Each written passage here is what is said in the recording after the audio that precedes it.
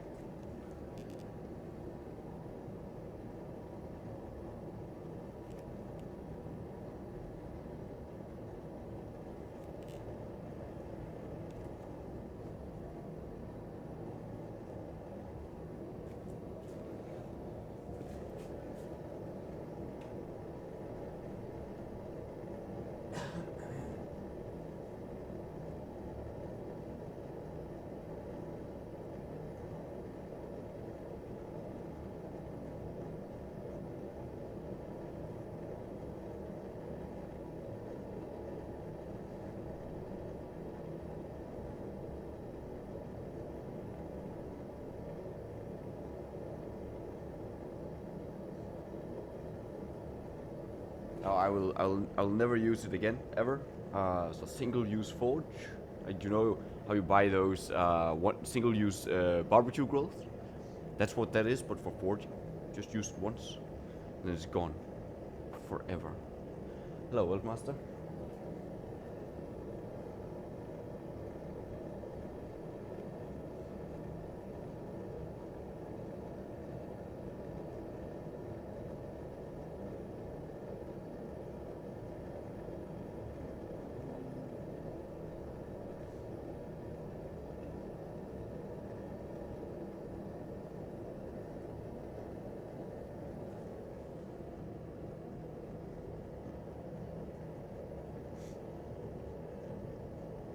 Well done, Drunken Gravy. Very good, very good.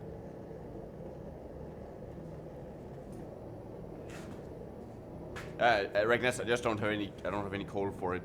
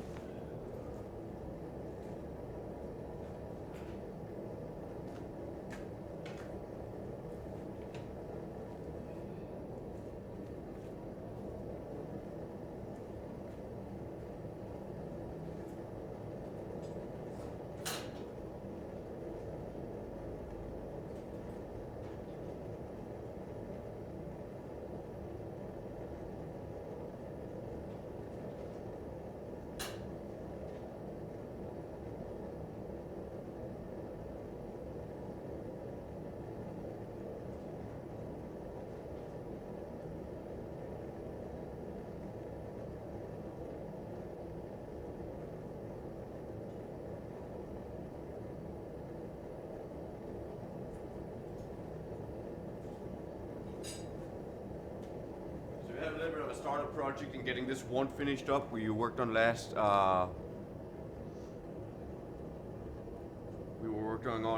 last Wednesday. Just I want to finish that up. I'm gonna get that done.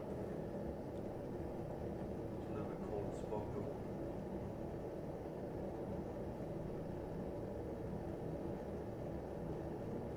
Gonna get the Reddit broadcast up and running.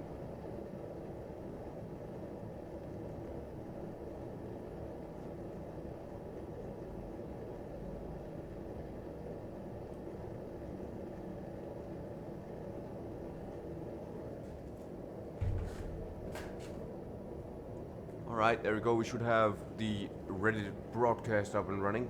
We are broadcasting to both Twitch and Reddit today. It is Wednesday, which is normally what we call Once Day, where I make wands. We have a wand from last Wednesday we didn't quite finish up because I ran out of gas. It is this wand here. Nice pointy wand, Potter style wand with a Rubik's twist, or half Rubik's twist is what I'd call that.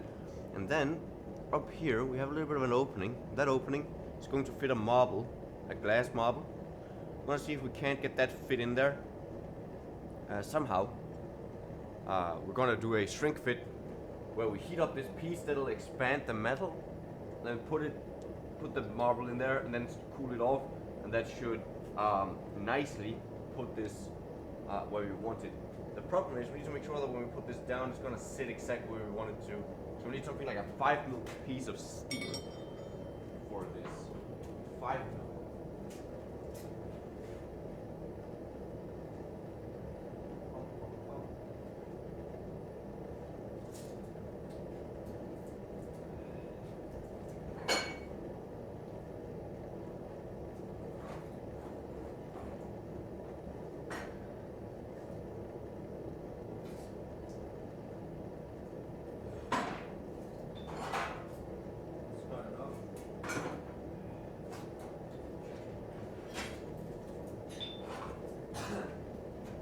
Have a piece of scrap here, might give us the height we want.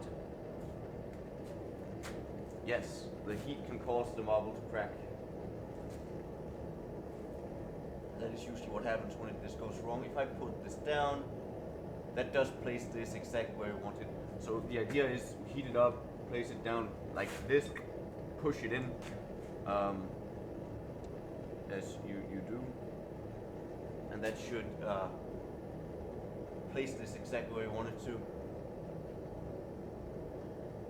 Alright, I'm gonna put this in the fire. So yeah, so we have from the steel touches the marble, and the glass melts, and the marble cracks. 5 seconds, tops.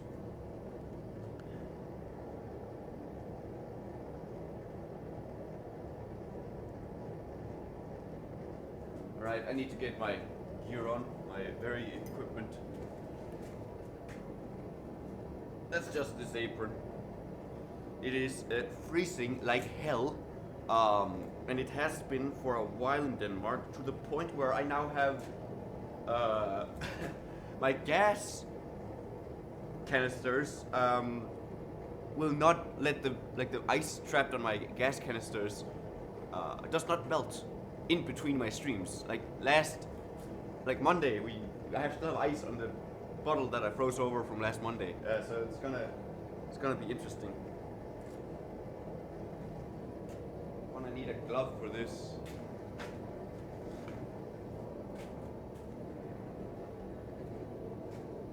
I'm gonna have a hammer ready.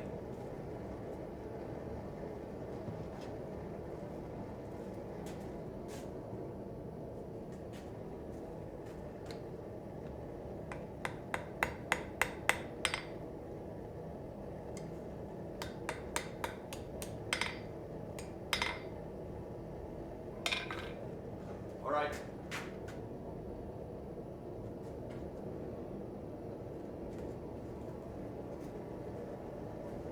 It's a little bit frozen.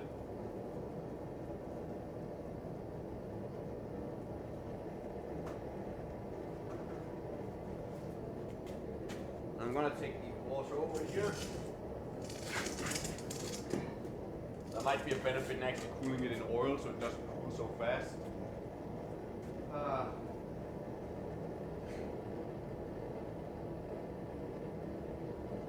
get the oil out, so I could do that if I wanted to. Thanks for the 6 months, Shader. That's nice of you. Hello, Reddit stream. Okay, let's get this done.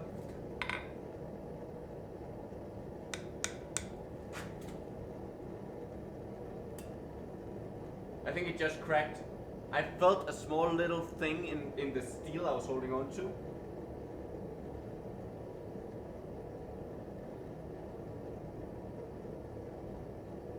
So it might have just cracked on us. We don't know. Yeah, it cracked. The positioning was semi-decent. So that crack happened during the cooling, which tells me that it's too tight. So the squeeze on the ball is probably too tight, and that's what breaks it. A little bit of a shame. I used a pretty ball there. I have more though. Every time I break one of these marbles, it costs me it costs like 2 or 3 pounds. I buy them for purpose. Now in theory, like it is in there. Nope, it wasn't. There we go. Well, yeah, that broke. And yeah, that was the squeeze. You can see the way it broke. It might have been the heat as well. Oh yeah, it's hot. Okay, so I'm not gonna do it in the oil because it might actually cool it too slowly. So we're gonna try again. We're gonna do it in not oil. We're also gonna maybe open that up just a smidge. I'm gonna grab another bowl.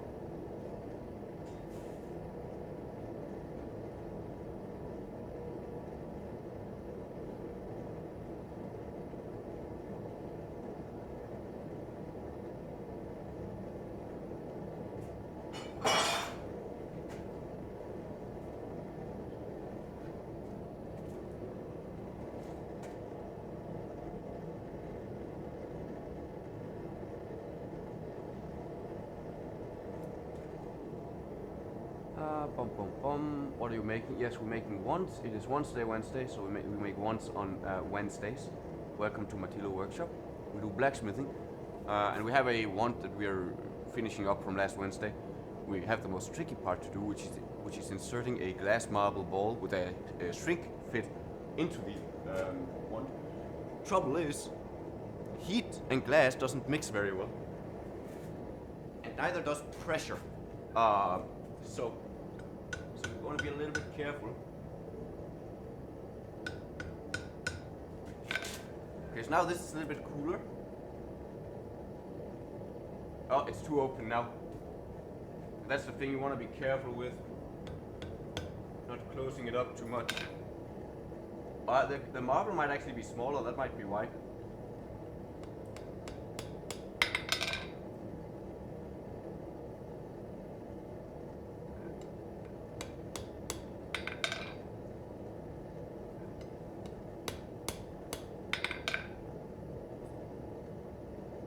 Okay, so if I cool this down,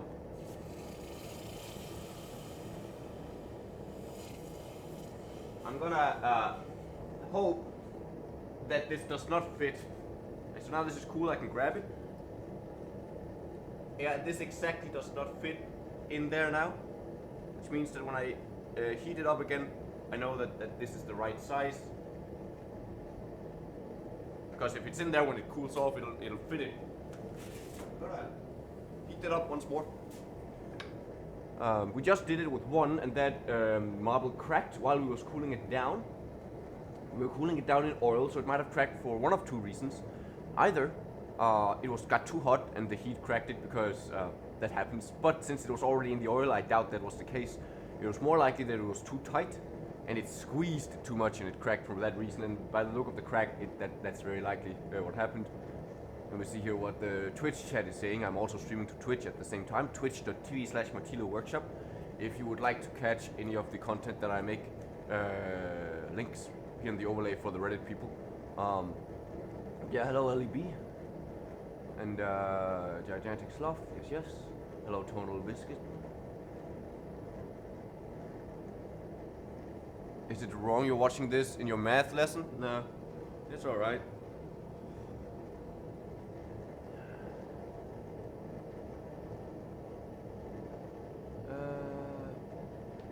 He looks thin, but it could just be the angle. Yeah, we gotta... Well, I'm thin as fuck, but... We also have a kind of a fisheye lens going on. Just gonna change the music here because I'm listening to some garbage right now. Come on. There we go. You're listening to shanty music, yeah? It's a good theme. Good morning, Roadblock. Doing alright, making once. Okay, we got this plenty hot now. Plenty hot. The question is, will it even sit in there when I do this? We don't know. Okay, it does. Oh, I think it cracked before I got it in there. I just saw something happen. God damn it. I hesitated a little bit because I was on my way down to the oil and remembered I didn't want to cool it in the oil. And that just took a little bit of time and it broke on us. So yeah, and that was a heat snap. So we're gonna gonna take that out.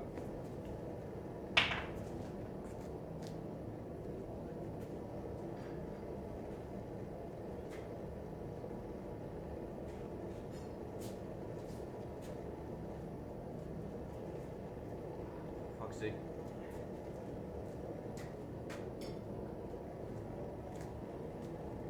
Well, before I heat it up again, I'm gonna check that the size, since these are, yeah, that's fine. Taking away the oil is not gonna change anything because it's not that the fact that the oil is right there. Even if the oil wasn't there, I would still have done this motion.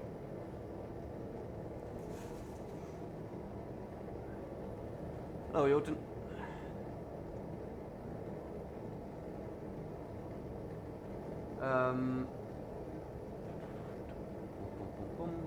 Third time you're watching me scrolling through Reddit. You might want to just follow the channel then. We're inserting a glass marble into a forged kind of Harry Potter style wand. We're doing a strength fit. Not something I've done before with success, and we have now broken 2 glass marbles. When we've done this, I'm probably just going to work on the Viking Sword we're working on. We've got some heat in here. Come on, man, we can do this.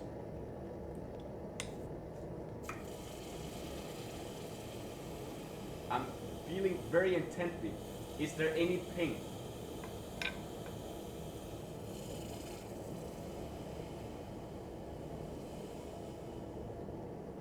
I didn't feel any ping, but it might still have cracked. Position is a little bit off. Shit.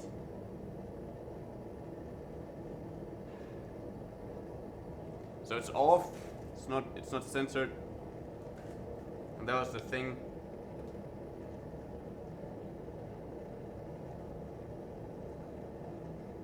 Question is, do we keep it or do we grab it where it's still a little bit hot because that didn't go into the water?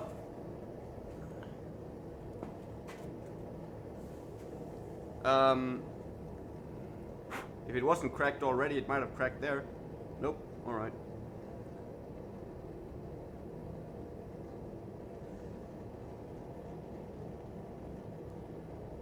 Got a little bit of file work to do to clean this up.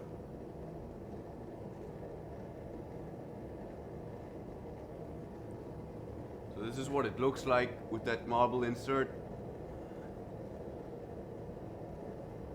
So these marbles I have here, they have kind of like a black kind of eyeball. So that's what I kind of wanted. I wanted to get in there. It goes a little bit.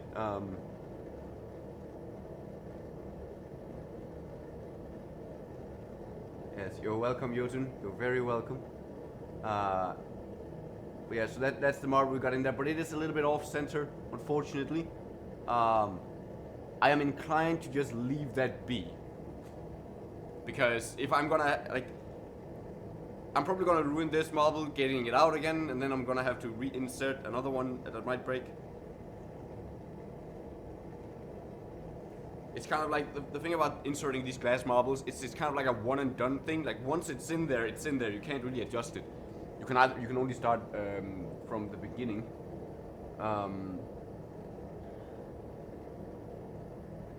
You want him to restock his axe? Yeah, I have been. I carved out a. So this is one of the tomahawks that I make. Recently carved this handle. The handle here isn't good enough for a sail. I need to make better handles or prettier handle. But these are the axes that I make. Shorter handle on this one because for throwing, you know. And that is a traditional tomahawk handle, which means that it is not wedged in there. It is a friction fit, and it works nicely enough.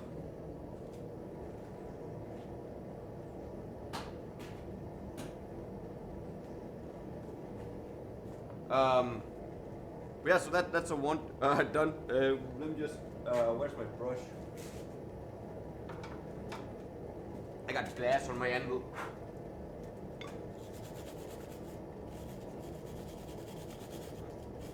So we're gonna move on. It is Wednesday, so we usually make wands today. But we also started a sword on Monday. So I figure we can work a little bit on that, and then move on to something else later, like starting a wand. To make all sorts of wands if you want to. I have actually another wand I need to take photos of and put up on the shop, but I have a couple on there already. With display stands as well.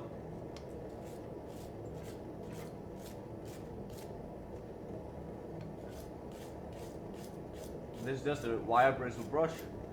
Kind of clean up the worst of this. There we go. Well, yeah, just to show that off once again before we throw the sword in and I answer some more questions. So that's the wand. Of course, you hold it like this. This is a very nice one. I really like that Rubik's twist. It's a very nice geometric shape for something like this. But we did it Reddit. It only took 4 attempts. Now let's work a little bit on this. This is our sword that we've started work on last time. It is being made out of harrow's tooth. For those who don't know what a harrow's tooth is, it is used. It's a plow kind of thing. This is what we started with. This is a sort of spring steel, most likely, or 1080. We straightened that out and have started shaping up the sword blade. We're just roughing in the shape right now, getting the thickness down. And we're gonna continue to create that blade. We need a sword that's about 90 centimeters long.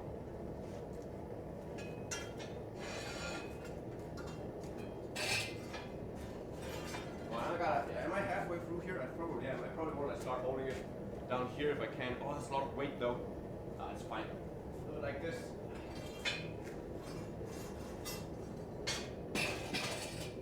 I'm gonna take a brick here to close off some of the heat. Alright, I'm gonna get rid of the so I'm gonna have to glove it. Alright, let me catch up with chat here. I know there are questions popping up. What kind of forge do you have? I primarily run propane. I also have a coal forge I made recently.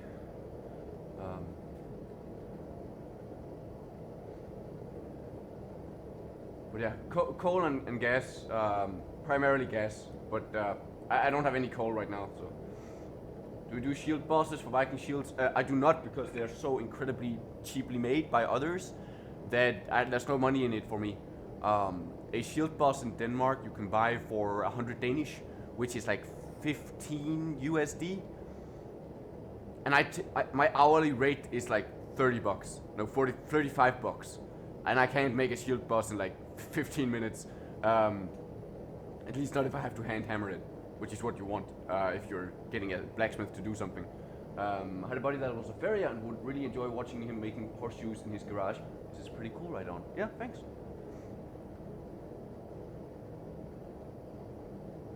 Hello, O'Brad. Could you try a pineapple twist for one of them at some point? Yes, I could. Hello, Lemon C.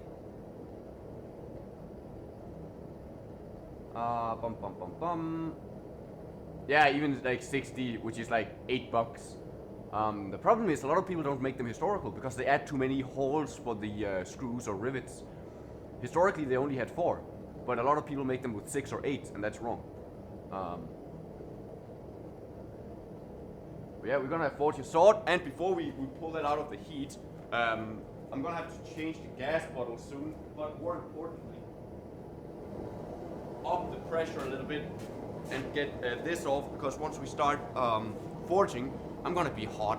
Like I'm gonna be moving. Yes, you use 4 like a good boy. That's good. Well done. What I need to do is I need to take this off, because I know it's cold in here, but once I start moving and swinging the hammer, I'm gonna start sweating. And when it's freezing, you don't want to be sweating, because then as soon as you stop working, you get cold, and you get fucked up. And it is 0.4 degrees Celsius right now. What I would like to do is have like a coat hanger right here, so this is hot when I put it back on. I guess I have that. Just don't burn, don't catch fire. If this suddenly flares up, I'm fucked. This is my museum jacket. It's no good. Let's let it stay there for now. I'm gonna get a proper hammer out. Just gonna start out the 1 kilo.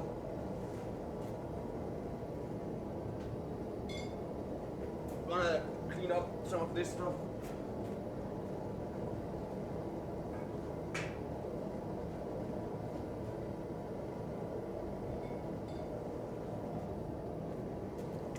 I'm gonna get this water out of the way. Oh, bumped my head into the microphone. Alright, let me see, catch up with chat here. Well, you are hot.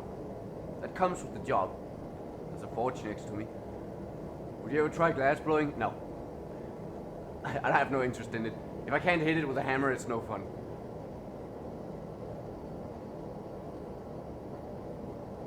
It's 0.4 Celsius. But yeah, we're about getting the. Okay, we got heat on the sword now.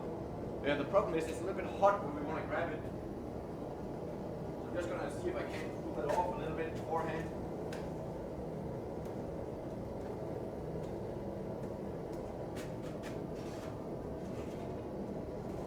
So we got a heat here. What we want to do is just want to form this out. Actually, I would like to use a different hammer. I'm gonna go from a 1 kilo to a 1.5 kilo and use the cross peen. The reason why I'm using the cross peen is because I want to get some width on it down here. We want to spread that material out, and we'll do that with the cross peen. That's the pointy bit on the hammer.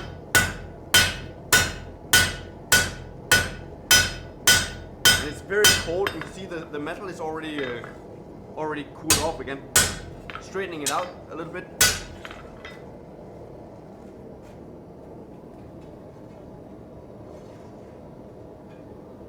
Yeah, TDR, I know about that.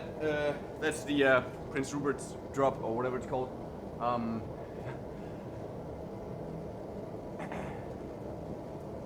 You ever hear the band Bloodhound? Not really. Alright, let's see here. Oh, Jesus Christ. The Reddit chat is always fun.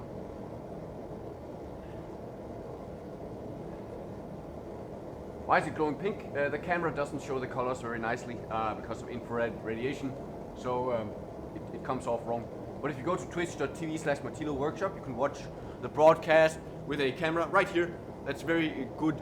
And you can see the camera right there. That shows the anvil really nicely with the proper colors. Nice orange heat.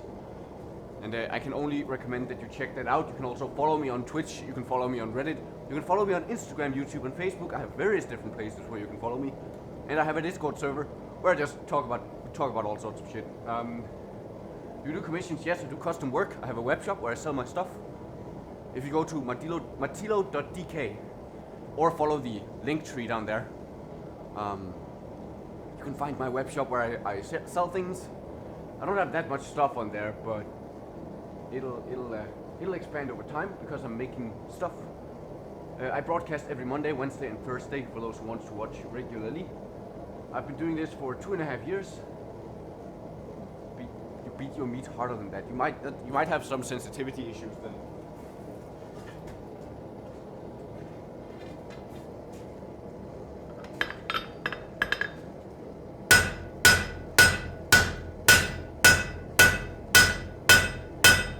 It's always funny when people are like, you're not swinging that hammer very hard. Because knowing that people who say that don't do blacksmithing, I know that they wouldn't be able to do this for even 10 minutes before complaining about cramping and being exhausted. Damn, this cools off fast today.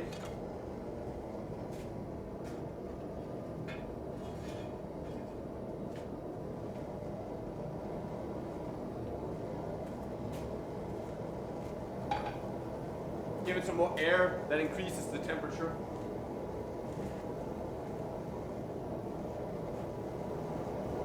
And I don't mind there being a little bit more heat in there, because that heats up the room as well. Alright, let me see here.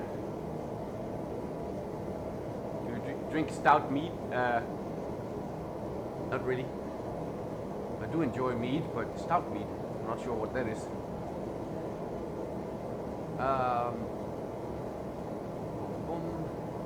How cold is it? It's 0 degrees or 0.4 Celsius. You don't have a proper forge, right? I have 3 forges. I have a single burner gas forge with forced air. I have a double burner Venturi burner forge, and then I have a solid fuel forge for coal.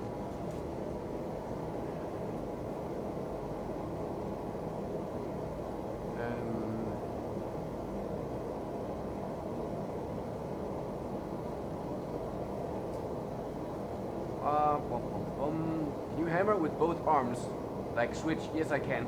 But my left arm is not nearly as strong, and it's not nearly as precise. More importantly, it lacks a lot of the it hasn't built up a lot of the small stabilizer muscles you use for the fine control. But I sometimes forge left-handed just to kind of help it along. Do you like Portugal? I'm indifferent about other countries in that sense. It's not like I have a crush on someone, and it's a country. Yeah, no, it's very cold right now, so the heat's not very long.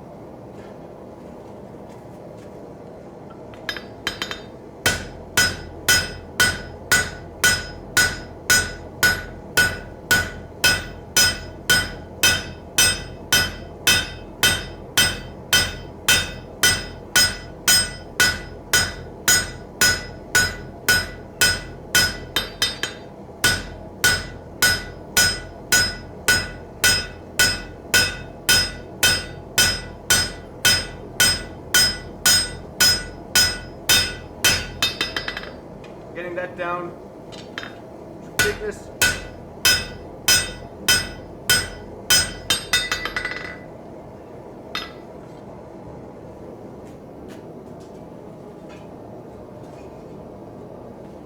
We're gonna define the taper a little bit, so the profile of the sword we want to taper evenly to a point. And right now it's a little bit iffy because we've just been spreading it out and drawing out the material. So we've got to clean that up a little bit. What does forced air mean? It means I have a blower on there that is forcing air through. It's a bathroom ventilator actually, running through a long section of tube.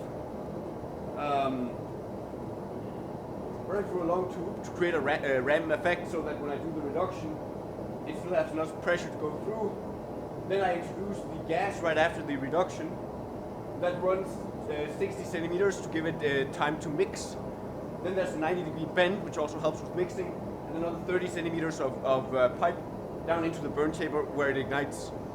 It took me a long ass time to figure that out, proper setup, because I didn't study engineering, I don't know fluid dynamics, but we sorted that out. So yeah, we're making a Viking Sword. What's my favorite fantasy weapon? Spear, because it works. And do I think I can make a version of it? Yes, I do make spears. I have a spear tip here for Western HEMA, so that's historical European martial arts. So it's a safe weapon, combat safe, which is why it has this ball on it. But this is a spear tip that's forged out by hand for the Western HEMA stuff. It needs to be grinded up and made pretty and stuff, but that's the spear. It's got that center ridge for stability. This is all forged out by hand hammer and a little bit on the fry press.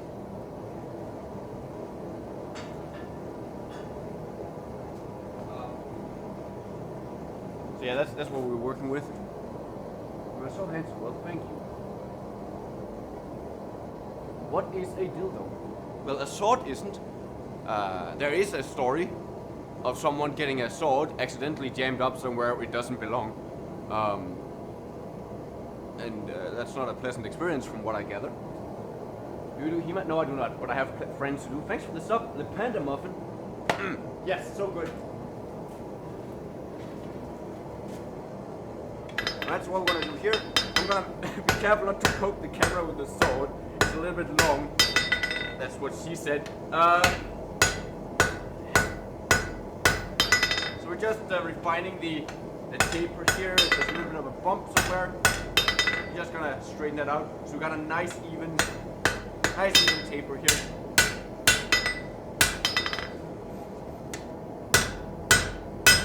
We're gonna just give it a little bit more of a bevel now.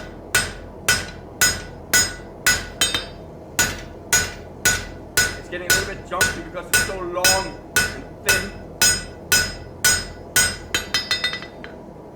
We're gonna straighten this out before it gets too cold. When it gets cold, we shouldn't hammer on it because we risk introducing cracks to it. And that would be bad. What is the length, by the way? We need to keep track of the length as well. We want the total sword length to be about 90 centimeters. Yeah, no, I don't do HEMA, I just provide the weaponry. Yeah, so it's very good. When we started out, this piece of steel was 80 centimeters. It is now 1 meter and 105 centimeters. That's how much we've drawn it out lengthwise.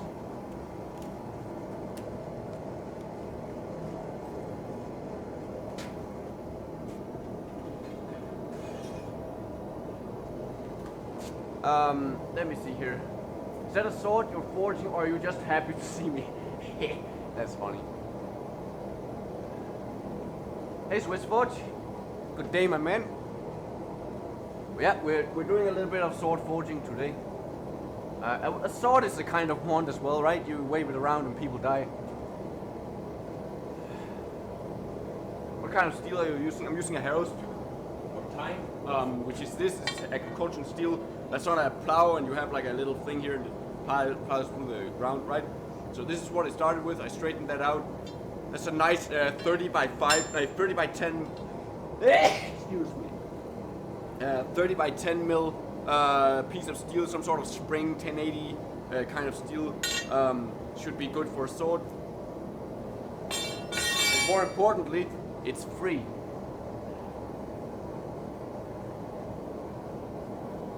Hello, guys. Let me see here. How cold is it? It's about 0 degrees Celsius. Hey, I'm a smith from Denmark. I'd love to get in contact. You can always contact me through messaging or through email on my web shop, machilo.dk. I have a contact form. This guy knows how to handle a plowing pod. That's funny. Have you tried to get on the Fortune Fire Show? No, because I'm not in the US. I'm also not a knife maker. I'm a bladesmith. I'm not a bladesmith, I'm a blacksmith.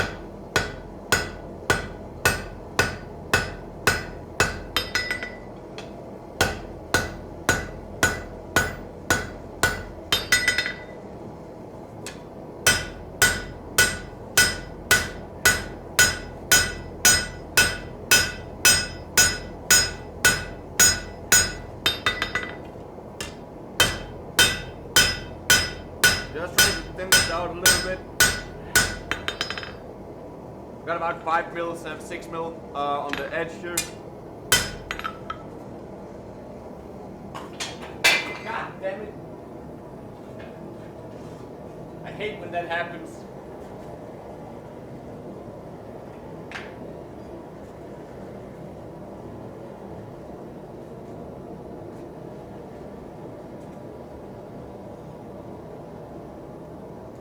Just accidentally poke the edge of that brick and gone it is.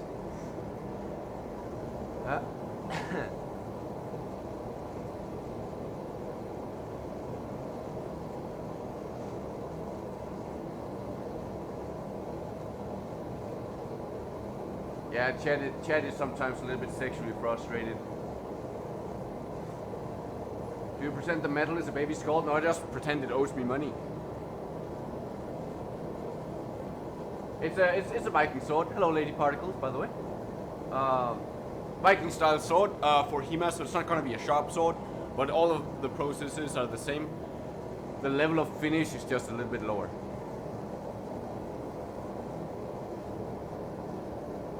How long does it take to learn? I've been forging for 2.5 years, and this is actually the first full sword that I'm forging out. I did a test a while ago, just forging out just to do the techniques and the processes, forging out a little dagger. And this is all forged. So forged out dagger with forged fuller, forged center. Of course, it's not finished. Forged cross guard and a forged pommel with a drifted hole and everything. Just to kind of try that out.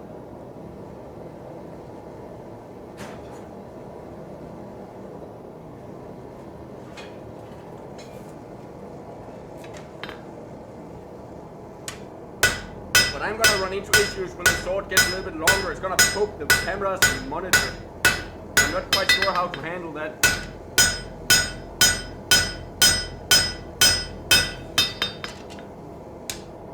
I'm gonna have to move the anvil a little bit back.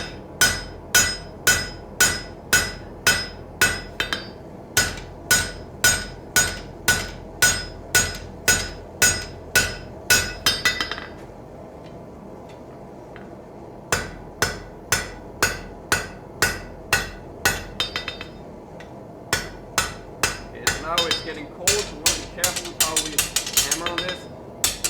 But you see that jumpiness that's in the sword? That's actually really good. Like, we want it to be so thin that it gets springy, instead of being kind of rigid and stiff. Don't take that out of context. I'm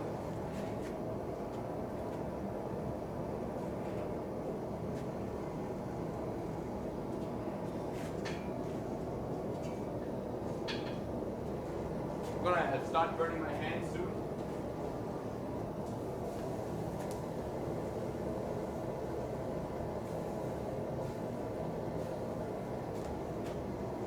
Let me see here. How long does it take to make? I don't know. But I know that if someone wants to commission or custom order a sword, my minimum starting budget is $2,000.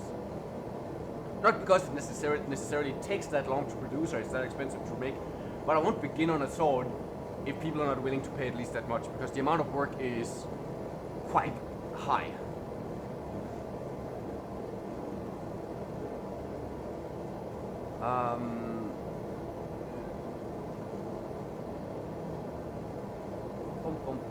What workouts do you do? I need arms like that. I blacksmith.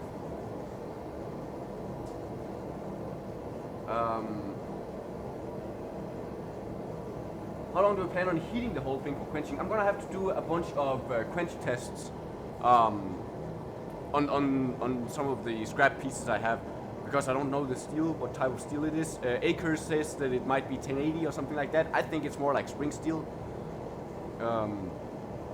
But I'm going to do a lot of tests to see that I get a proper quench on there. But usually I just in the gas forge, I'll heat it for like a couple of minutes, but like 10 minutes is better, you know, the longer the better, but hard to tell. Put that quench there. How much commission for just a knife? I haven't been custom ordered to do knives yet. I made a couple of knives. I have not TDRM. I haven't been custom commissioned to make a knife. I've made a couple of knives, but not anything I've sold. So the cost of that I don't actually know. I'm not a bladesmith. I'm a blacksmith. I do more general purpose stuff. If you want me to make tongs for you, I can do that. That is something I've done a lot of. I make my own tongs. My Reddit stream is so far ahead of your Twitch stream. I somehow doubt it. Hey, EXP, my man. Have you come to look at my sword? Would you like to see my sword?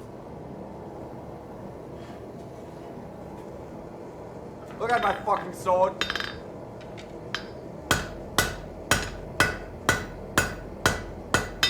No, now you don't get tongs, you get swords now. Shut up. This is what you get. Fucking chameleon. You've been crying about swords for so long. I don't need your tongs. I don't need fucking tongs now. God damn it.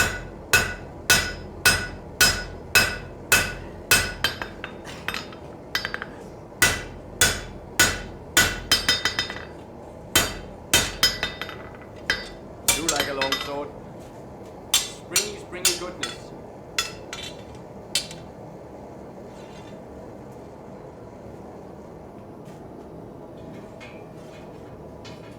But does it smell like raisins? Is that what it is?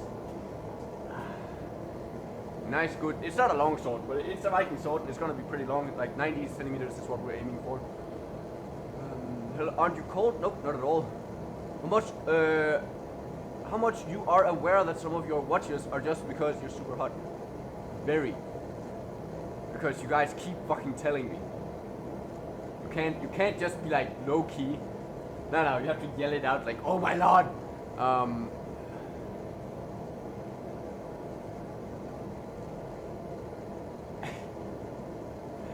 It's always bigger up close. If I put it underneath like the covers, it'll look even bigger. Hey Acres.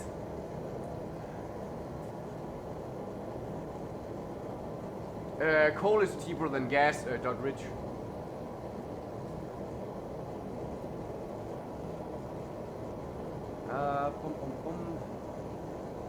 The metal is purple because the webcam I use for the Reddit stream doesn't have a proper infrared filter, so it fucks up the colors. It is orange in reality.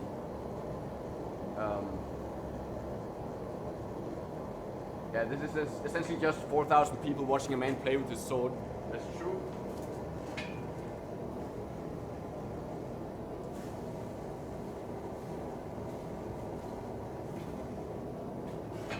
I'm gonna have to pull off the handle before I grab this every time now, because otherwise it's gonna be too hot for me to hold on here with the glove. I'm gonna have to move the anvil back as well soon, because it's gotten too long. It gets in the way of my streaming setup. God damn. Yo, Cody, how was that early morning stream of yours? Did that work out?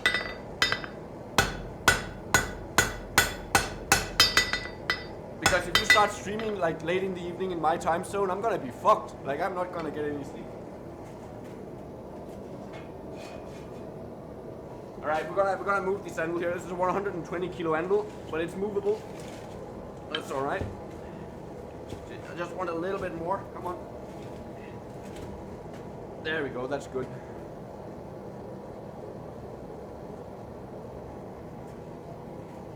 Yeah, I noticed the numbers weren't really what they usually are.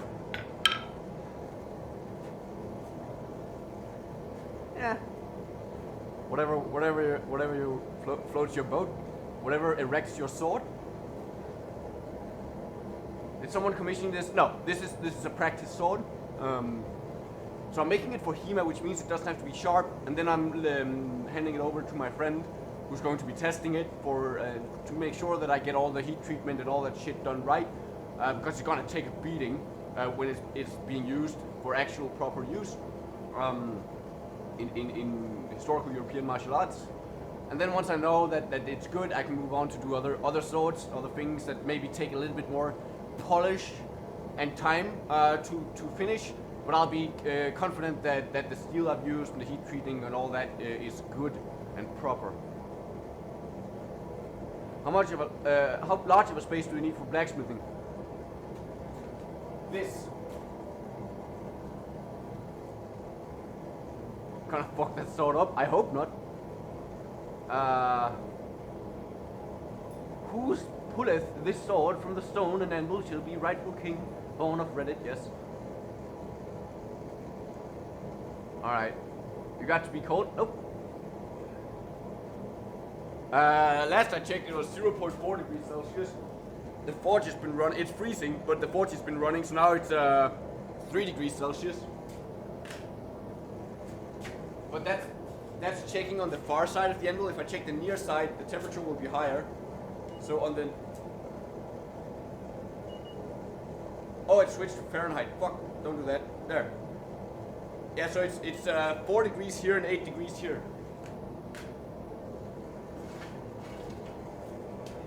So now we've got a little bit more space, so I don't have to worry about pointing my sword at something. Now all I have to worry about is it bending under its own weight. That's bad, we don't want that.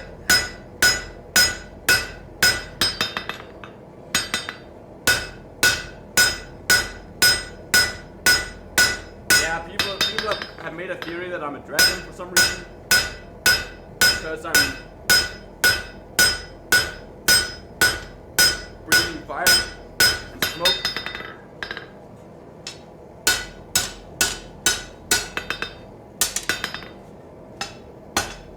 It is a little bit weird how that functions.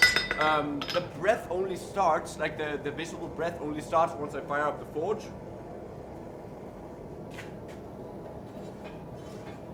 So when I just come in here, before I fire up the forge, there's no breath. It's the forge does something with the humidity and temperature. Not sure what. It also makes my cameras fog up. So I have like a heat gun that I have to heat up the cameras so they don't get foggy. It's horrible. This is the most hillbilly fucking setup I've ever had. It's so dumb. How does this guy sound Scottish and British at the same time while also being Danish? I don't know. You should balance your other arm with dumbbells? No, I shouldn't. No, you know why? Because the motion I do with this arm is a downward pull. Right? This is what I'm doing. I'm pulling down like I'm pulling a rope. What do you do with a dumbbell? You're lifting up. Those don't match. Those are two opposite things.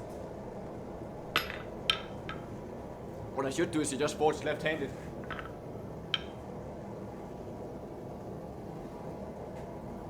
Yeah, and there's no one else who's doing Sub-Zero broadcasting. Yeah. We're switching left-handed. I don't have as much control on this arm, but we can get forging.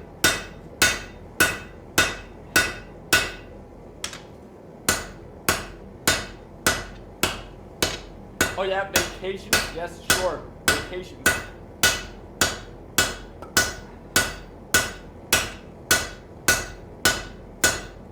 So right now I'm not really moving a lot of material. I'm just kind of getting a little bit hot here to hold. Yeah, I was kind of practicing that left arm.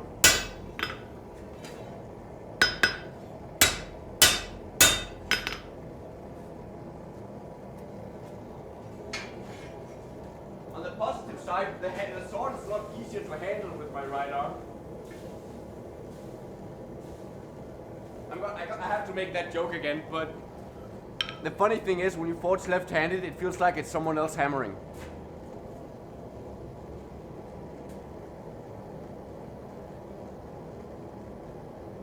Yeah, it is TDRM. Like, just being able to catch a message or comment once in a while is nice. For those who don't know, my subs get text-to-speech in my headphones so I can listen to what they say, regrettably, while I'm forging. He doesn't want to beef up his show muscle when he's already working out the muscles he needs. What? Oh yeah, the biceps. You don't have to work out your arms ever. If you're doing compound exercises, you're fine.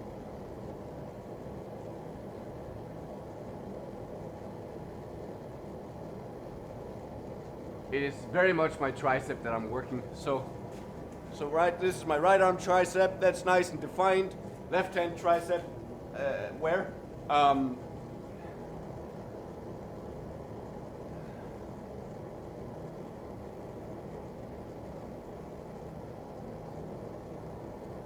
How long do we make each object? Well, that depends on how long you want it.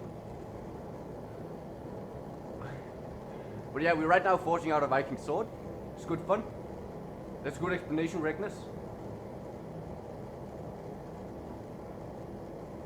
Yeah. 2 tickets.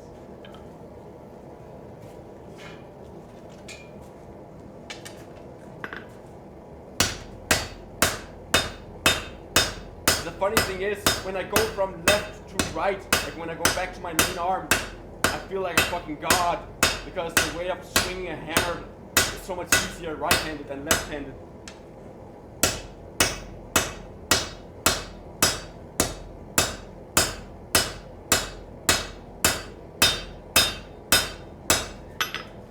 Alright.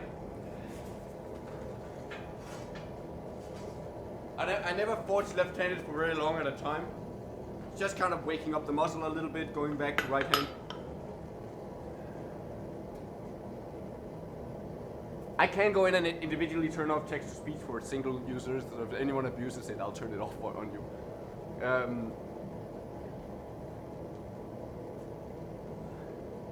Wait, who's asking me to bend over?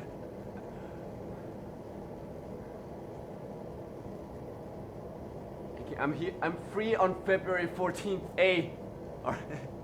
It's funny. Yeah, it's 3 degrees in here now. It was freezing when we started. Like all the water in the shop is frozen, except for this.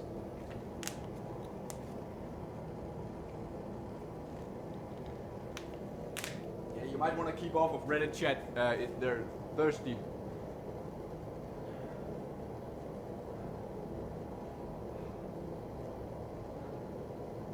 We're making that sword. Why are you hitting it? I'm drawing it out, yeah, so we're making it thinner, we're shaping up the stock. Later on we're gonna refine it, get the bevel done, we're gonna do a forged fuller in the center. It's gonna be really nice.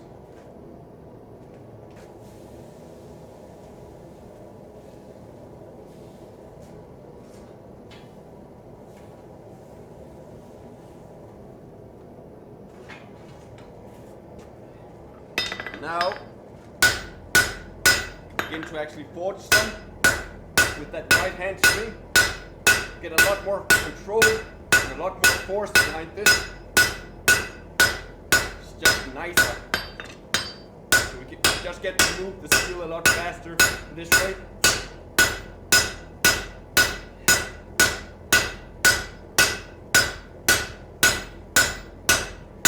Well, got a little bit of a wonky shape going on.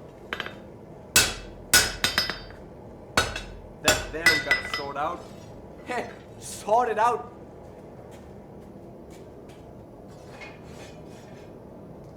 That's funny. I made a funny. Hello, Silence of Hell.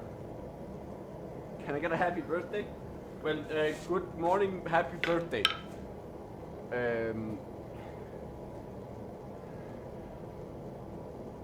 I'm just getting the kinks out of it. And it's screaming, hit me harder. Hello, Tomoto. Can I delete the entire chat? Yes, you can. Explain in aging what and why are you doing? What are you doing? Do you have an Instagram account? I do have an Instagram account. You can search Martilo Workshop anywhere. Do you have any pets? Yes, I have 2 dogs. I didn't catch the rest of that message, but I have 2 dogs.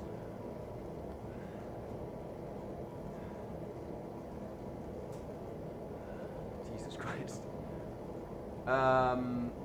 Looks cold as fuck where you are. Put on some clothes, goddammit. Do you see what I'm doing? Have you noticed the 1,000-degree hot steel I'm moving? Have you paid attention at all?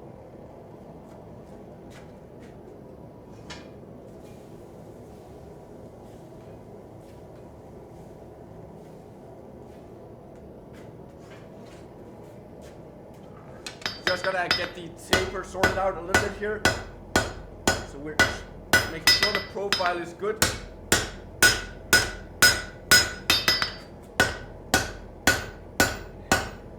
So it's a little bit too fat here. Just wanna thin that out some. Not too much, wanna be careful. Gotta remember I'm swinging a heavy hammer. Then get the bevel down again.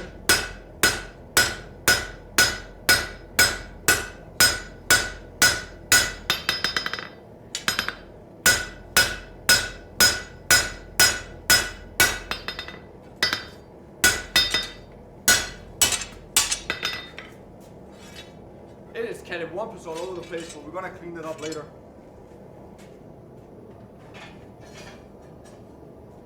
I've also gotten so far down the handle now that I'm constantly burning my hand as I'm holding onto it. But it's pretty much my only option, as it is right now. I have to switch over to hold onto the tip later. Just cooling off the handle as best as I can in between heats.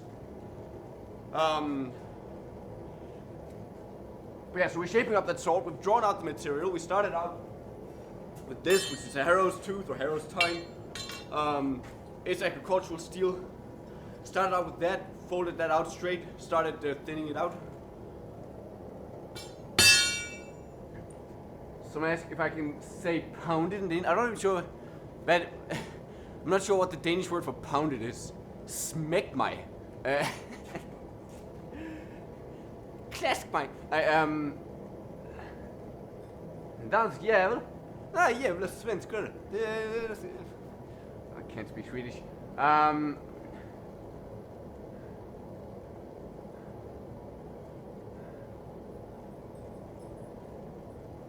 But yeah, so not smæk mig. God damn it. Hello,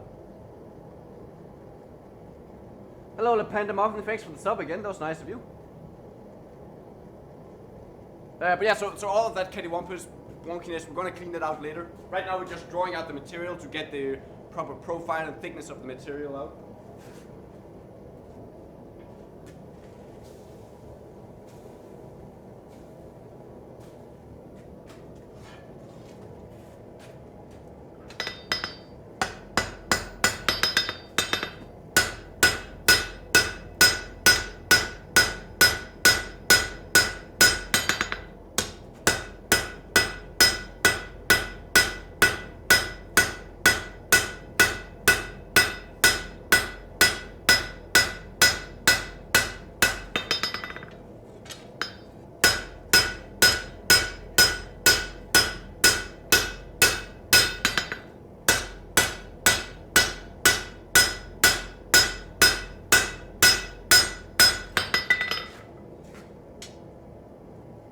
Shut your mouth, Jotun.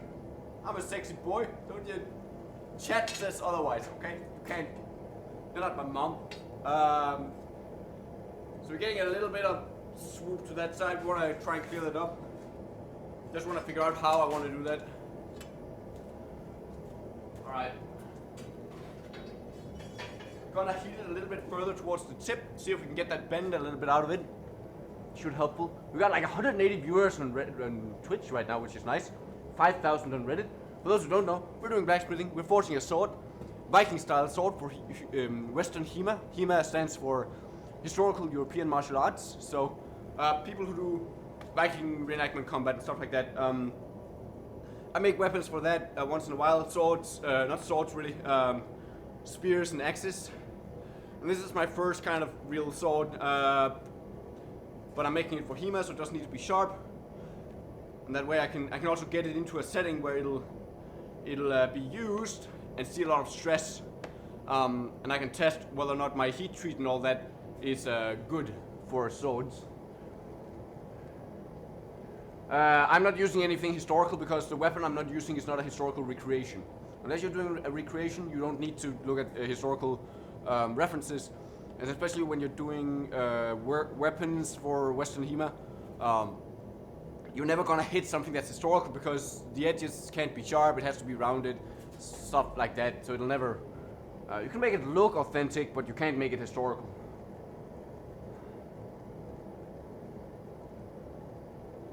Bum bum bum.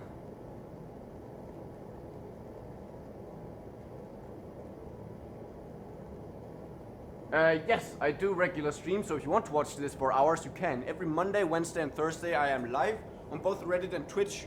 And if you want to find links to all of my stuff, that is in the overlay down here on the link tree.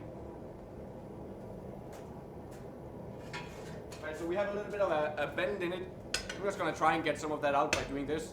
Very, very careful. Just tapping it like this. We're gonna get some heat a little bit further up. There.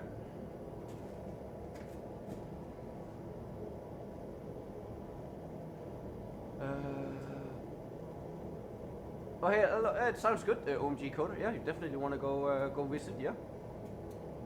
Came from Reddit. Good on you, Lord Fieldsworth. That's a proper like D&D name. All praise Lord Fieldsworth. First of his name, conqueror of Delifor something. Is that Danish equivalent of Thor? What?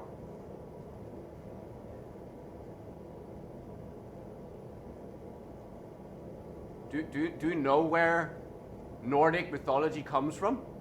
Or do I have to explain that to you? Do you play D&D? We play pen and paper, tabletop RPGs, yeah, every Monday. You look cold? Nope.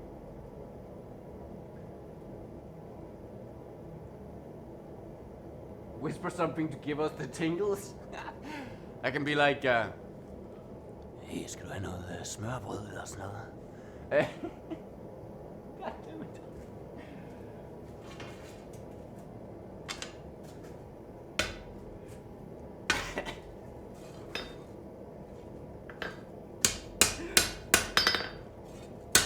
The funny thing is, now the Danish people are going to have trouble trying to explain what the fuck smørrebrød is.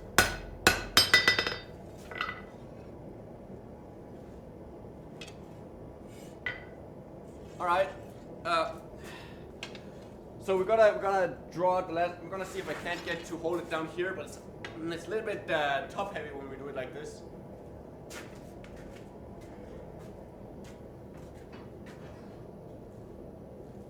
There you go. It's gonna be weird.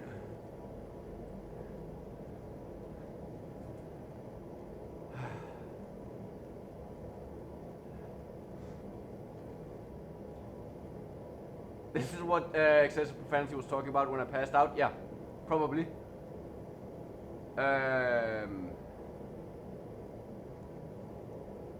Meant a non-Viking, strictly Danish version, but that's the same thing. But yeah, I need to have a cold shower and also dinner. Be back. All right. Have a nice shower, I guess. How big are your envelopes? What the fuck? That's a huge letter opener. Oh, right. Yeah, they're huge. What sword is he making? Just a Viking one. Shows your dogs. Well, they'll come in here if they want to. They're just chilling in their yard right now. How cold? It's a couple of degrees Celsius by now. I am not making a katana.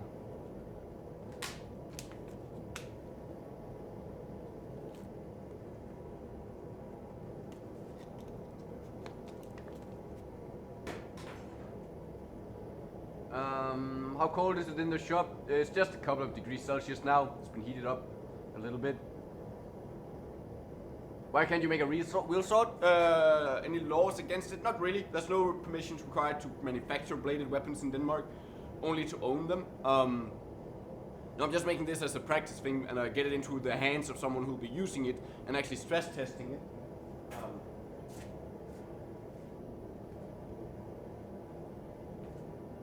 Takes a little bit extra time to heat up here because it's been cold for a bit.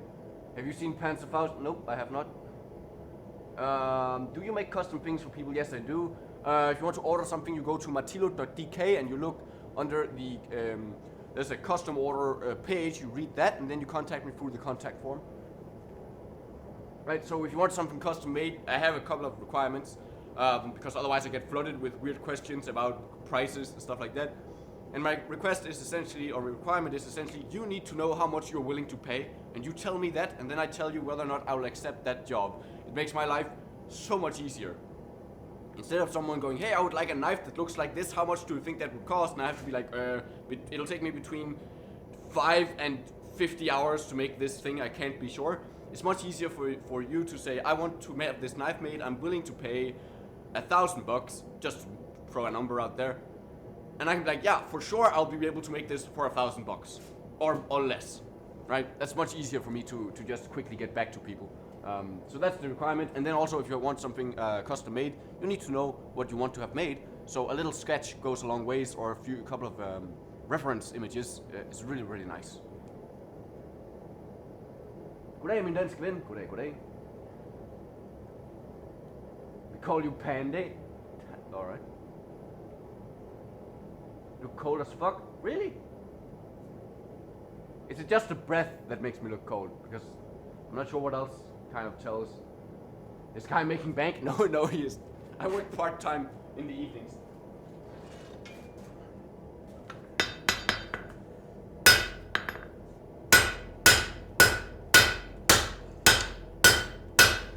No one makes bank being a blacksmith. I can promise you that.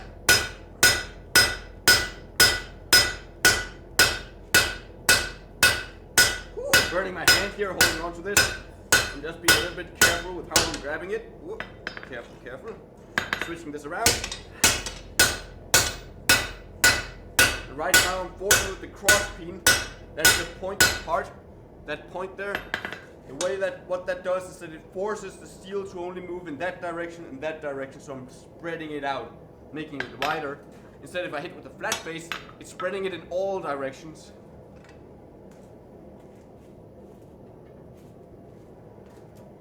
So it's just a way to control the direction with which the material moves. Hvad er dit schema? If you're talking stream schedule, it is Monday, Wednesday, and Thursday. Yes, I can make a spaceship for your dog. Do we have Instagram for creations? Yes, Martilo Workshop, just search for that. Or use the link tree in the description down there, right here on the overlay. Or if you're watching from twitch.tv/Martilo Workshop, you can find the link in the description below the stream. You skipped my cheese Danish question. Oh, just repost it. I'll see if I can catch it. Making a Viking sword, for those who are wondering. Nice director. Yeah. Who said that? Oh, yeah. Oh, it wasn't Chrysalis. You should have left that for her, man. That was her thing. God damn, how dare you steal her joke. How cool is this? Not very, it's blacksmithing. It has to be kind of hot. Why is it purple? The camera is a webcam, so it doesn't have proper infrared filter. But on my main stream on Twitch, I have a very nice camera that shows the colors proper. How long does a typical project like this trajectory? No idea, but it takes a while, like easily 20 hours, if not more. There's a lot of Finnish work in it. Hello, Canada. Hello, we got people from all over the place. We got a lot of Aussies watching in this time frame because it's evening in the Australia land. I have fucking stegergafler. Shut your mouth, Jerem. What is it cheese Danish called in Danish? Torben.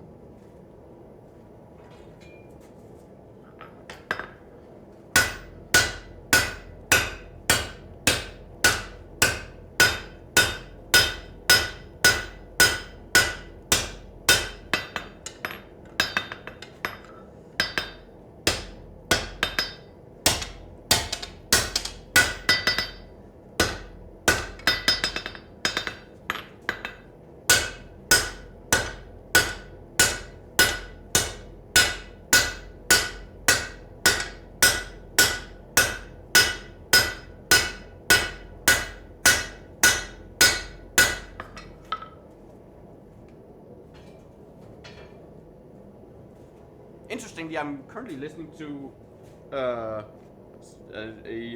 shanty called South Australia. So, speaking of Australia land.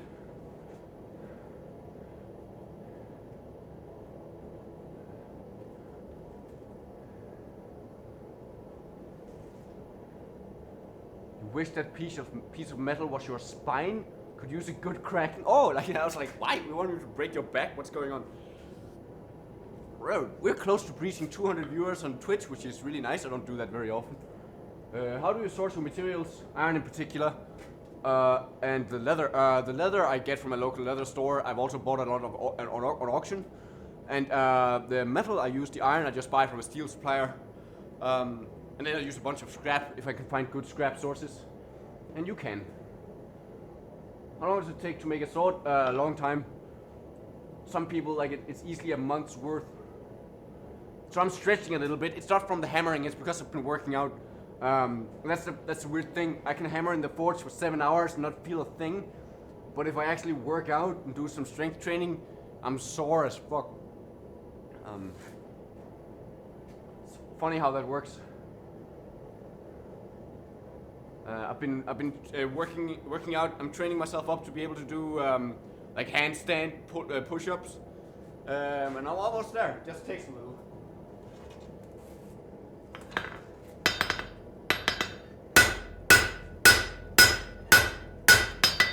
Oh, we got a sub from Regnus. What? Wait, Regnus, what? You already subbed? Anyway, thanks, man. Appreciate that.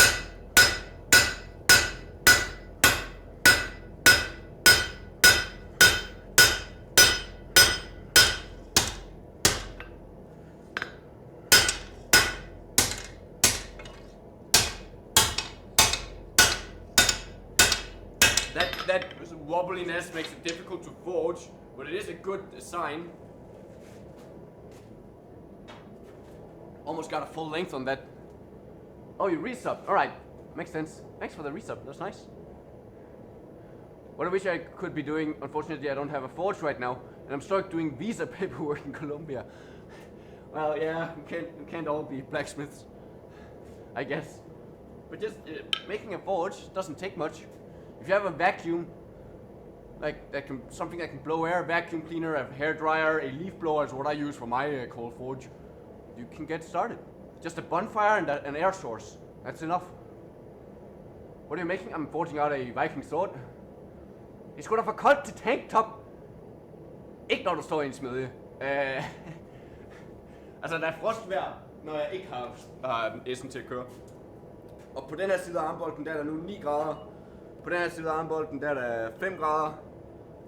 Og derinde, der er der 1300 grader. Og så det her, man står og svinger en hammer og sådan noget, det hjælper også med det. Det gør det...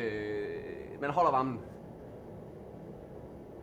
Are your abs as good as your tricep?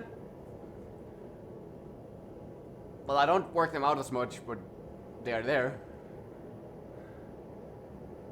What's the schedule? Monday, Wednesday, and Thursday is when I broadcast. But yeah, no, I'm not cold at all.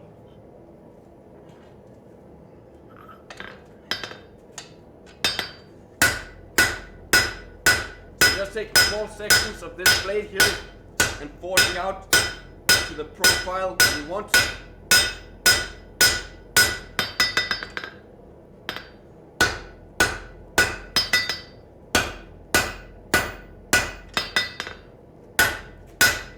Thinning it a little bit out if I have to, and then going back and widening.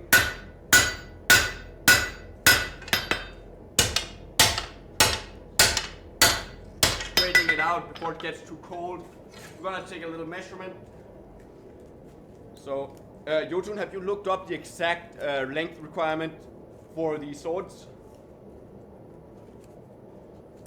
We're working with the idea that it needs to be 90 centimeters total.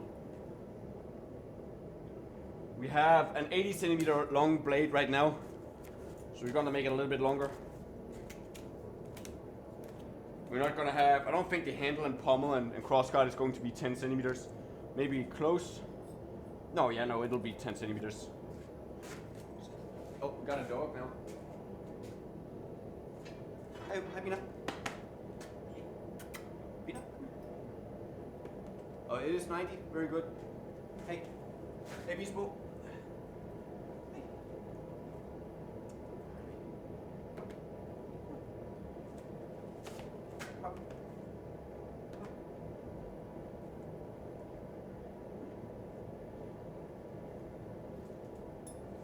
Bina?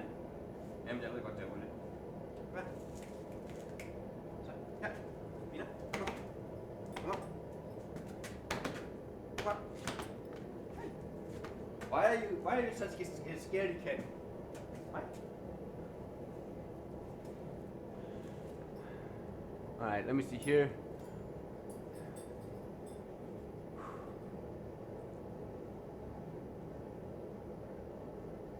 There are 2 dogs, exactly. I have this one, she's 3 years old. I have another one, he's 10. Is it a real anvil? Yes. I have 10 anvils, they are all real. Okay, my gas is running low, so I'm gonna switch tanks.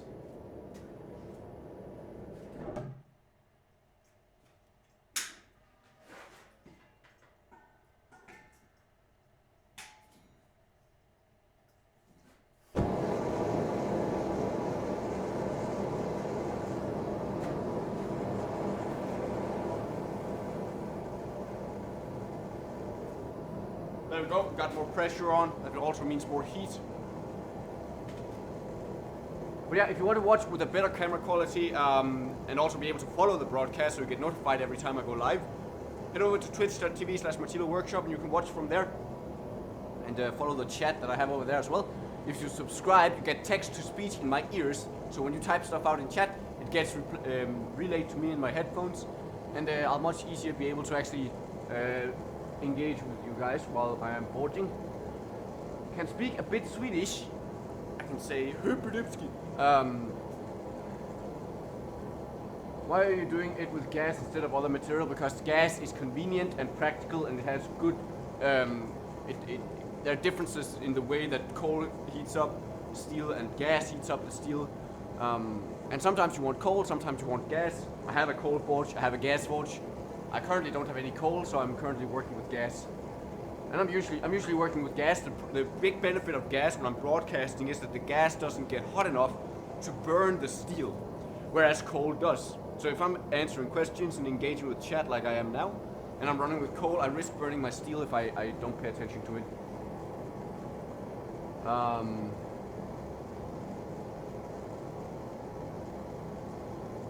Does your right arm have more muscle than the left? No, it doesn't have more muscle, but it is stronger. It's a little bit bigger, yes. The amount of muscles are the same. Just to be pedantic. Yes, fantastic. I have heard of the mouse.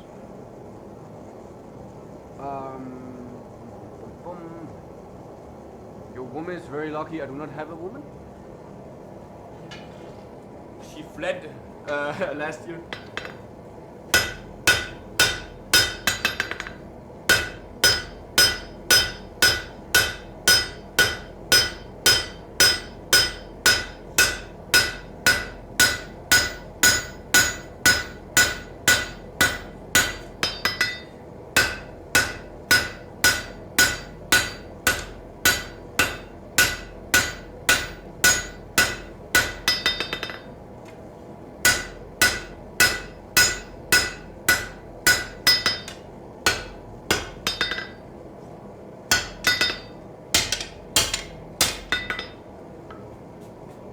Alright, so we got some length here. Oh, get that heat up there. We're gonna clean up the profile a little bit. That's what we gotta do.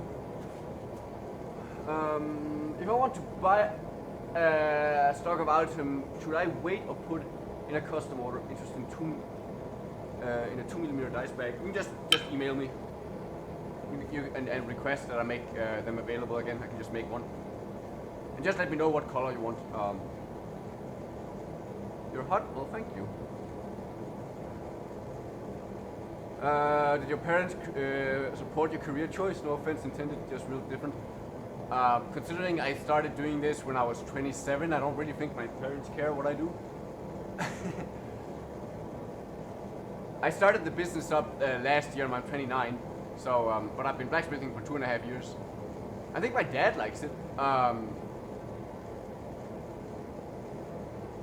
Like suddenly he has he all of a sudden has access to a shop where metal work can be done if he has something he needs doing, which is nice. My brother's a carpenter, so we already have a wood shop. That's a good kind of combo.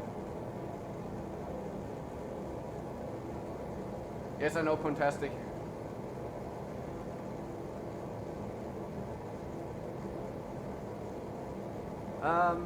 It's snowing there? Nope, not at all. Just cold. Just cold as balls. How long does the process take to complete? A long time.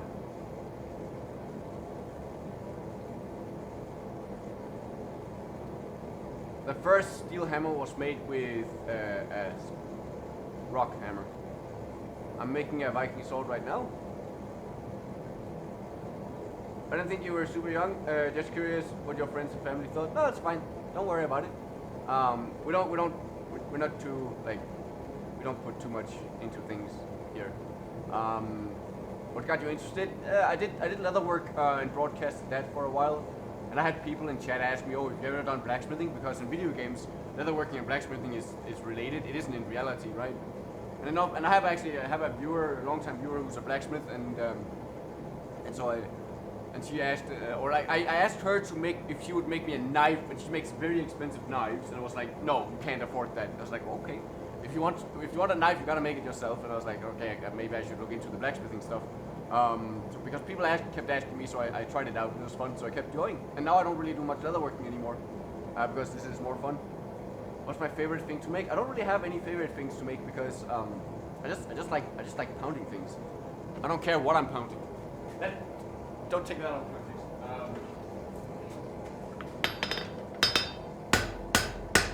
I just like blacksmithing, okay?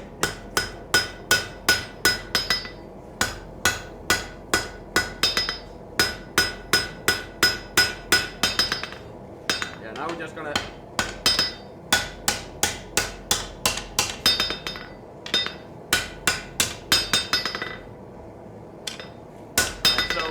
have kind of like the rough profile of this. It's probably still way wide.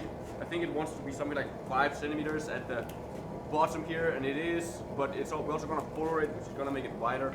We also have the bevel still. We have a little bit of a weird kind of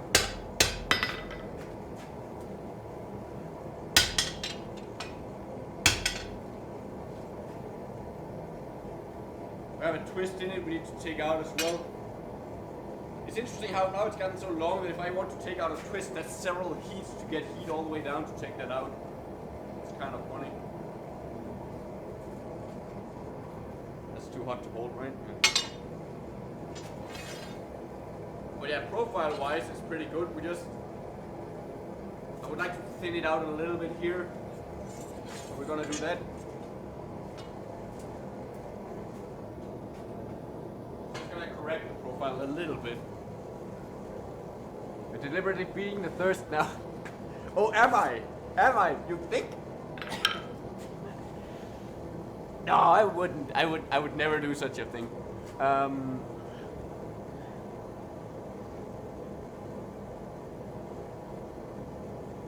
He's single and he enjoys pounding. Yes, I'm used to going for a very long time.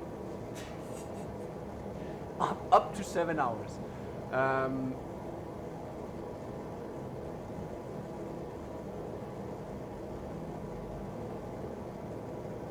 Autocorrect ruined it? Ruined what? What did you write? I don't see anything. What are you forging? I'm forging a Viking Sword. Using a green screen to make it look like blacksmithing? What? It's just fun, Acres. It's just really fun now.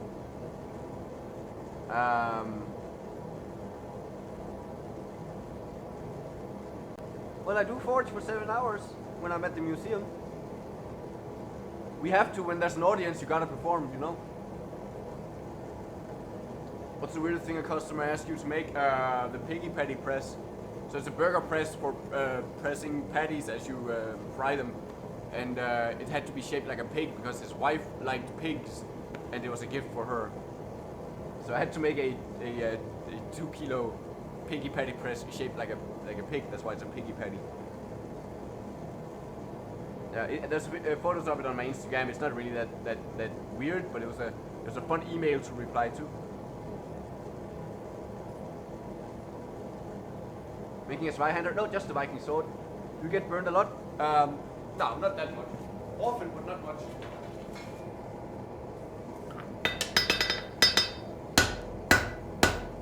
So all I want to do is just forge down the profile here. So just run down the length of this, kind of pinning, trying to make shape that a little bit down. Kind of straighten it up, go for the other side as well. So we get it done evenly.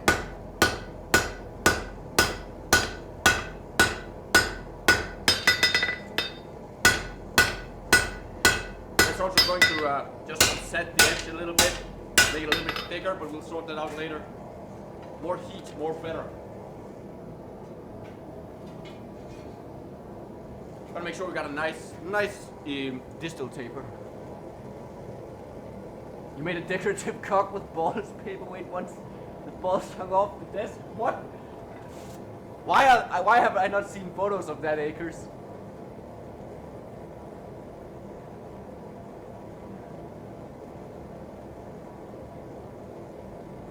But yeah, it does look better on Twitch. Yeah, it does. It really does. It's a much nicer camera. How long have you been doing this? 2.5 years. No, the metal does not get denser by hammering it. That's not why we do it. We only hammer it to shape it up. It's just for the molding of the material. What's the ideal weight of a mother-in-law? What? What kind of question is that? Do you smoke weed? No, I do not. I don't think you see many blacksmiths smoking weed because I don't think that it gels very well. It's usually cigars and bourbon, from what I can tell. Oh my God, TDR, Jesus Christ. What Acres, you know what would be funny if he goes like, yeah, no, my mom took it. That would be fun.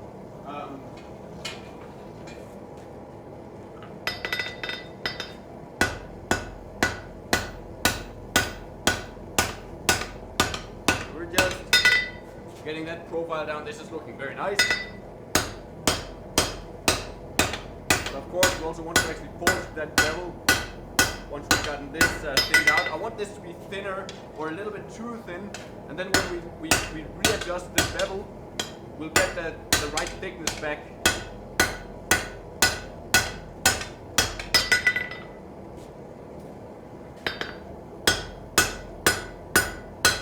Getting a little bit cold now.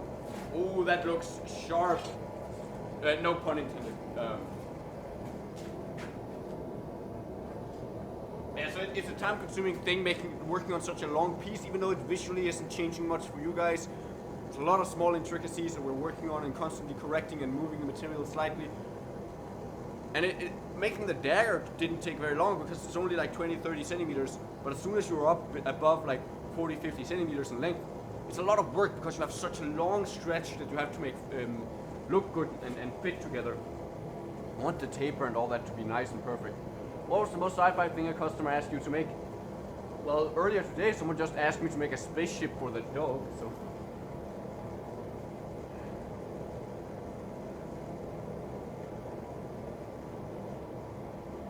Ever make a horseshoe? No, actually not. Ever incorporate your leatherwork into your metalwork? Not particularly, no. Come to Canada to share a joint. But I'd rather be blacksmithing. Ever had a go at plate armor? No, I don't do armor. That's not really a blacksmithing thing. How long does it take to complete your sword? I don't know, because I haven't completed it yet.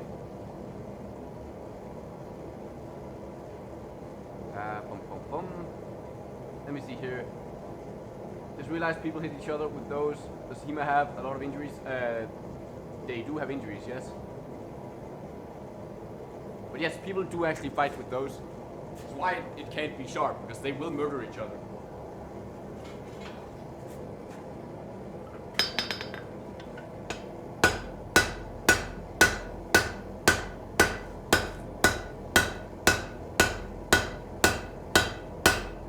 Just running down the full length of this.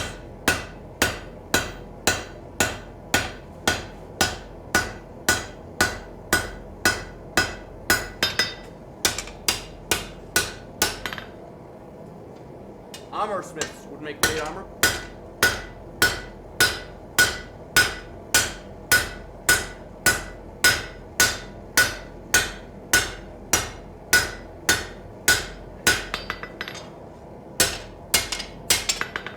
Gotta be careful I don't get a cold shot on the edge here because we've got a little bit of mushrooming.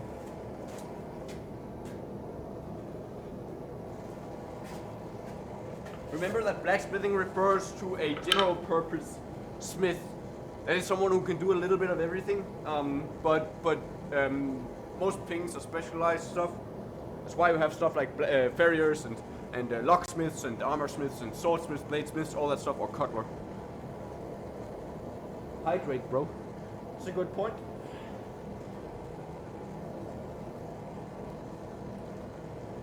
I've never done HEMA, no. I contemplated it. I might try it for fun one time, but I'd rather spend my time getting good at blacksmithing, because it's a little bit more, right? So HEMA might be cool and fun, but blacksmithing is also cool and fun and practical, and I like that. My most favorite thing I've worked on, I don't know, but my most recent thing I finished is this wand here. It's one stay, so we usually make wands on one stays, but today we're making a sword, which is a type of wand, I guess. We just finished this up. It isn't perfect, but it is nice enough. With a glass marble insert, half Rubik's twist. That is a friction fit marble too. So I like that. Glass marble here. We broke 4 marbles before we got one in there, but it works. I don't know, that just needs a little bit of file work, and then it'll be done. It'll be for sale on my shop. What are the flaky bits falling off? That is forge scale. So when you heat up the steel, it oxidizes or it reacts rapidly with the oxygen in the air. So its oxidation is rust. And when you hammer the steel, that breaks off. You actually lose something like 2 to 5% of the material just to oxidation during the forging period. Do any work for King Diamond? I have no idea who that is.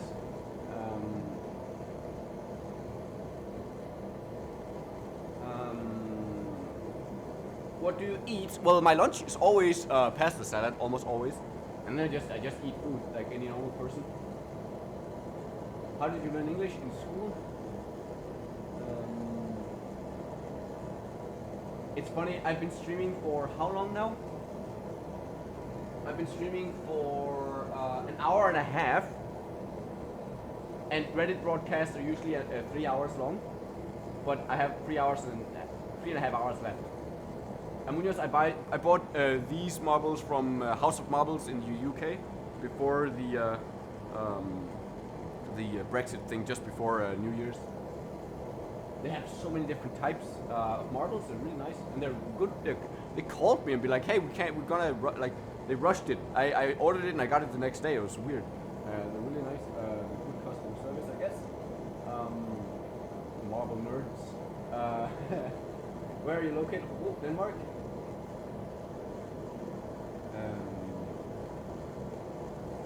Yeah, if you must remove over an edge, yeah, you can. As long as it isn't too much, you can always hammer it out, which is what I'm going to do now here. Just want to be careful with it. I'm just angling my hammer in a specific way, trying to make sure I don't get a cold shot. There we go. Ah! Just got a big piece of forge scale on my neck.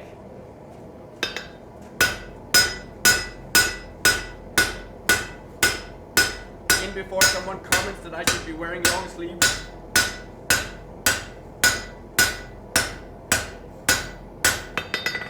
I don't get nervous about heat treat. The thing about a lot of people,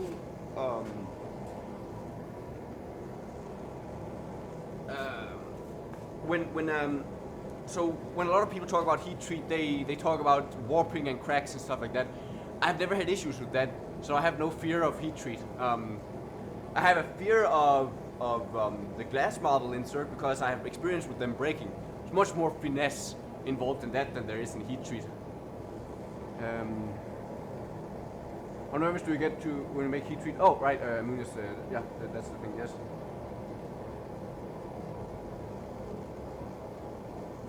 The problem is, when forge scale lands like on your neck, it stays put. When it's on your arms, your hands, in your face, it usually falls off. Sometimes it's a big enough flake that it'll burn into your skin, that's painful. But when they land here, they stay put and they just burn you. It's not dangerous, it's just uncomfortable as fuck because it's just a piece of hot steel. There's not really much to look at in the forge, and so I doubt that I'd get a camera set up for that, but if I get a spare camera one day, I might set that up if I can. But I'm already running 3 cameras, and if I can get a 4th, that would be for the Reddit stream, so I doubt I'll ever get 5 cameras up to run.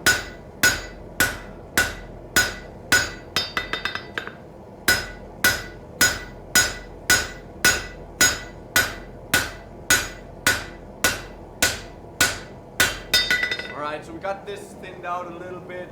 Got the bevels down a little bit. This is still very rough forge. It's very wobbly. God, there's a lot of work in this. Got a little bit thick there, so I'm gonna heat that up.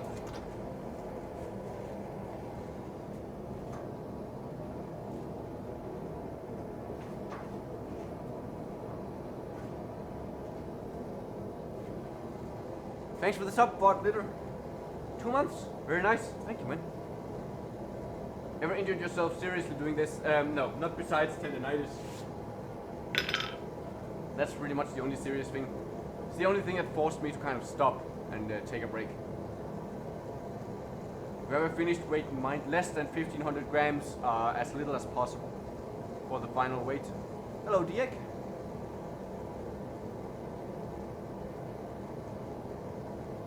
Arm, torso, what do you think the main camera is? Like, that's the...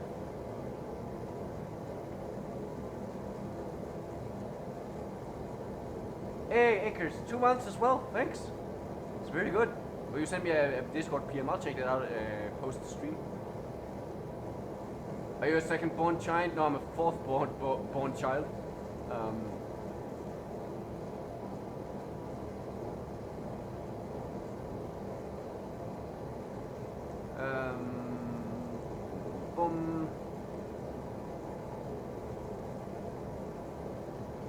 Enjoy watching your work. Thanks for streaming. You're welcome, man. Any work for stage sets? Unfortunately not. I'd like to get some of that kind of work in, but it's kind of limited, especially during COVID.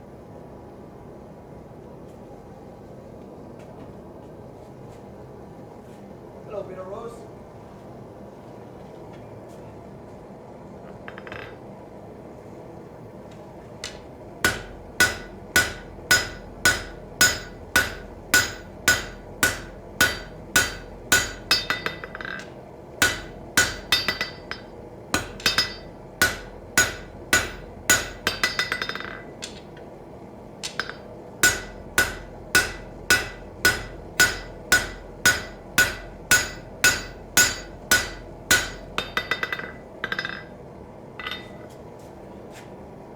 So that's looking better.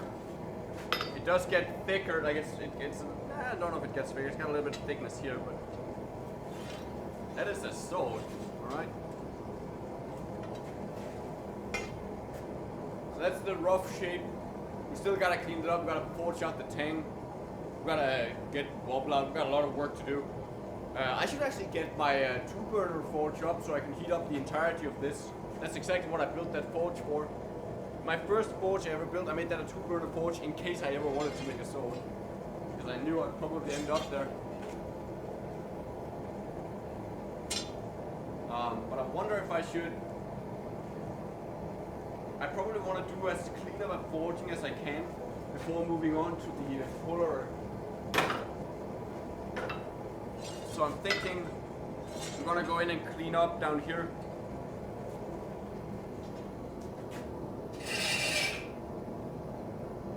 Yeah, I think that would make sense. So go in and clean that up. Try and get the bevels forged down as best as I can. I have not seen the Corning Museum of Glass. No, I have not. That would be nice. Can only imagine how fast I'd blow up on TikTok.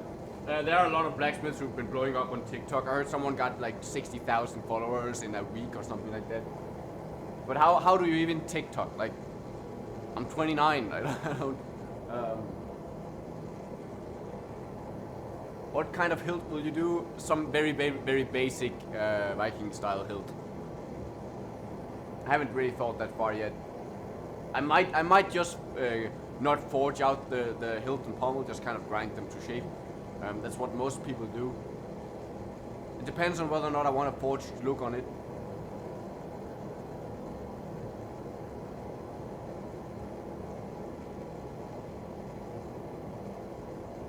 How long have you been working on your sword so far? I started this Monday. So, like 7 hours? 6 hours? It looks long. It's 90 centimeters is what it's going to end up being total length. That's 3 feet.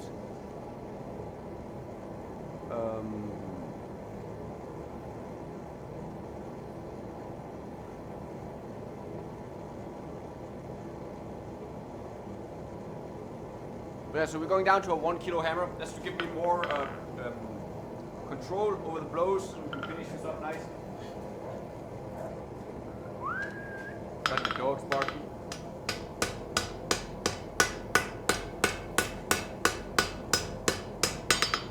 Now, but if it would help my sales and viewership, I don't mind going on TikTok, but I'm kind of like, I think I'm too late to the party, to be honest.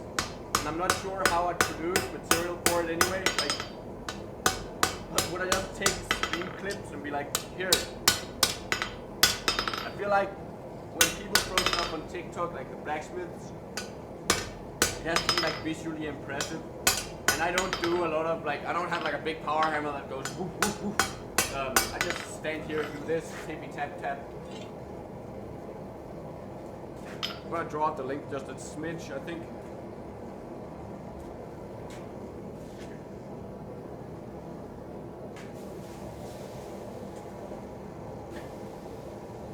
Just cooling this off, it's a little bit too hot to grab.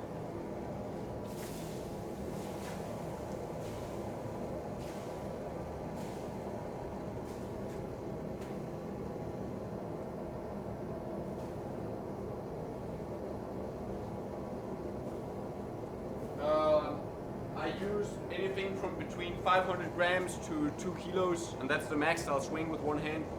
I rarely use the 2 kilo. The one I've been swinging today for the most part is a 1500 gram. My main is a 1 kilo.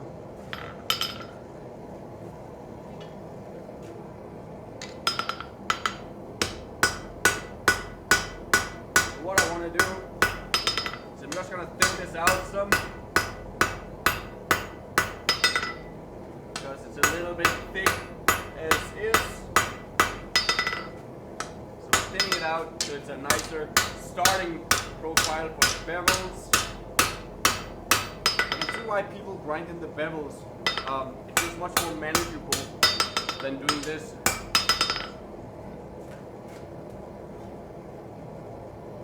Because like when I start, like a 4-sided bevel being forged in, that's gonna suck so bad. Especially because it's actually easier if I have the... I'm gonna leave the outermost tip be. I'm just gonna start down here and start forging it. Oh, should I do the... I think I'm gonna clean it up as best as I can all the way down, straighten it up.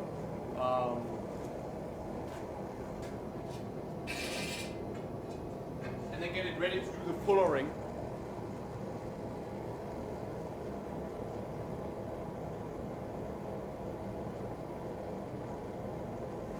Create a portal to teach you how. I'm sure I could figure it out. It's not like the practicality of it. It's more kind of like, do I create stuff that would appeal? Like, why has diaper fetish shit gone mainstream? What? I'm not gonna read the rest of that. What hammer weights do you? Alright, I read that one.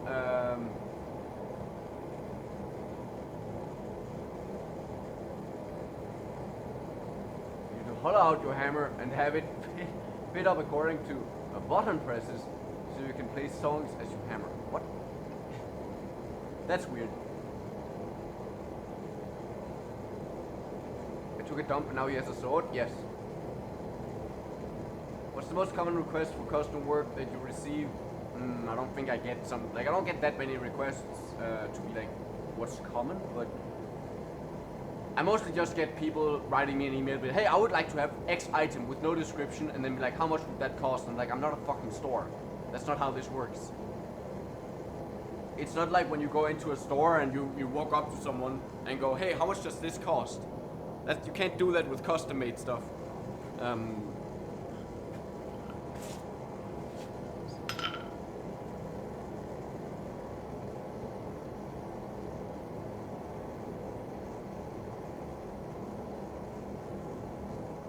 Are your dogs supportive of your work? I think so.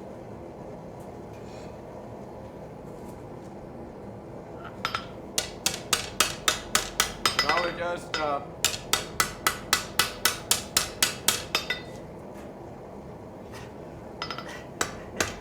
yeah, I get a cyborg arm and then it's named Power Hammer. That is funny. That is actually funny. If I ever lose my arm and get like a prosthetic arm, I'll change my middle name to Power Hammer.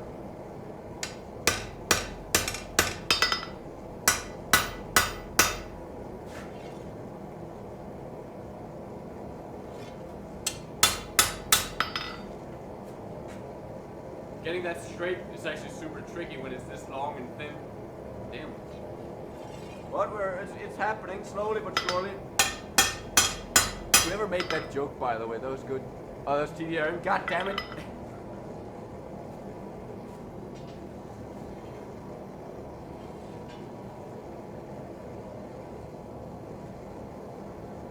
Must be cold there? Yeah, if you're not working it is. How do you infuse the breath of life into your creations? I caress them very softly. And like a horseshoe, how much would that cost? Yeah, exactly. It's like, what kind of horseshoe? What should it look like? What material do you want it made in? Shit like that.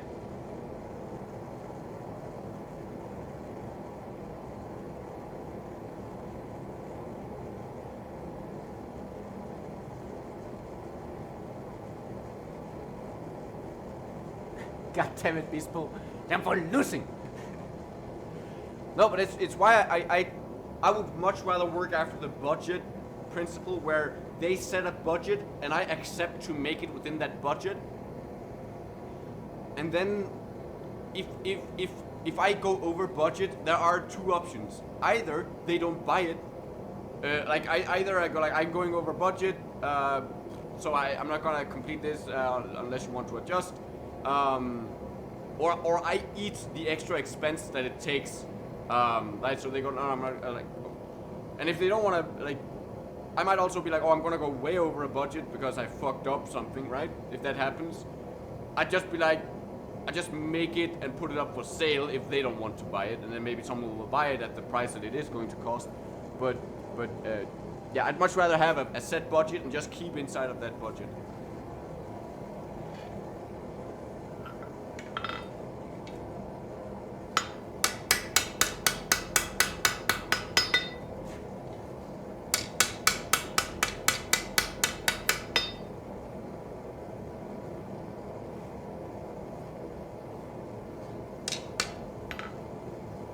When you write out in Danish, the text-to-speech just goes crazy.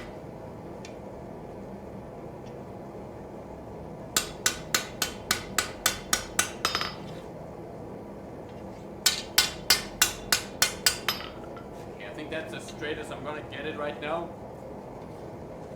But I still need to get I need to get the bevels forged in. Damn. So I'm gonna forge the bevels in on that step right there. See if I want to move all the way down as I forge those bevels in.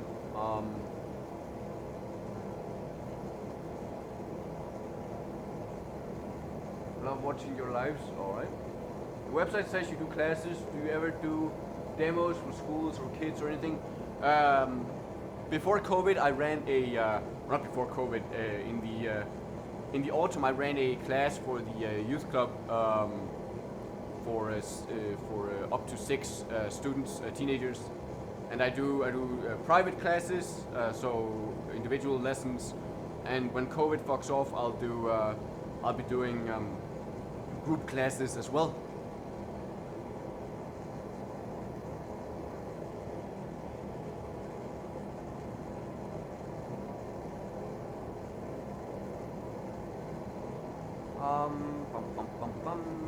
A bit 4 times, yeah. But yeah, so I do classes and I would like to do more of them. And there's good money in classes, more than selling stuff, really.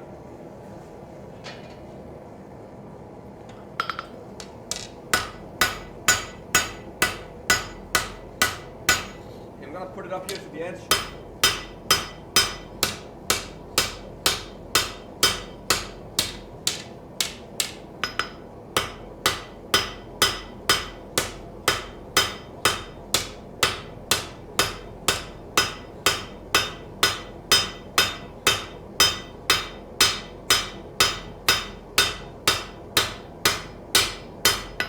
See how much that bends? That's just the force of the hammering. When it's a little bit malleable, it gets fucked up easily.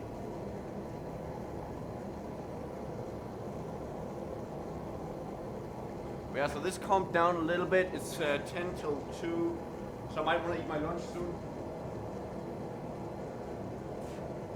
No, we don't have accidents when we're doing classes because I make sure that they know the procedures. Safety gear is important. They know the fire extinguishing procedures and all that stuff. And students are generally speaking more careful than the experienced person. So like for instance, most angle grinder accidents happen to retirees who have worked with tools all their lives and they become careless. You're making a sword for fun, or someone ordered one? I'm making one for practice, training purposes. Jesus Christ. Sawing a hand off? That's like you do, yeah. When you get slightly annoyed at someone, you just saw off their hand currently.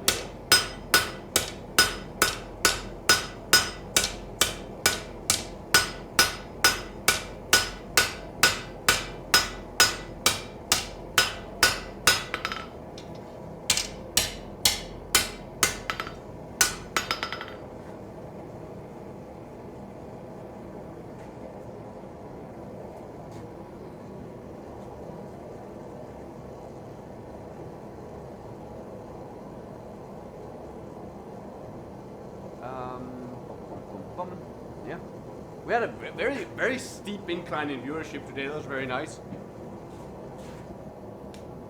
I hope you all enjoying the Wednesday broadcast. Even though we're not technically making a one today, it is long and spindly though.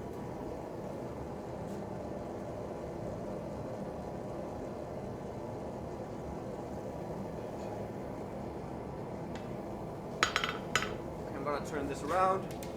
Get the bevel down on this side if I can.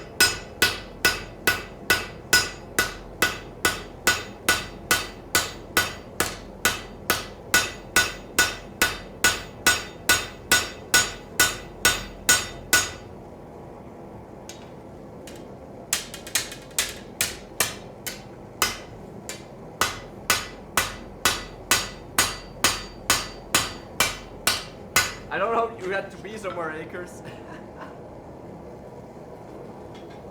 Long and spindly, just like me. What's the purpose of hitting it like that? Okay, so what's going on right now is that I have the basic profile of the sword forged out. So we have the long kind of, the shape you think a sword should be, right? But it is, in cross section, it is rectangular. What we want it to be is diamond shape in the cross section, right? If you cut it in half, and you look at it down the length of it, you want it to be a diamond shape instead of be rectangular. So I'm taking the edges and I'm hammering them down to a point, beveling them. And I'm doing a double bevel on both sides so we get that triangular shape, and that's what I'm doing right now. And I'm doing that over the edge of the anvil, or on the edge of the anvil, to get clearance for the hammer, so it doesn't hammer into the anvil. And you can also see that it curves the blade. And that's because when I hammer down that bevel, it stretches one side of the sword, but not the other, and that gives it a banana shape. When I start doing the bevel on the opposite side, it'll straighten back out.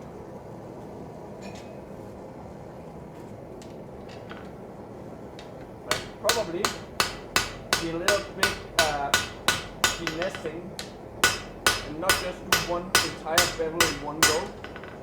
Because I don't know if that'll be annoyed when I start to do the other side then and kind of fold in on itself.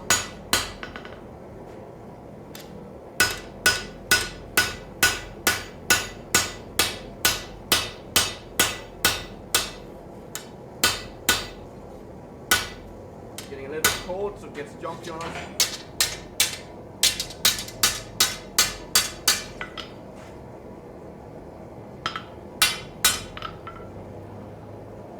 Well, Reddit has calmed down quite a bit, so not much banana coming. How do you get an even shape with just a hammer? Hammering it. Control and all that jazz.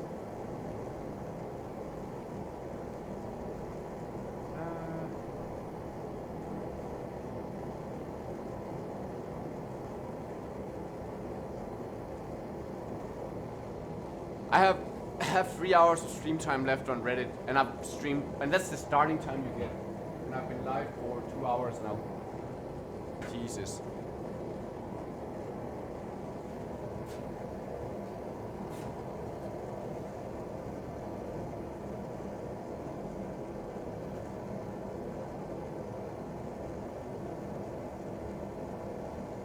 Good Lord, I have a lot of messages. Not hungry yet? Oh, I'm hungry. I just want to get this bevel done before So now we're gonna go to the opposite side and start working out the bevel here. That'll straighten out the sword. Is that Poo Poo? No, that was Miss Badger Magic. Thanks for the cheers. For the bits.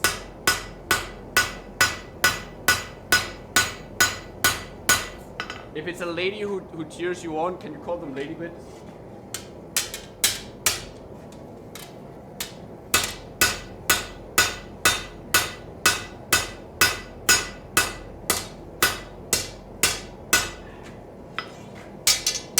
I think I'm gonna do that based on who does that. Be like called like man bits or lady bits.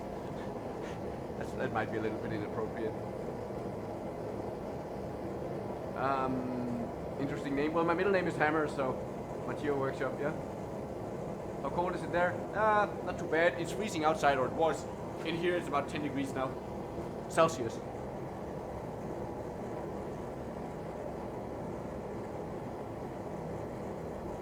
Yeah, the Twitch chat is usually a little bit nicer than everywhere else. Good morning, smartass. Dirty bits too. Thanks for your man bits, Acres. Yeah, exactly. Man bits.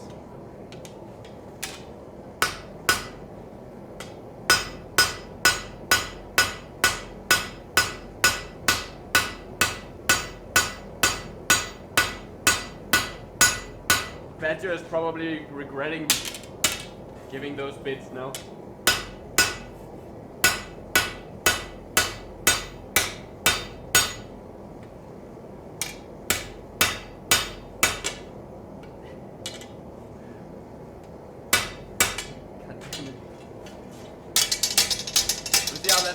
Out as I start to bevel that.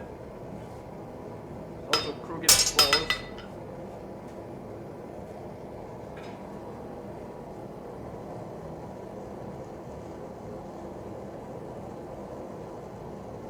Yes, Hammer is my middle name. How's it going? It's going alright.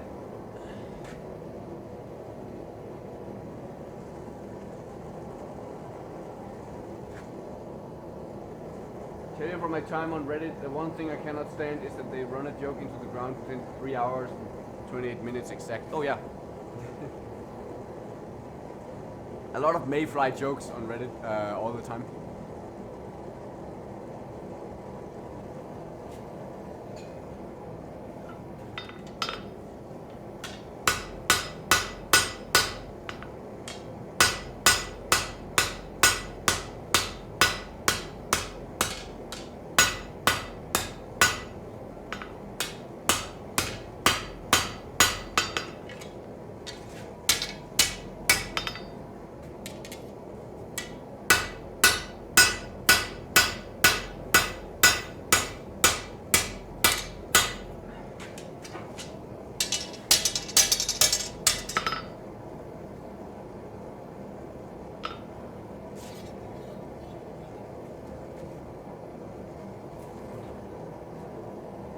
We're getting closer to that bevel being where we needed to do.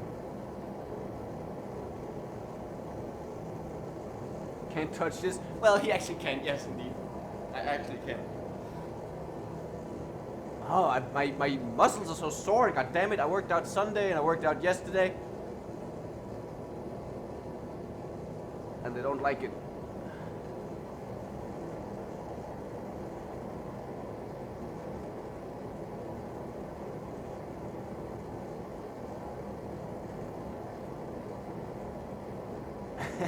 Oh yeah, TDRM.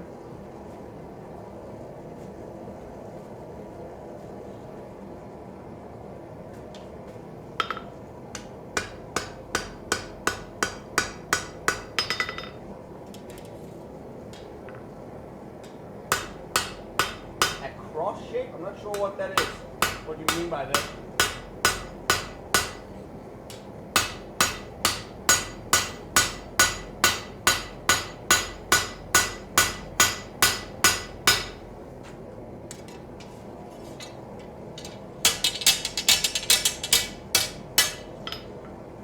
Jeg var glad for, at de ikke har døbt mig af trækker eller sådan noget, fordi så havde jeg stået nede på gadehjørnet.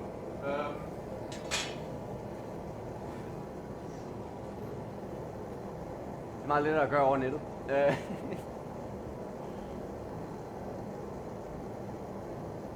Oh, Templar style? No, it's not going to be a Templar sword. It's not going to be an armoring sword. It's going to be a Viking sword.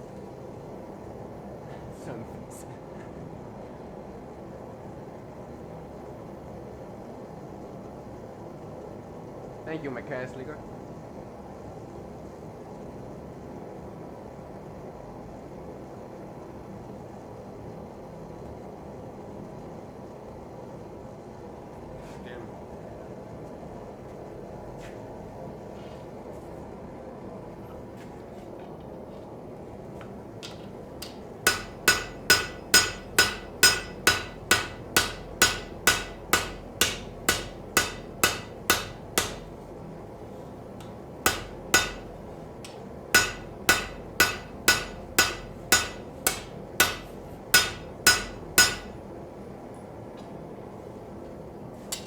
Look at my bent sword.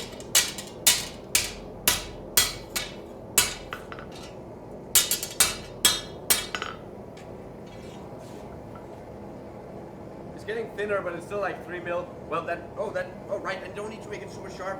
I don't need to make it any thinner than this. I forgot. It needs to be 2 mil. Yeah, so I really don't want to. It's called a crossguard. If it's like a.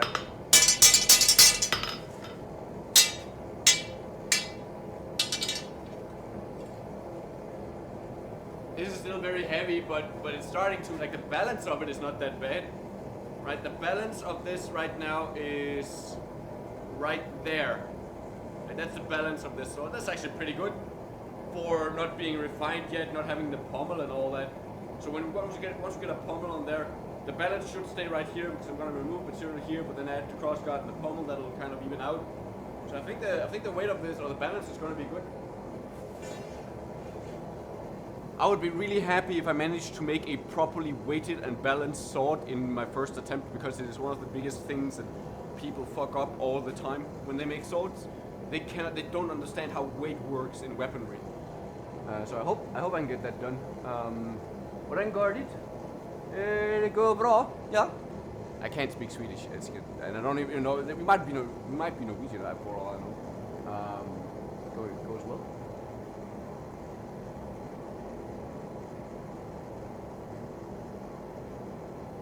We make maces. How is balance in them? Front heavy. Let's just top heavy. I haven't made maces, but they're gonna be a little bit top heavy. So many fucking messages.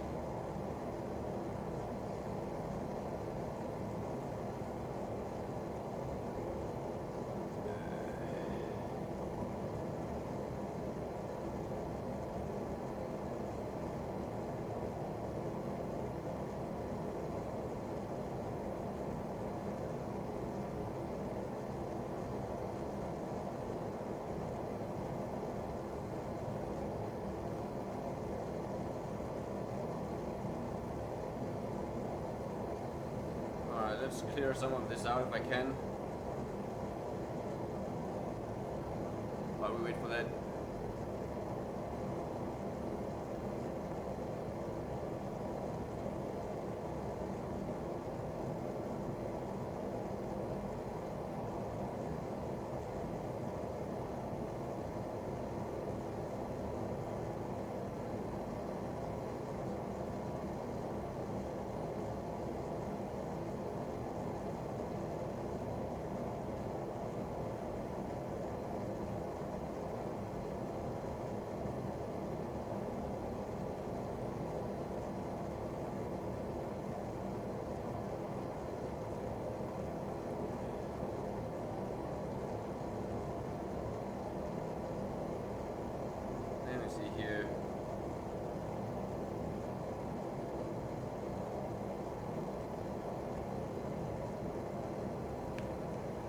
Alright, let me see here. Good morning, Wisconsin. Do you ever stream working on leather? I used to, but I don't do it much anymore because blacksmithing is more fun. How's the burn on your hand? I don't feel anything on my hand. It was a very light burn, so it's gone. Sure as your dagger? No, I can't do that on stream. Oh, the actual dagger. Oh.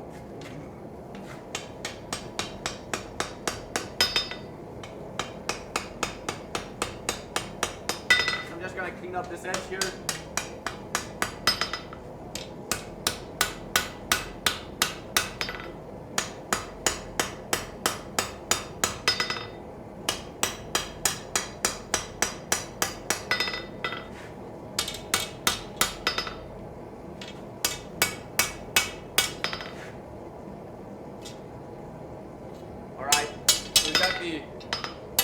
A little section here beveled out to the final bevel.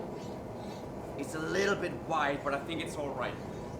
I think it'll be all right because I'll grind off a little bit to just get into the thickness where I want it to be. So we'll lose just a little bit of that edge, and that'll give me my proper width. I'm gonna move down, do that all the way down the length of the sword, but I also need lunch. But I think we're just gonna. I think eating lunch is a little bit boring.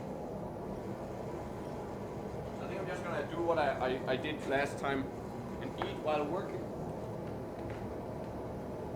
Do you guys mind that? Got some pasta salad with chicken in it.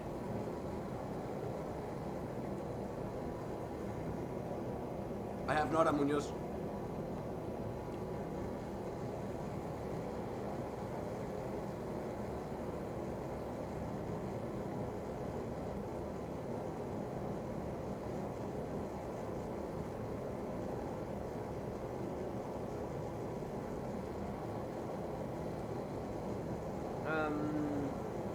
Supply poisons, or do we have to go?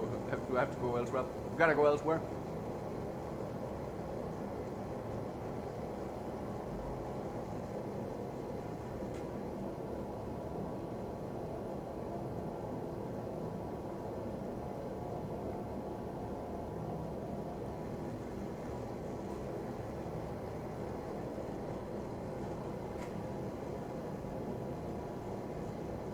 Yeah.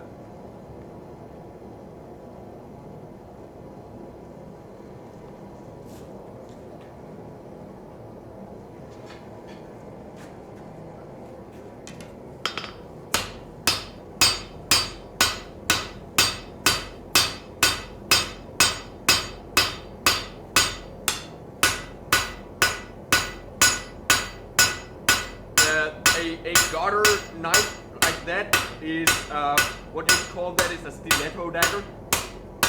Normally, very small dagger, meant for thrusting. And even in movies and stuff, it's usually what's depicted in a garter is usually what you call a stiletto dagger. Look at how bendy that gets.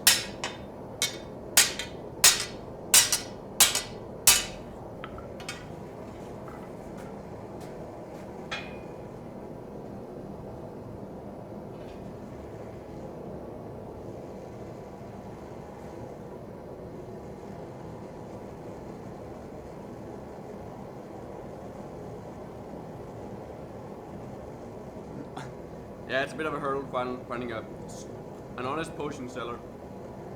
You buy a vial of poison, turns out it's fucking camel tea. What's going on?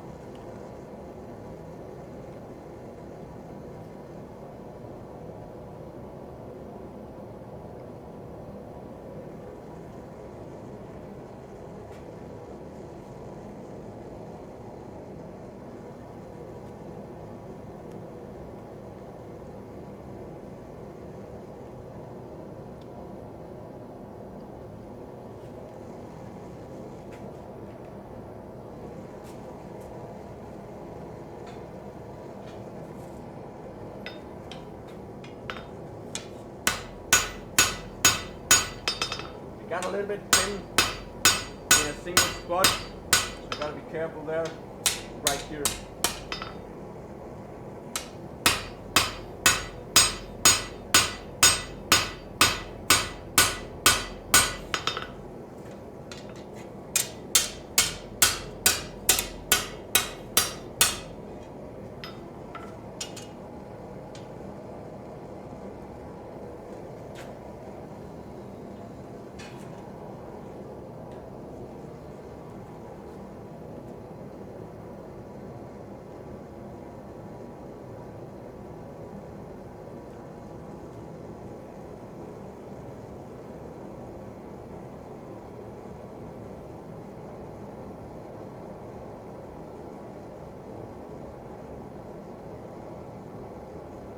Big fan of the space I'm working in.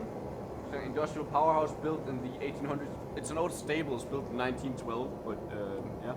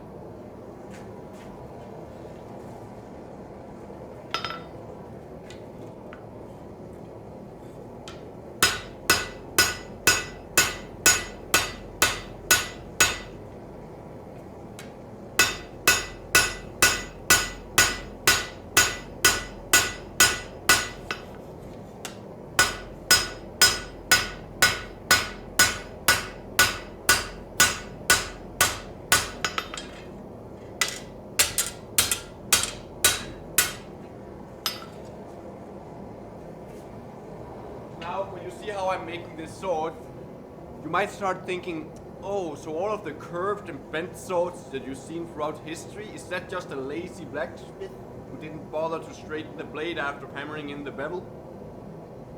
Maybe. Perhaps that is indeed the case. We will never know.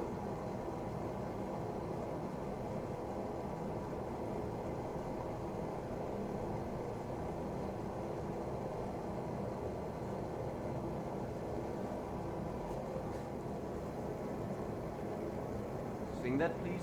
Sing what? What should I... What? No, I'm not gonna sing that.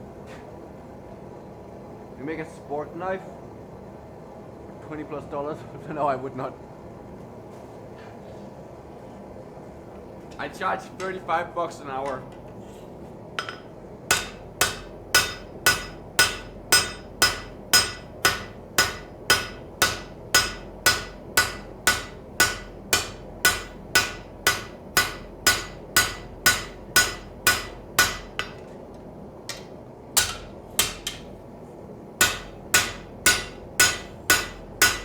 I've been to a wedding or two, and I've never heard anyone sing that Miss Bispo.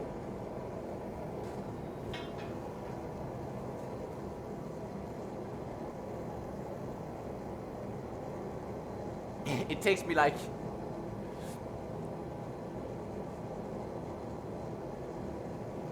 one of them were like older people, like a second marriage, so they probably. But yeah, no. The other one was a younger couple, more traditional wedding, and they didn't do that. It was a little bit tame wedding. Like it wasn't a wild wedding.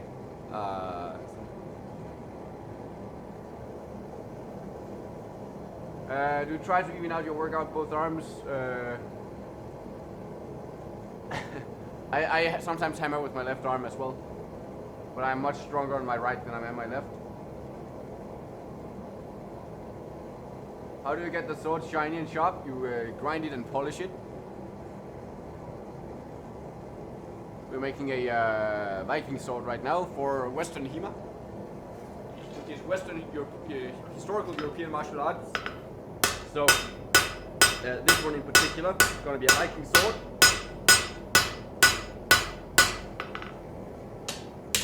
Nice.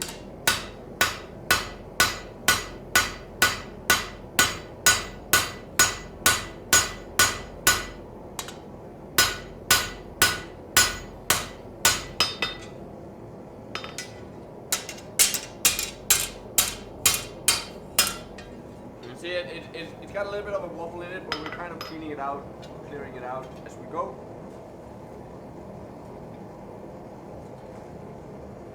But I'm curious if this is going to end up being too thin, because I don't have much of a ridge on it.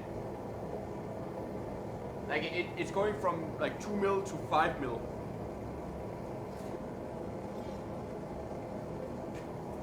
No, the central fuller will happen later. I'm just beveling out everything and then I'm fullering it as the last thing. And then I can clean up later with some planishing strength. But yeah, the fullering should give it the rigidity that it needs, hopefully. It's gonna be a thin blade, but it should be as well. So it's just I can understand why many people make their swords too heavy, because it feels like it's gonna be flimsy, but it won't be.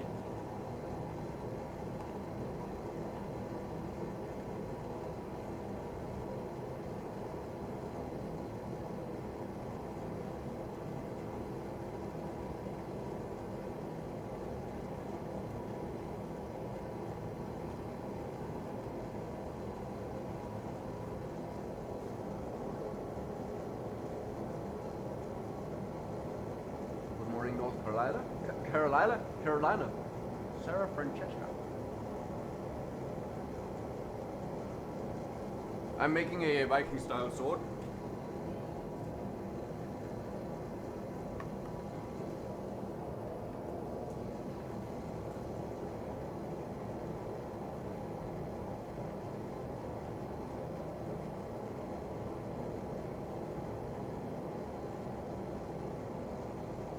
Hello, Bramble.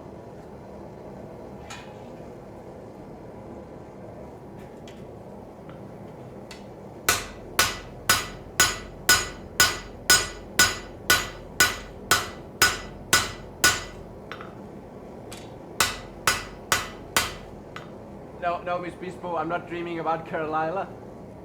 The only one I'm dreaming about is D. D's nuts. No.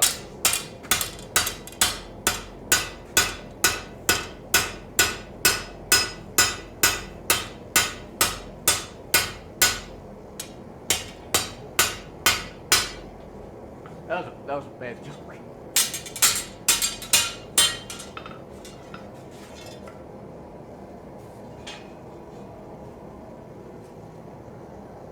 Jotun's nuts? No, not quite. What century? Small guard and round pommel? No, it'll be like 10th century probably. Not particular historical recreation, but it's for HEMA, or Western historical European martial arts, so it won't be a historical recreation. It's just authentic. So it can fit in, but it's not gonna be a recreation of anything.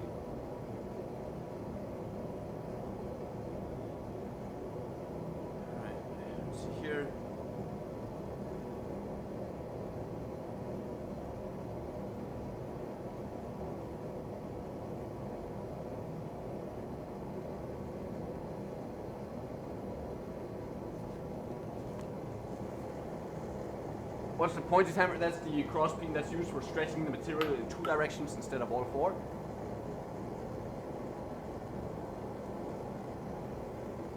Well, Master, these nuts, is Denmark stock in 2016?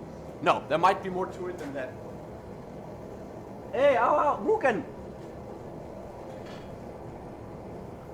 Hello, Mugen. Thanks for the raid. Hello. Good day. It's been a while.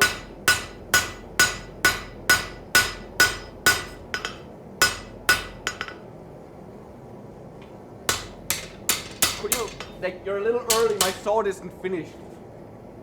I can't actually. Welcome to the shop, everyone. I am currently in the smack dab middle of forging out a Viking sword blade, as you can tell, probably, for stabbing mofos.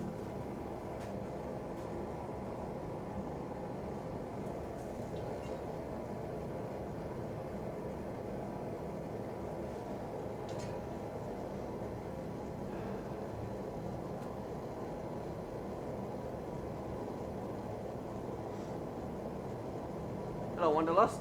Good to see you. That's all right, Mugen. I hope you had a good broadcast. Have a nice lunch. I'm also in the middle of eating some food. Oh, I'm not judging. Miss Bispo, I hate you right now.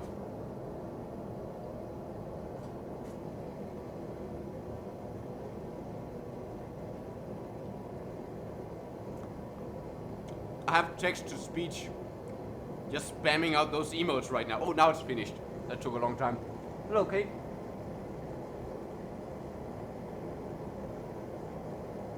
Make a plate of spaghetti and meatball. Oh, yeah. It's a one-handed sword, yeah. Viking swords were not 1.5-handed.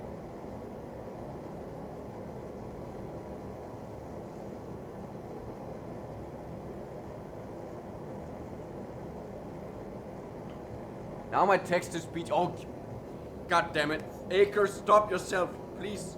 I'm gonna take your text-to-speech privilege away. My text-to-speech is so far behind now.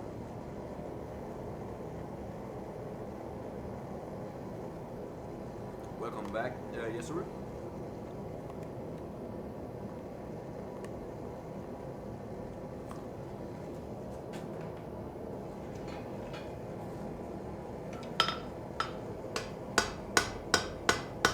Cleaning up the profile a little.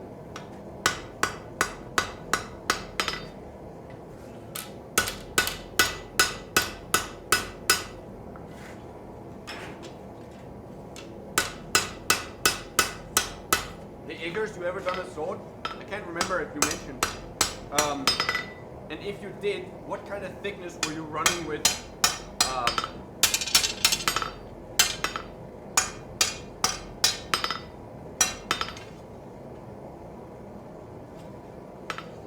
Fuck, now it started with the shields, Acres. Ah, for fuck's sake.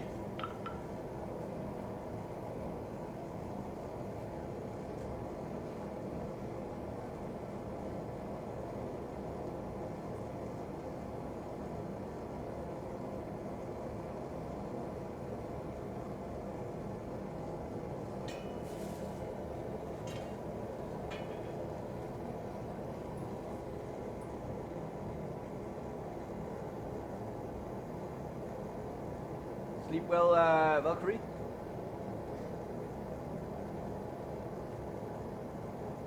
You won't do it again in the near future?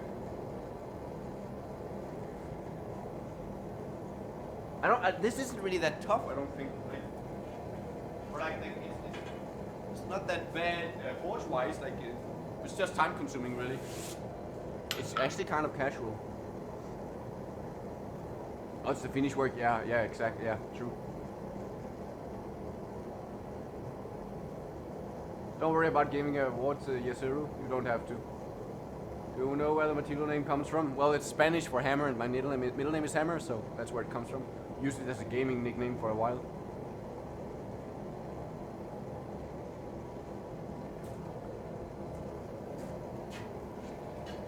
What I want to do is I want to make sure we get this nice and straight.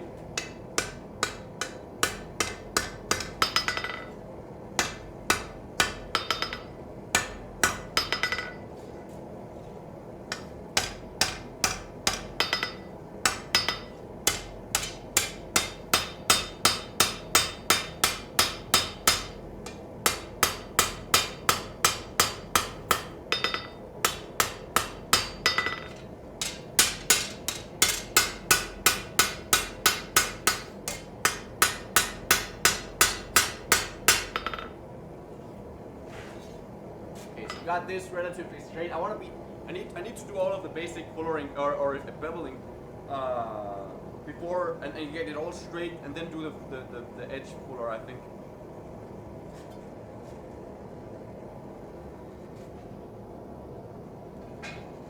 But I wonder if fullering last or after making the bevel is the correct choice. Maybe a Munoz, maybe. When you take it out of the forge, it looks like it's enchanted. Well, it's just very hot.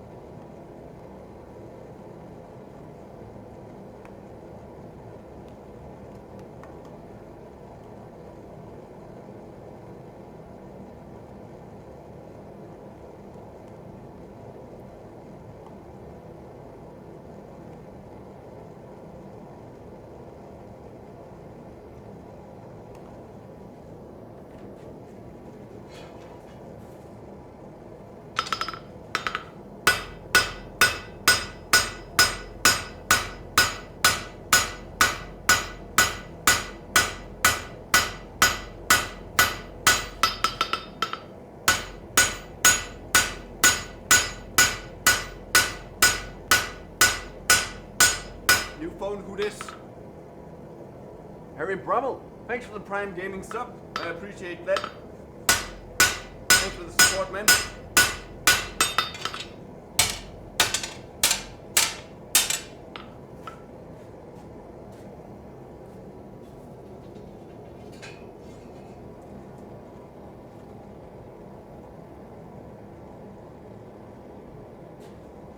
Yeah, nice and calm stream today. Aren't you cold, man? No, not at all. We're working swinging a hammer.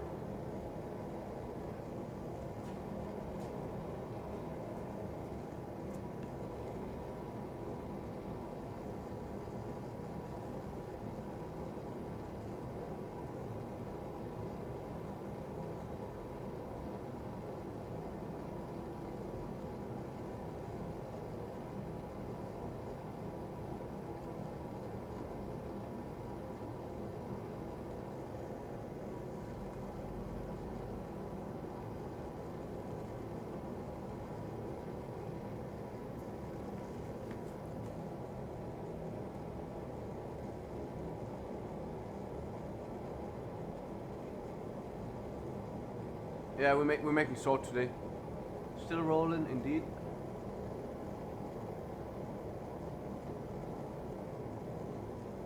Don't gift him subs. This slagger bum. He can buy his own subs. God damn it.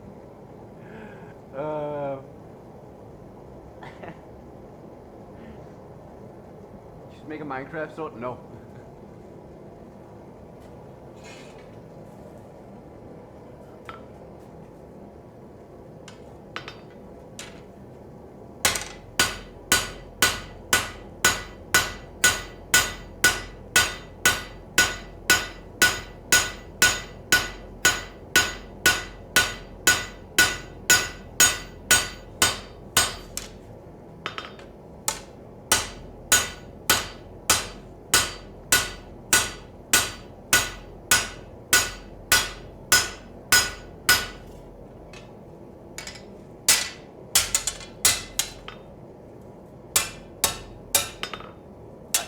I did call him a slacker bum. He can buy his own stuff.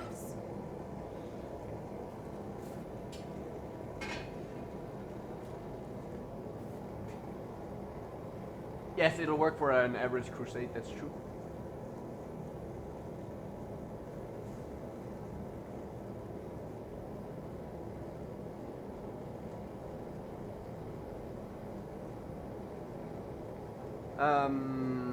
After this comment, but phone kept cutting out. How long does a project like this typically take? I don't know. It can take a while. So yeah, it's is this a sword from yesterday? Yeah, the sword from Monday. But yeah, it's a sword like this can take quite a while.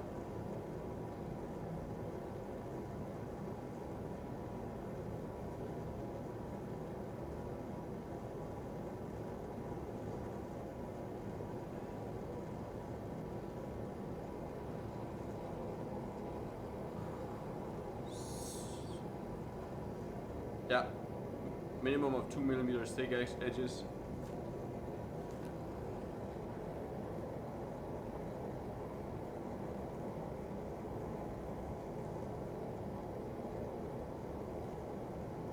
What's the temperature there? About 10 degrees in here now. It's been running the forge for a while. How much will it be sold? Don't know. This is a test sword, so I don't know if I actually I just kind of assume I'm making it and letting Jotun test it out. I haven't really had any sale in mind.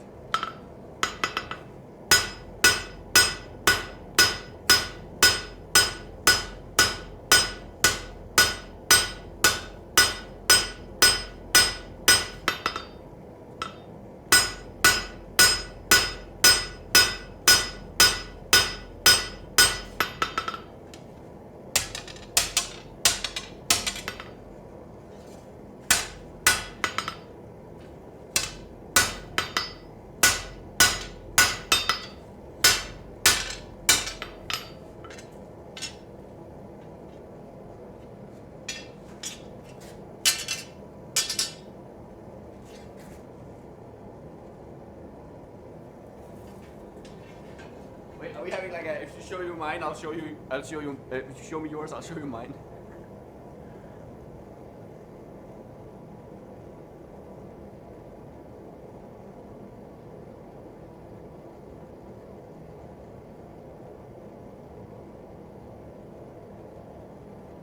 Closer to a week than, or no, closer to a month than a week. Unless you're doing full-time blacksmithing. If you're doing full-time blacksmithing, you can probably get it done in a week or two. But it is a lot of work. There's a reason why, if I am to make a sword on commission, I require a budget of a minimum of $2,000. I won't lift a finger for less. Generally speaking. Oh well, if it's a HEMA sword like this is, I'll do it for less. But if it is a sharp, fully finished and polished sword, I won't touch it for less than 2K. Something like this is less work, but it's still a significant amount of work. What's the current weight of the metal? I don't know, actually. But I think it'll be weighted nicely by the time it's done.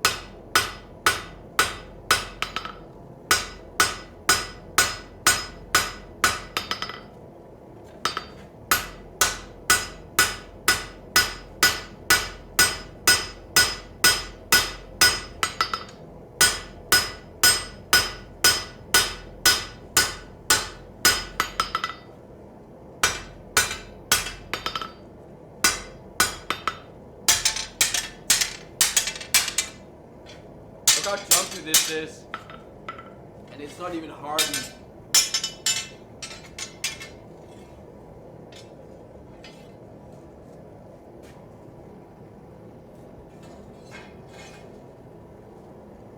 Let me see here. I just hear the text to speak to me like, I hope no one sees that. The current weight of the metal in your pants.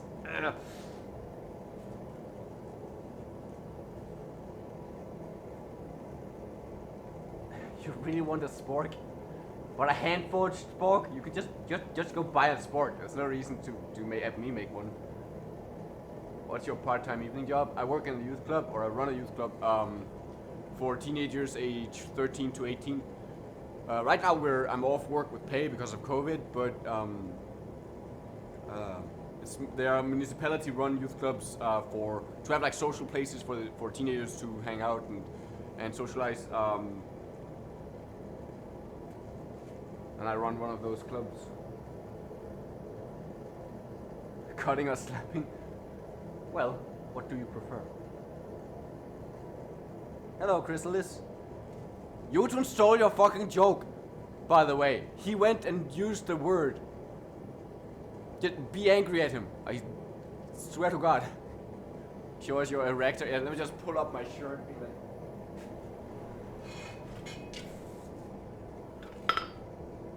I got some width wonkiness going on here. I think I'll widen this out a little bit more.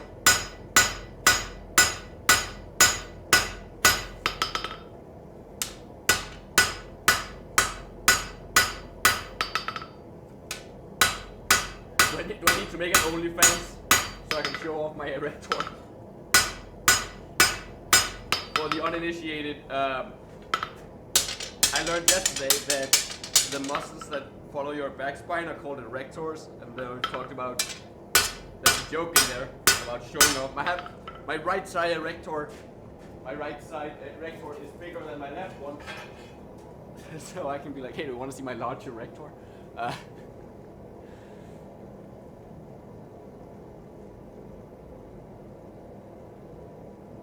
Youth work, Jesus, my ovaries. All right. Yeah, no, but I used to work in 3 different clubs, and I took over one of them. And now I work in 2, but I run 1. I can only get so erector.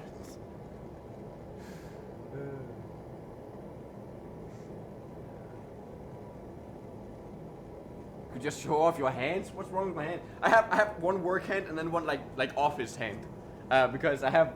Can you tell? But it's like this is the rough coarse hand, and then I have like the soft, kind of like pre-blacksmithing life hand.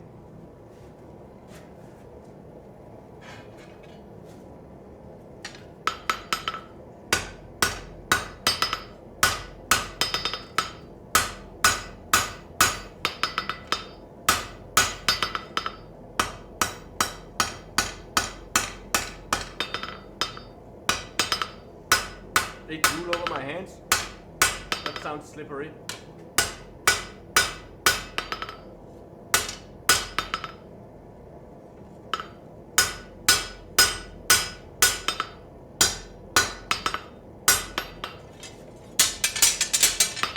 Oh no, my sword is all bent.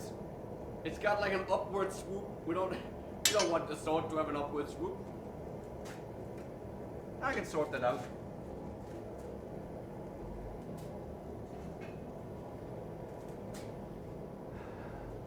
Where's Jotun today? He's at home, I think. Is your hand okay? Oh yeah, my hand is fine. There's nothing wrong with it.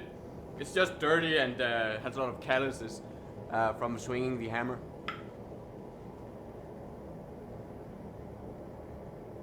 So if you injure your back, does that mean you have erector dysfunction? God damn it. Oh my god. That is a good one. I like that one.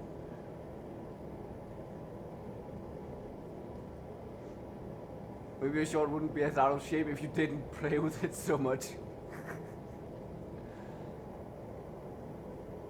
Callous pleasure? No, not callous. Calluses.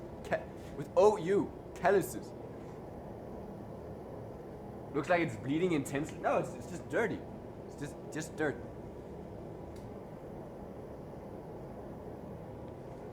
But then after I got a new handle, I think my handle here is a little bit too small. So I kind of wanna. It's weird.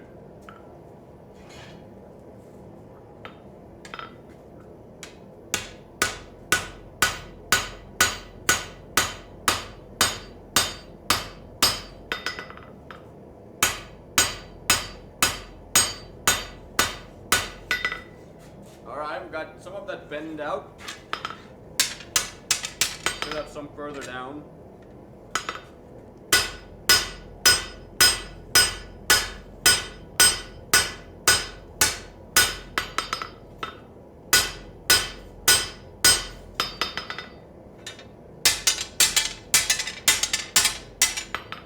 Yep, that's the handle I just made for that hammer the other day.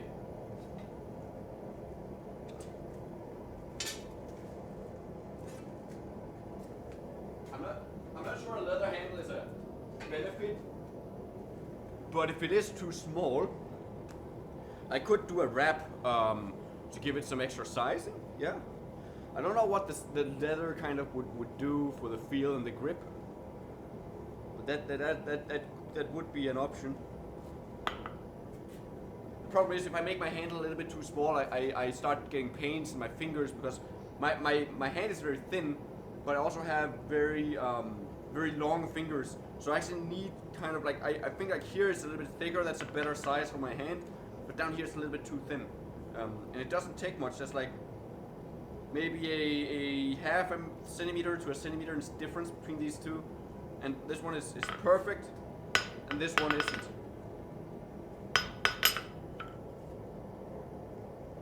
See you later, Yasiru. Alright, let me just eat some more of my pasta salad. I'm a hungry boy.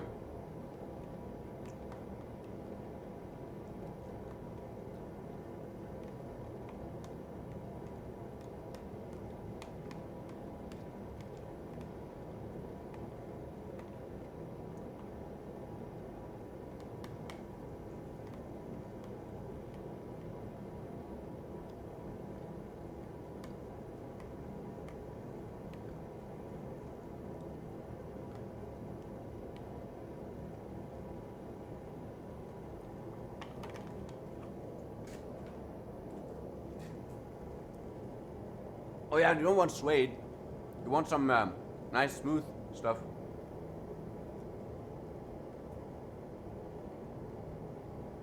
God damn it, Regnus.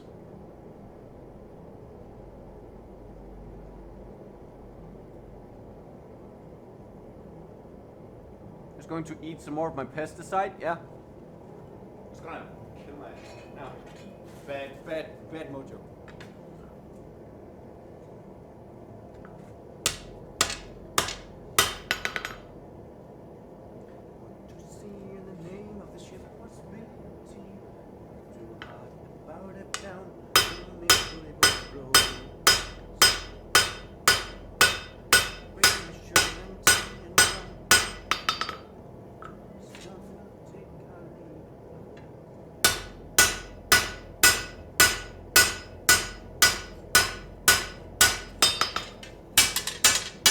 Getting this straight is tricky as fuck. Okay, we have some there to do. Alright. I'm going to do the handle, leave it for someone else. I'll probably finish it up myself. See you later, Amuñas. Yeah?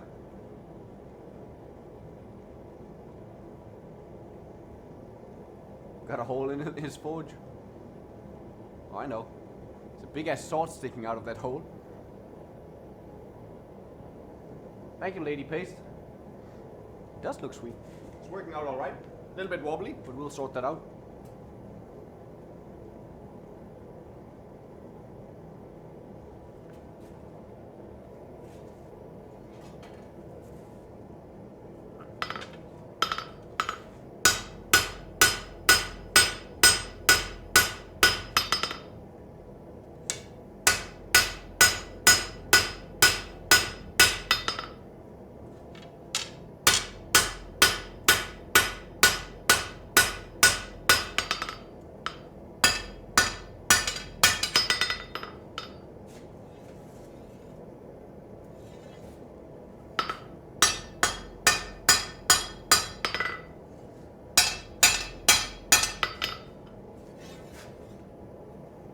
Okay, it's decently straight on the profile.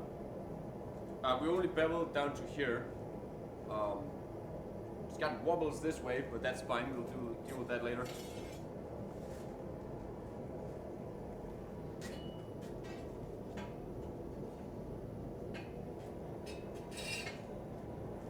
Hey, Mr. Plantita. Singing time? Not really. All the forging songs coming on. I'm still just trying to get the lyrics down.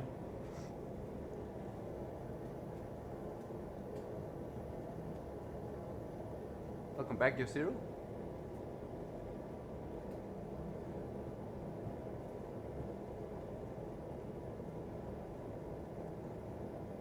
Alright, I appreciate you stopping by, Plantita, yeah? Little one woke up. Oh, well. I just thought you like tripped on your sword or something.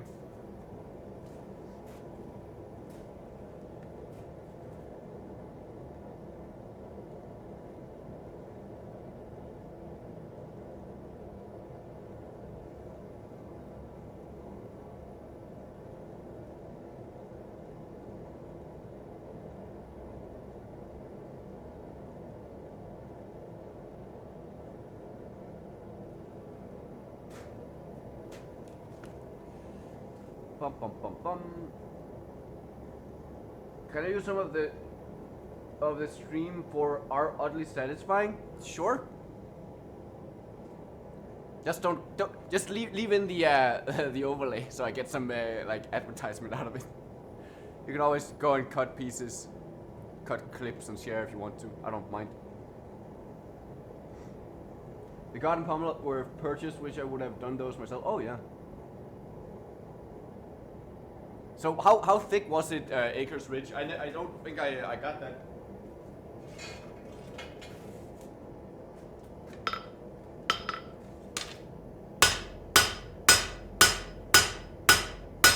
I don't know why, but sometimes text-to-speech like talks really slowly for certain people, and today it's making Acres sound like really dumb and slow.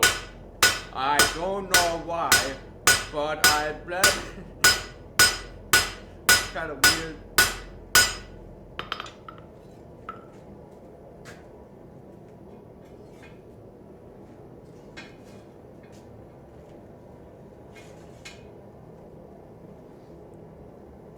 Hello, Joey. Ask now, another man how thick it is. God damn it. God damn it.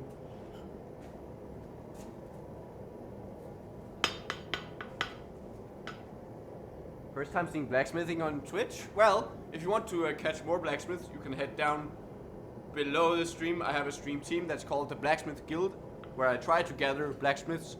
So there's plenty of blacksmithing on Twitch. So if you want to watch a blacksmith, you can almost always find a blacksmith that's live. I broadcast every Monday, Wednesday, and Thursday on Twitch and on Reddit at the same time.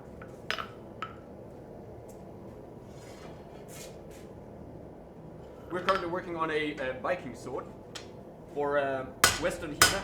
HEMA stands for Historical European Martial Arts.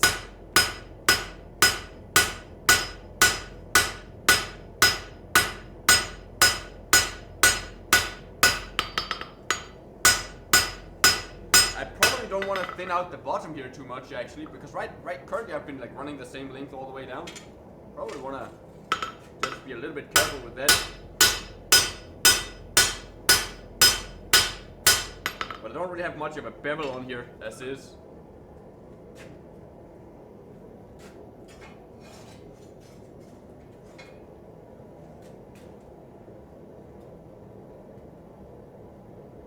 I love that blacksmithing is on stream, love traditional work, yeah.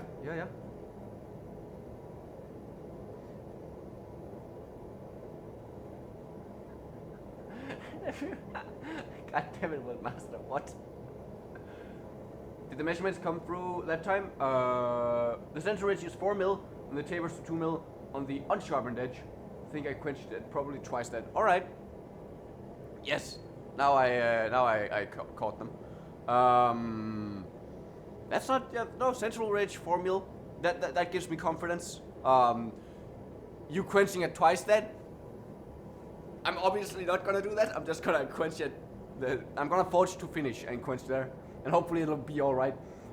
Thanks for the sub, Jazzmania.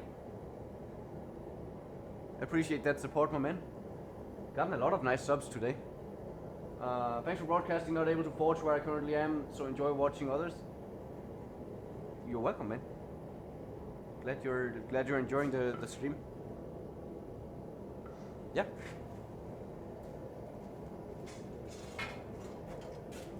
Wood hype, is that when Reddit is thirsty? Is that wood hype?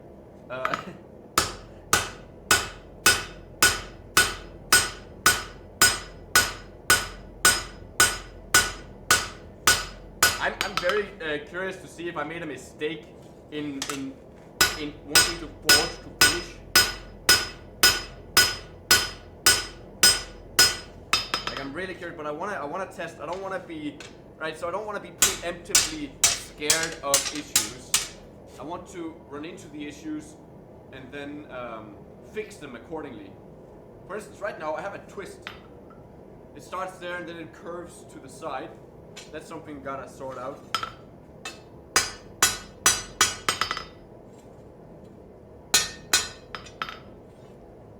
Akers has a if you tune into Akers' stream, ask to see his wonderful taxi. He has a wonderful taxi on his stream, like the car, like a taxi. You wanna check that out? That's the top highlight. Top highlight of his broadcast is his taxi. It's very nice. It's got a New York style taxi driver look to it. Really enjoy that.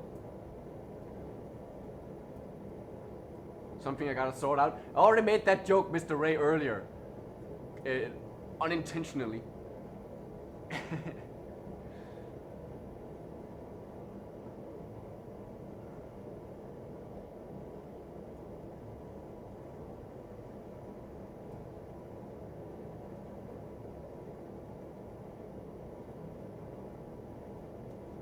Of course you found me on Reddit.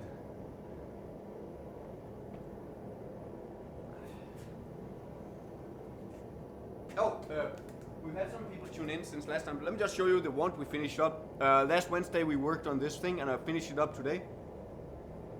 It came out nicely. I need a little bit of file work done here where we get the marble in. The marble is sitting crooked, but I don't want to... I can't push it out, so I think it's good. Or it is good, but it's a little bit off center. That's a little bit of a shame. But it is what it is. It looks nice. Got a little bit like an eye look from the way the marble is. I like that. Then we got that half Rubik's twist. Show the anvil cam. Well, it's very dark on the anvil cam, but it looks like this.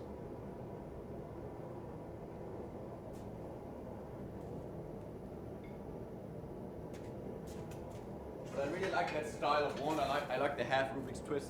It's a wonderful looking thing.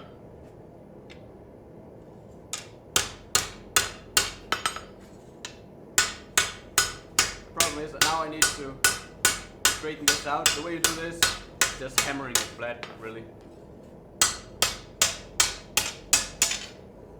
Do we have any cattywampusness going on? We do.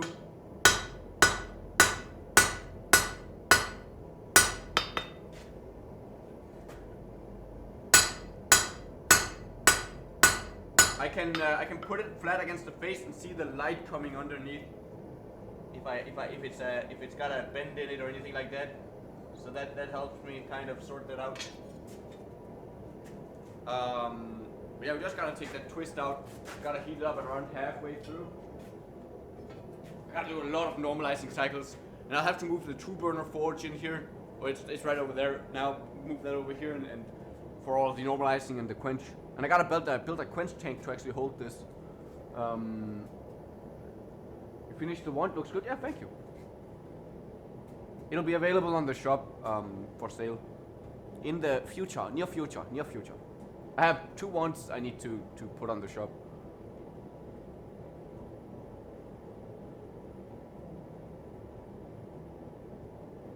Hello, Ace Fox. I was in your recommendations. Yeah, it's a good choice. Oh, you've been here for a while. I already said hello to you, didn't I? You got a double hello. You can't get, next time you tune in, you get no hello, because you already got 2 today, I think.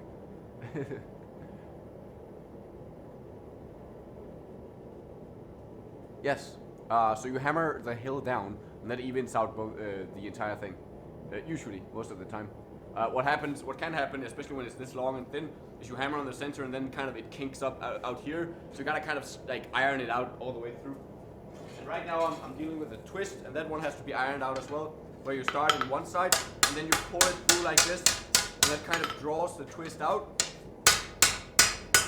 But obviously, when it's this long, it can be a little bit tricky because I gotta heat it up in smaller sections. And it's very wide too. It actually makes it difficult to get that out. I might have to go a couple of passes to get that done, but I think it's helping. Gotta heat it there.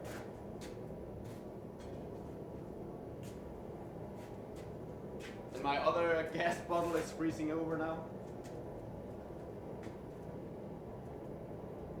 Short picture on Discord. Nice. I'll check that out. See you later, Ace Fox.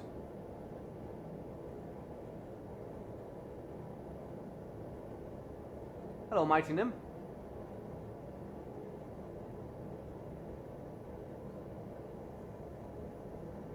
You're one of the only people outside of motorsport you've heard use the word cattywampus. It came into my like I know I've always known of, not always, but I've known of the words for as long as I can remember. But it really got reinforced in my vocabulary by watching the Craftsman on YouTube, which is a DIY kind of casting mostly, but just hobby crafts kind of channel. I fell over a little while ago. I came across a little while ago. And it's set up like a children's kind of show, but it's hilarious and very wholesome. And he uses that word, and it kind of got reinforced, so I started using it more. Greetings, Germany. Yeah.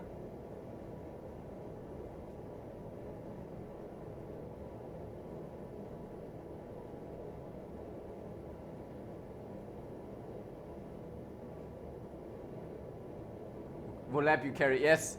Vocabulary. Don't vocabulary me.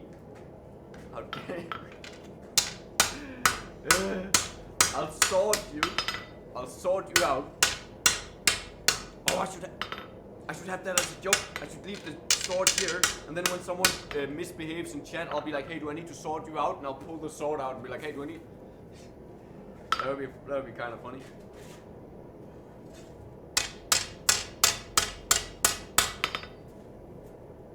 Jesus Christ, this is turning out to be a proper murder sword.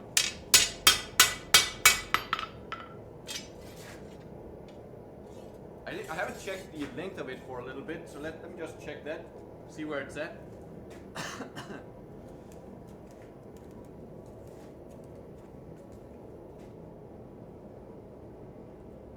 Oh, it's too long. It needs to be 90 centimeters, and it's here now. That's it took on like 10 centimeters out of nowhere when I did the beveling. That means I have to forge. That's good in terms of thickness. It's not too wide, but it means I need to forge down this here to make the tang. All right, that's interesting. We'll deal with that later, obviously. Just want to kind of keep. Oh, it's gonna be such a lightweight sword. Sure. Very nice. Very nice.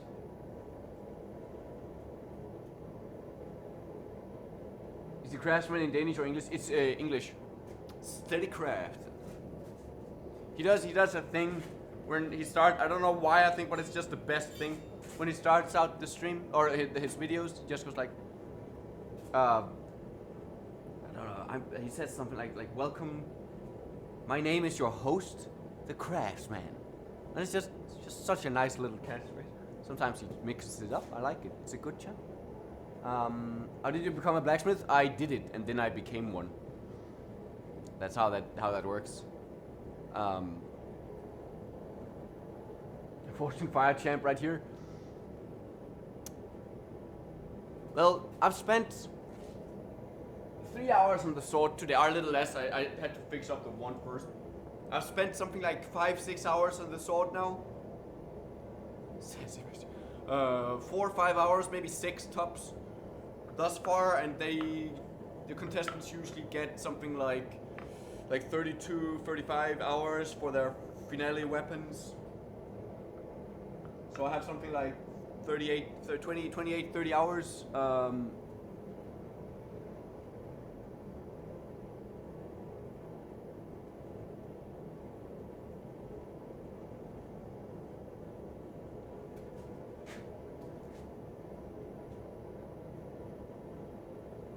Just search for Steadycraft and you'll find it.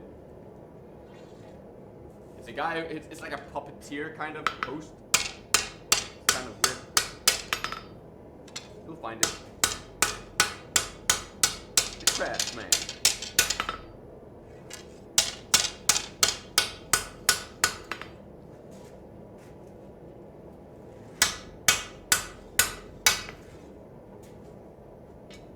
Holy shit.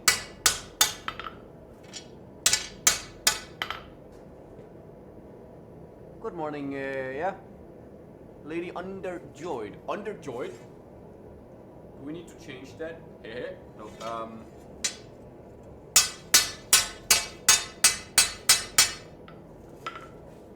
inappropriate joke is inappropriate.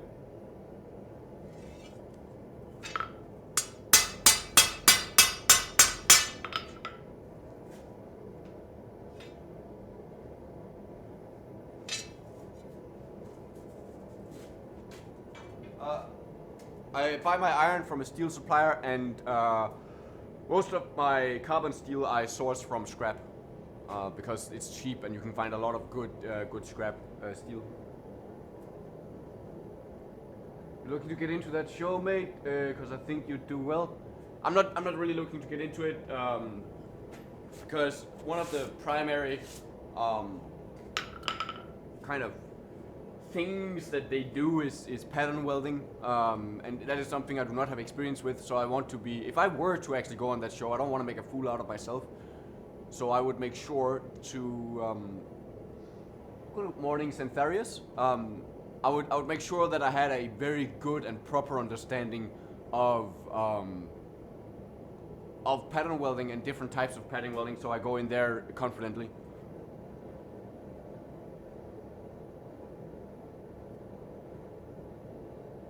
Ever made a sword of any kind of weapon? I made plenty of weapons. This is my first sword. It's surprisingly not that difficult, it just takes time.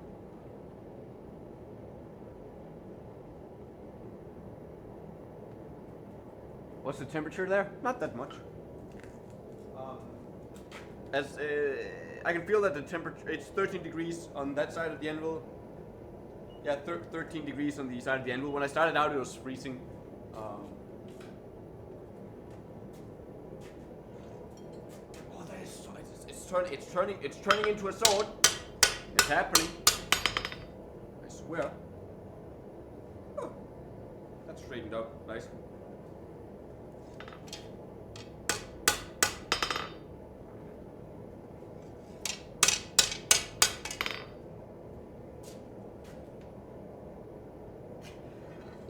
Wait, who called, oh yeah, Miss Biscuit called him a kitchen bitch.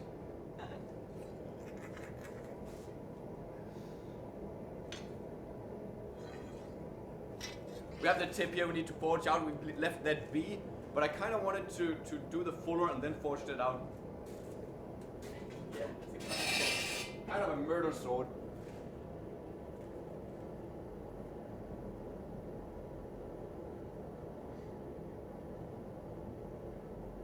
It's a Viking style sword. It's a gorgeous color. Thank you. I heated up the steel myself. I know I'm spitting so much because I've been eating, so I'm like, I'm just making so much drool. My apologies.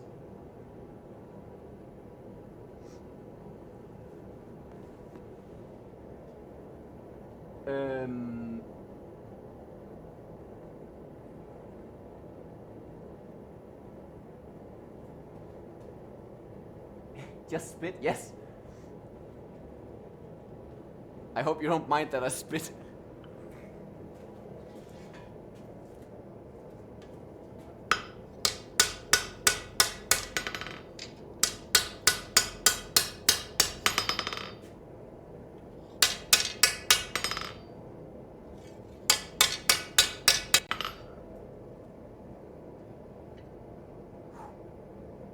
Time to do the tip. I'm gonna switch out the gas tank.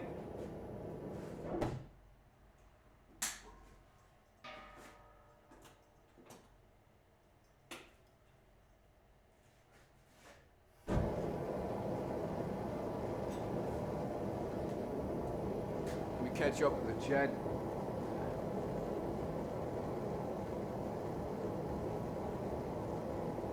You trying to get married? Me? Why would I try to be getting married? Because of the spitting? How's my hand burn? Oh, that's you got. I don't feel anything on my my burn there. That goes over like that. That heals up quite fast.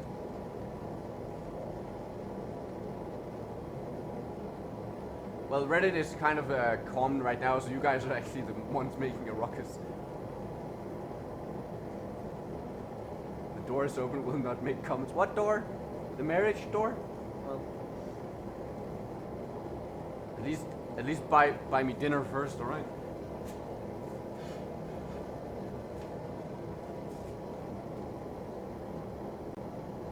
Oh, the tip door. That door. Oh my lord.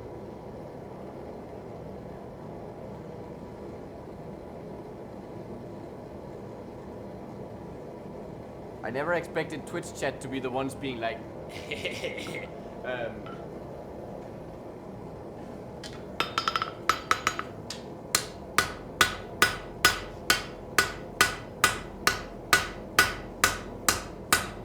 Postmates? I'm not sure.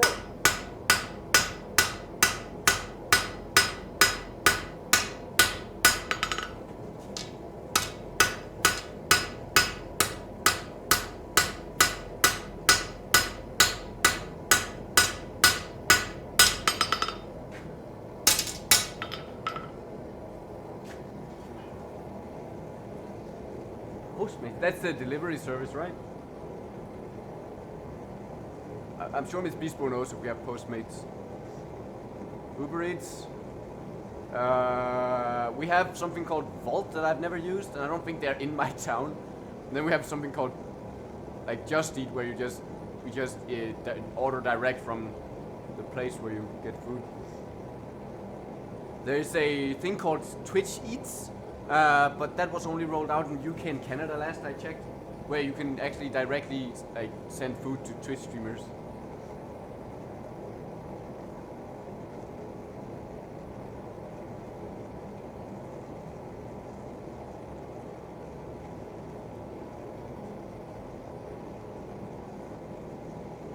You don't know how to deliver something to me then? And if you're talking food, you don't have to. If you're talking sending me a care package, you can ask for my address, and I may give it out, or I'll give you an address you can ship to.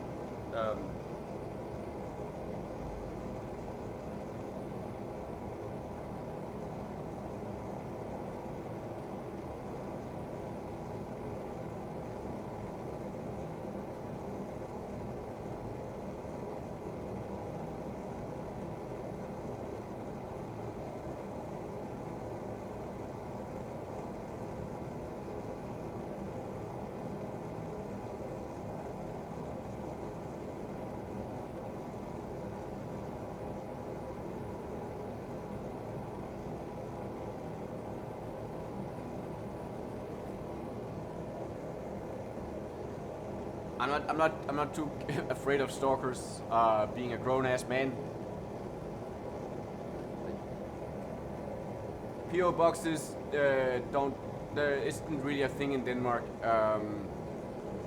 We have two kinds of PO boxes. We have the legitimate PO box, but that doesn't work for foreign packages because retard setup. And then we have a different kind of PO box that also doesn't work for foreign packages, so it's just wonderful.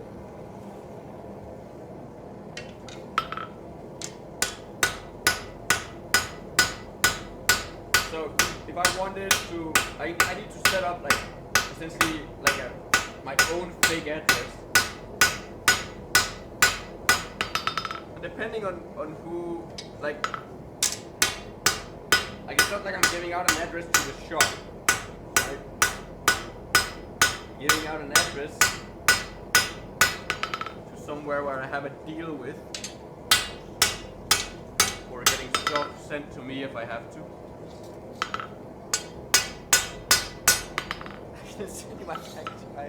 Who wrote that? God damn it, Acres.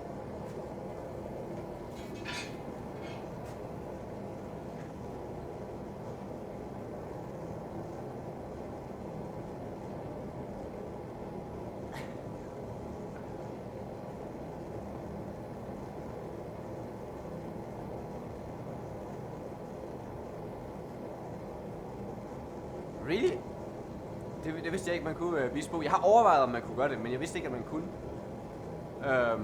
Så man skal bare give adressen på pakkeboksen, eller pakkeshoppen. Og så med produktion, de skal selvfølgelig have et telefonnummer eller sådan et eller andet, så de kan give besked, right? En pakkeshop-adresse. Kan man gøre det til en pakkeboks? Og kom pakken uden for Danmark.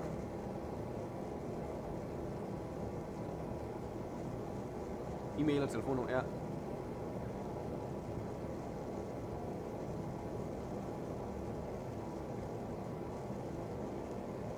Med pakkeboks, ja, no. Men det store spørgsmål er jo, hvis det kommer med sådan noget som DHL for eksempel, som gør et fragtselskab, så leverer de det til PostNord, som så skal levere det til pakkeshoppen. Det er derfor, det bliver sådan lidt funky. Og derfor man ikke kan bruge PO-box, eller PostNord PO-box ud til Danmark. Fordi at hvis de sender det med noget, som ikke er deres, som ikke er afleveret til PostNord, når det kommer ind i landet, så virker det.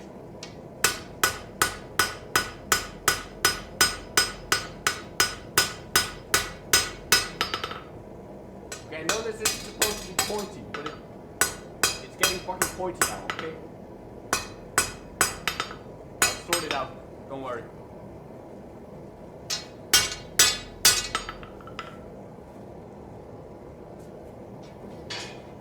We got a proper fucking sword now. Hearing Danish is so weird for you? Yeah. It is. Danish and Dutch sounds, like phonetically it sounds the same, except you have the sounds that we don't have.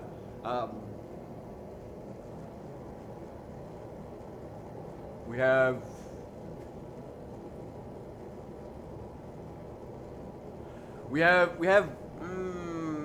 some stuff, but it's GLS and like Bring and Deo, and I don't know if we have DHL. I don't think we do, and FedEx. I don't think so. Not here, where at least where I live.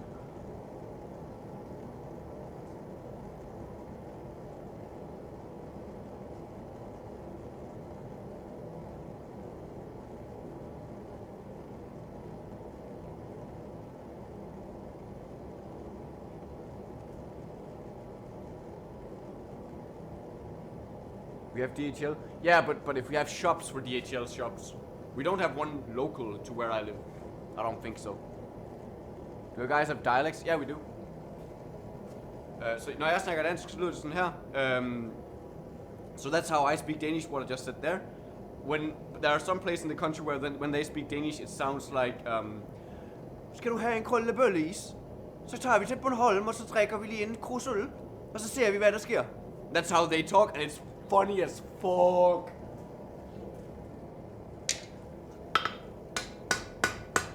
Skal du have en krøllebølleis?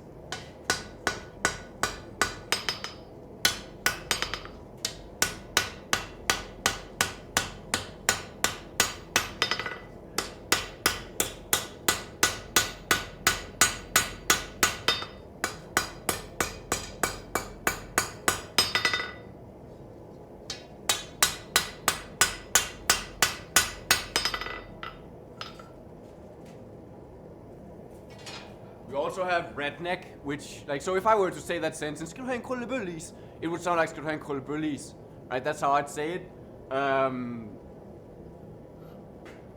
there's a redneck version, which is like a, skal du have en krøllebølleis?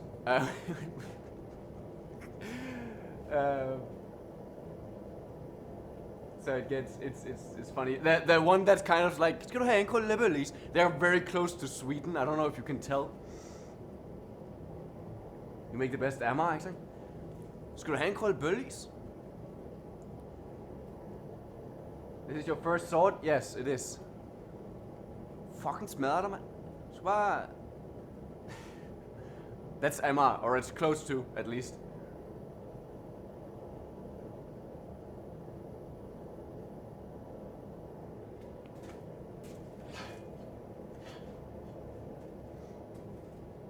Oh, it's Herlev? I can't fucking tell the difference.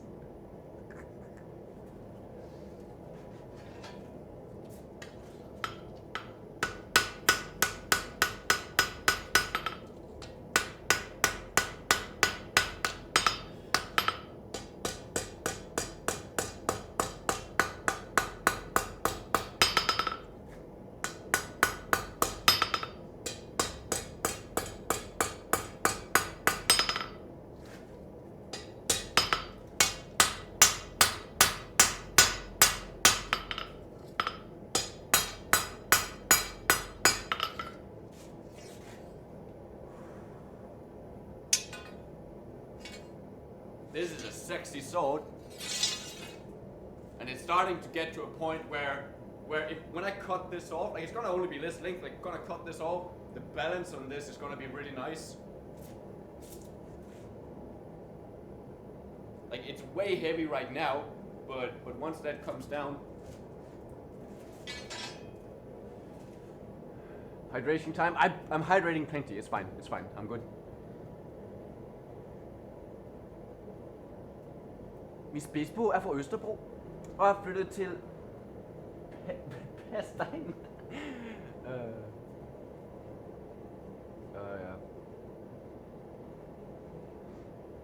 Well, we're not gonna circumcise it, we're gonna cut off the ass.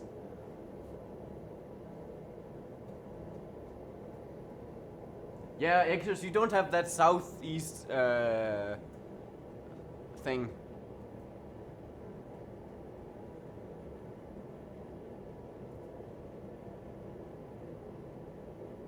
Another sword? No, more like an axe though.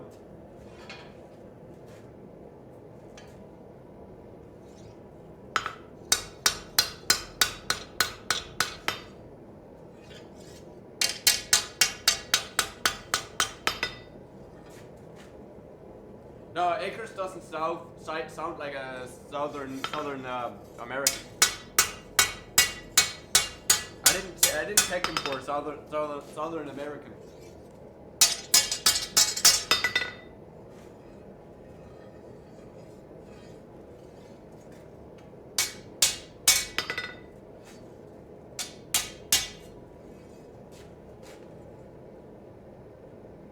Right, so this is getting closer to being where we want. We have a little bit of a kick in it we want to take out, but otherwise it's starting to look good.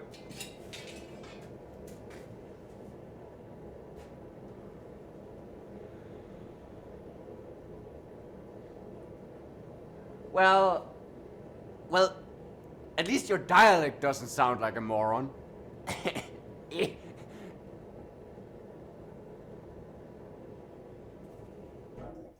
Oh, gas.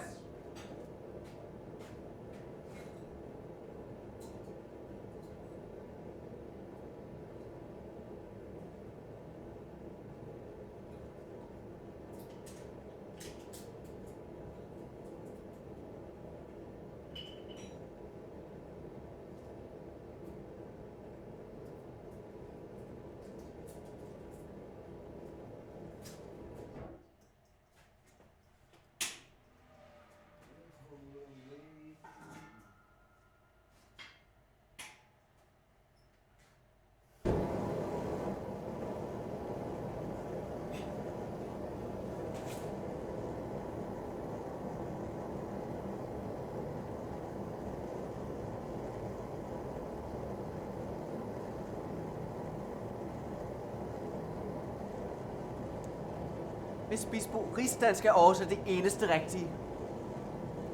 Skal du have en krøllebølleis?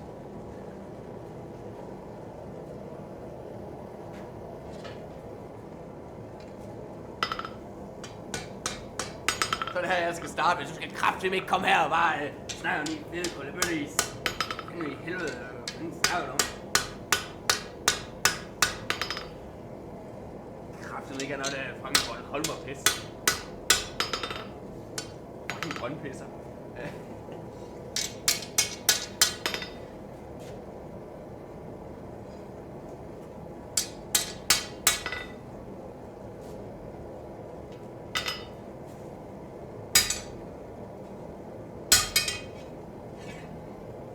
Oh, that works.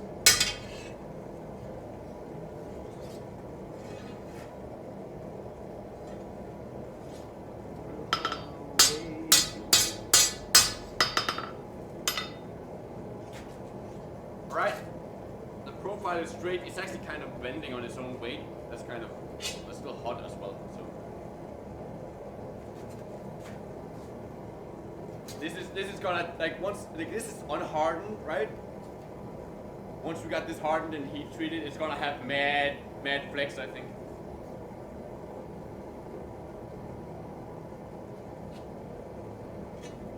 Well, we're gonna get the fuller in there now. And see what we can do.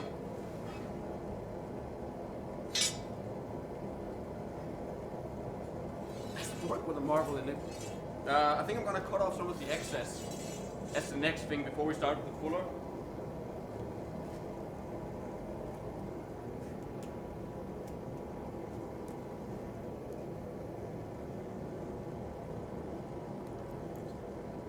Right, so this is the 90 centimeter mark. And that's the total length of the sword. I think I should aim for 85. So if I cut it off there, I'm gonna forge that down. I want to forge the tang down.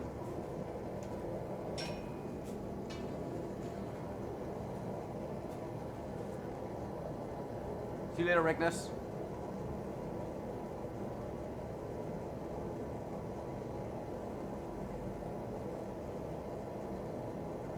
I love the pronunciation. Correctly? Undskyld, min gode herre. Står du der og hamrer lidt på dit varme stål foran en masse mennesker på kamera? Burde du ikke til at foretage dig noget fornuftigt, som at spille cricket sammen de andre nede i rideklubben? Skal kraftedeme ikke komme her?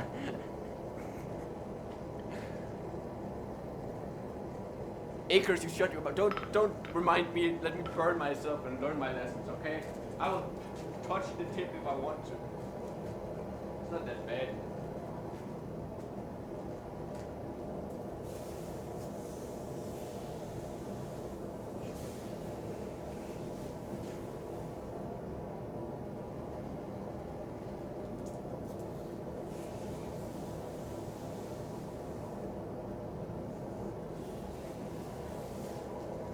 I need the water to not evaporate immediately before I can grab it.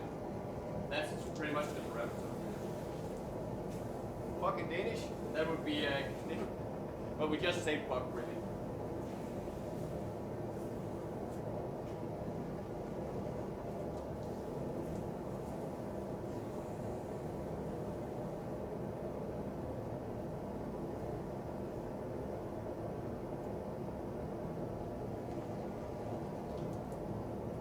The text-to-speech pronounces it nep. Like knife.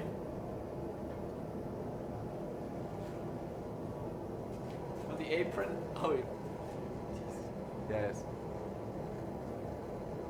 Shut your I'll sort your rod pin hammer out later.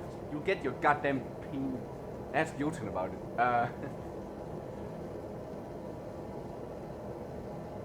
Say buckets of black box blood. Well, that's not a real bad tongue twister. A bad tongue twister is døde, røde, rådne, røde ørder. Repeat after me. Døde, røde, rådne, røde ørder. Those are real words. Real Danish words.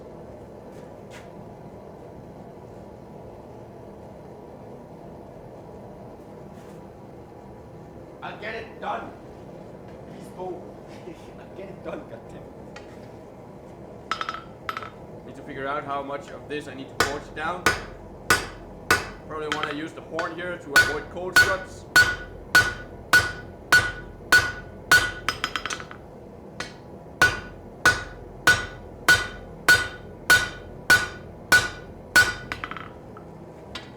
Døde, røde, røde ørder.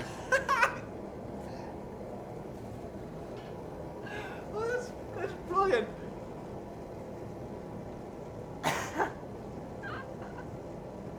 It means dead, red, rotten, red-eyed, smoked trout or herring. Jesus Christ. That was so good.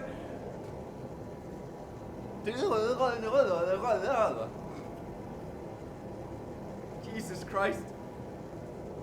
Thanks for the sub, Wildmaster. Nice. Oh yeah, it's not herring, it's trout then, or something like that.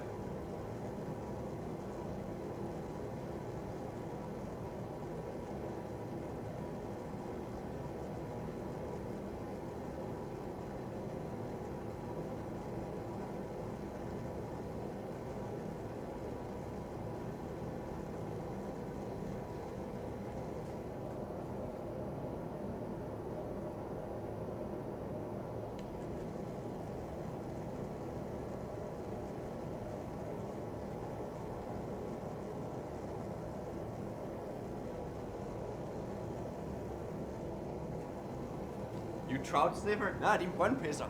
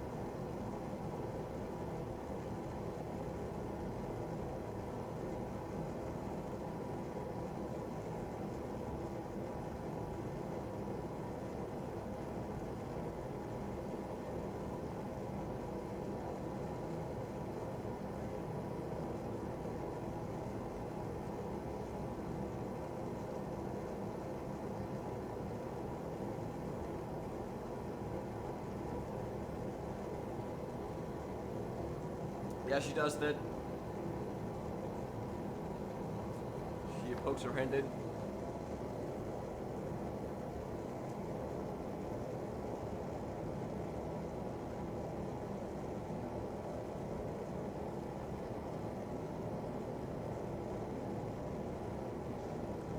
I'm not looking at Tinder.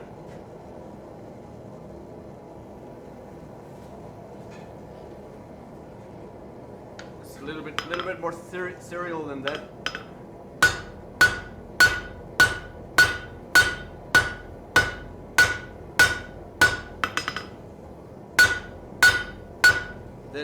The ice is melting at the poles.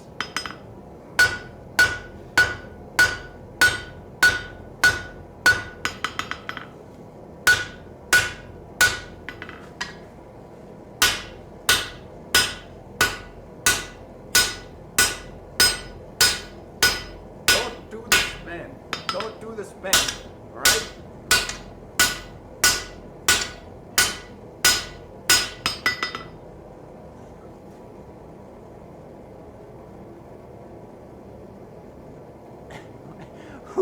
Who wrote I will never control my horniness? Who wrote that? My text to speech is so far behind, I have no idea who wrote that. Where did that come from? Who the fuck did that? Oh, it was Worldmaster. Jesus Christ. When was the last time you farted in public and got called out? I've never had that happen.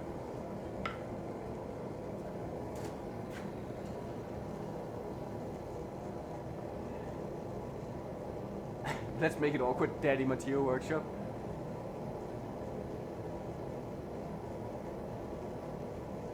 I think I'll be taking an apprentice in Lolros.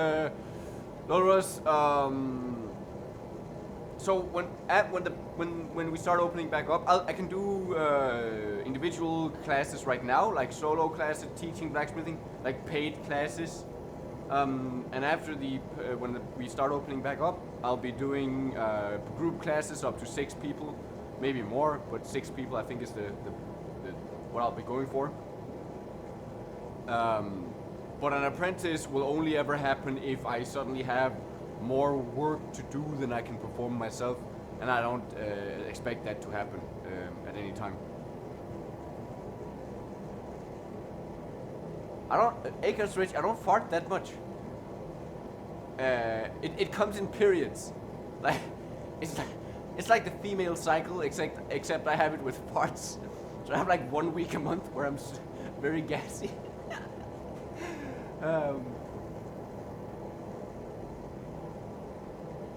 You sell your display stand, only no brass? What? Oh, you're talking about the wand thing? But there's brass on the wand, so that should be on the display stand as well.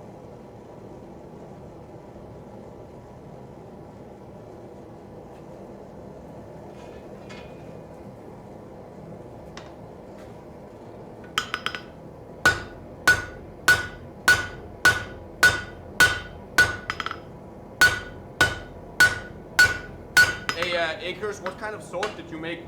That wasn't a Viking sword, was it? I need to figure out how long I want the handle of the chain to be.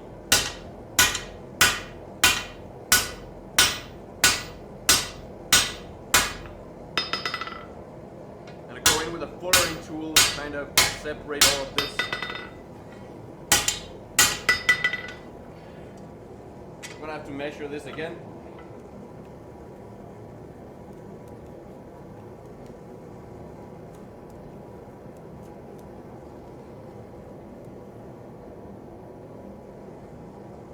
So that's 90, so let's make it, the handle 10 centimeters, yeah, that'll, so let's make it that there.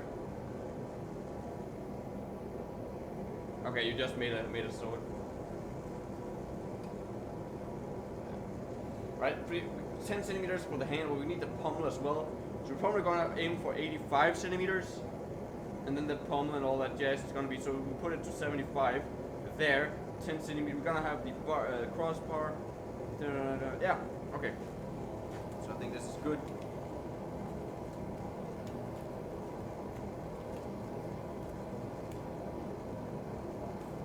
So this is where we wanna set that down.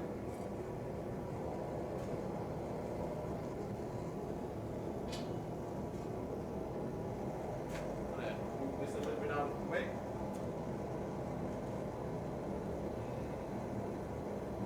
And put that in there. Yeah, that's good. I have to open this up some. There we go. I'm just gonna go to the press real quick, get that forged down.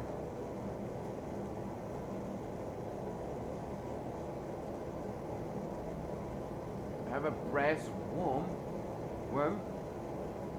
And I only need the display. Okay, I don't know what a brass worm is.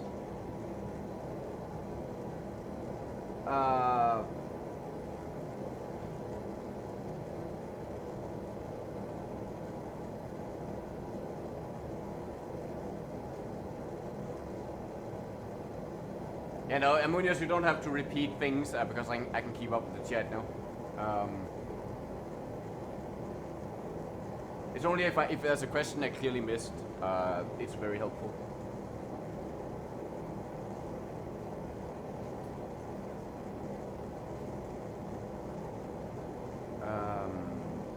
No, so what you're essentially asking if I make a stand like the one with the brass on it, but just without a brass thing. I might make another one of those. Magic one, glass marble insert. Oh right, you bought the one. Right, yeah, you bought the first one for sale with the Rubik's twist. You bought that one, right? That's the one I shipped to Japan, Japanese land.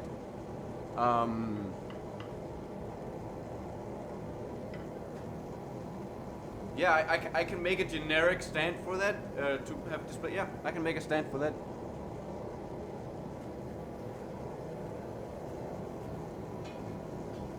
Right, here's the thing about soapstone. Soapstone doesn't burn, so it's still marking the steel even though it's not.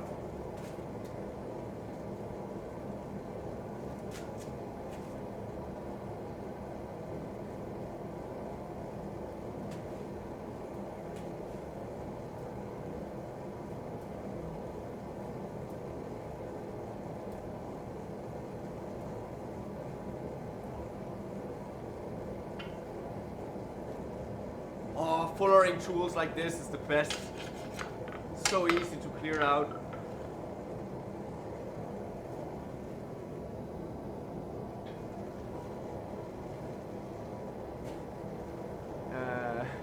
God damn it, Boulder.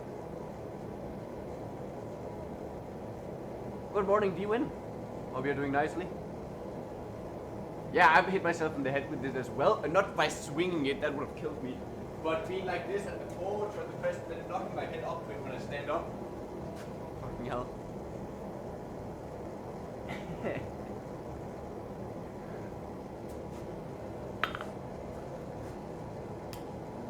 Worse.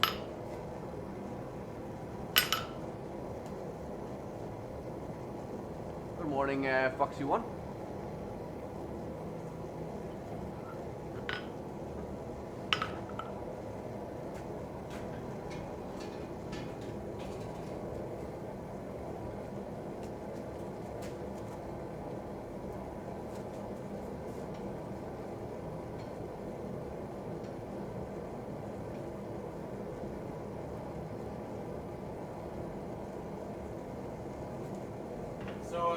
When you're making a sword, how thin do you want to make the tang?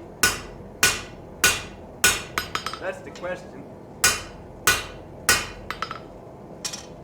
Like how much do I want to fuller that down?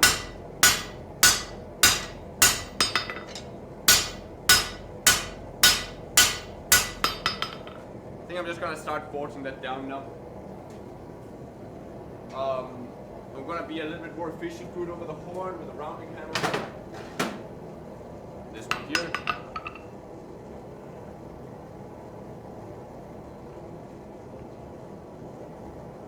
How much will it cost? The stand? Making the stand takes actually as long or a little bit longer than making the wand. So it'll cost approximately the same as, I can't remember what I charged for your wand, but these days I charge 900 Danish per wand, so that's like 130 euro. just as a kind of default price. Because I know that covers my expenses. But I'm not quite sure what that stand would, check in at.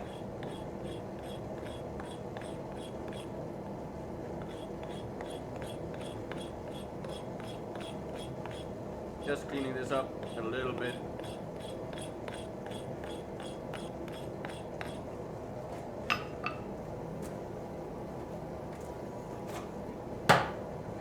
I can't get this axe to sit anywhere. There we go. That's easier placement, or yeah. Yeah. Oh yeah, you got it. You got one of the cheap ones.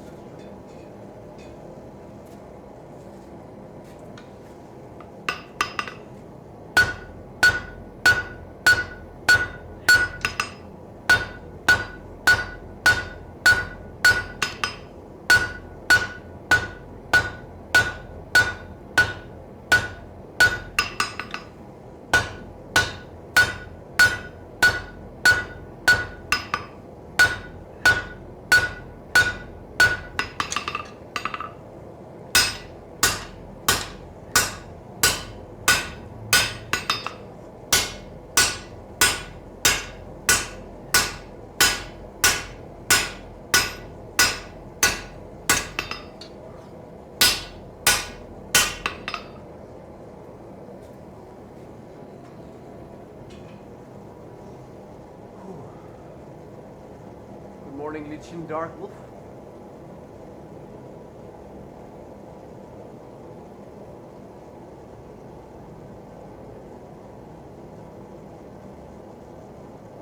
The thickness is usually 6 to 8 mil. Most sort like so the width, right? So you got thickness and then you got width.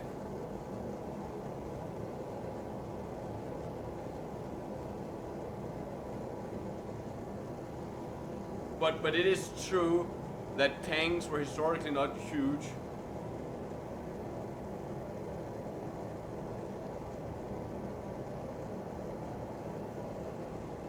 Along the flat, right? So it would be maybe like 5 mil thick and then 8 mil wide. That is very thin. I need to look up what they are for a Viking style sword, because that's a tiny tank. But it makes sense for the handle size and all that.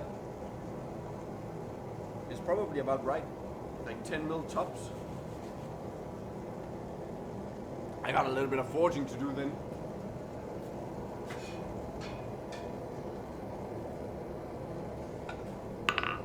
Just don't want to hit the blade here accidentally.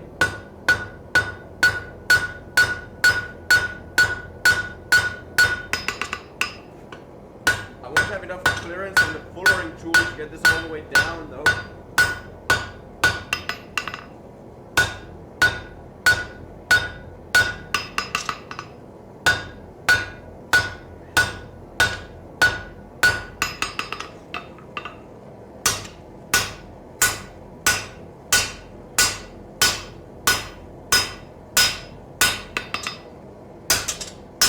Do we even have anyone listening to the music today? I haven't really seen that link at all. I figure that my sea shanties aren't very popular.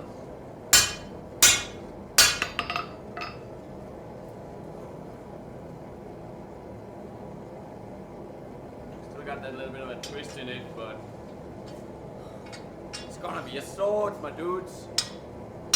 We got the little bit of a wobble in it.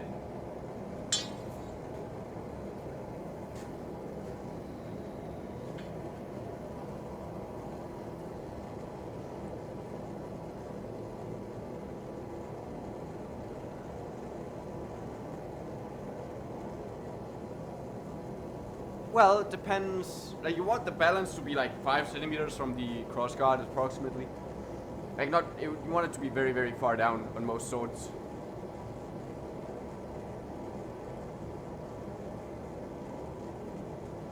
So it depends. But yeah, I think I don't think they made it thin for the weight distribution because they used the pommel to add more weight. I think it's for the thickness of the handle. The thicker the tang, the thicker the handle you need. There's a YouTube channel that has made like lightsabers, but it's just putting current through a rod that makes it glow. So any like, it's essentially an oversized, overpowered wood burner.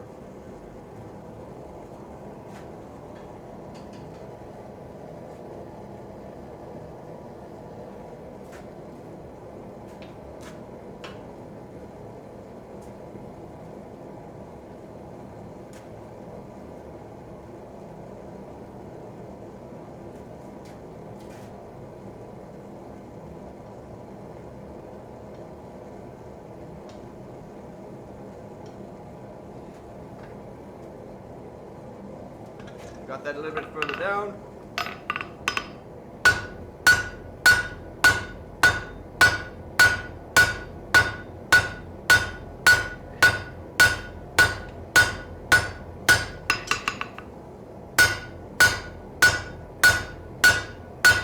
The reason why I'm not following this all the way down and then hammering it out is because as I'm following this down, it turns into a stress riser. So I follow a little bit, thin it out, follow a little bit, thin it out. And I'm also at a point where I want to just cut off the excess. Or at least the majority of the excess.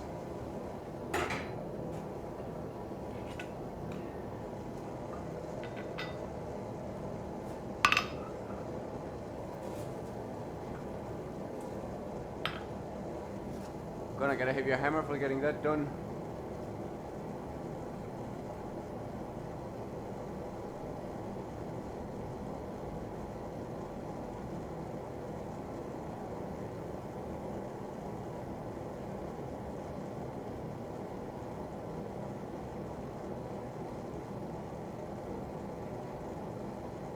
So it's one of two things you know about. What is the other thing? Ladies? No. Hello, Etienne? Hello, Big Spend. Yeah, hello, hello. We got an hour and 17 minutes left on the Reddit stream. Our pants sucks. How do I block this shit? Well, step 1, don't click it. Step 2, scroll past it. The best way to ignore something is not to engage with it. Pro tip.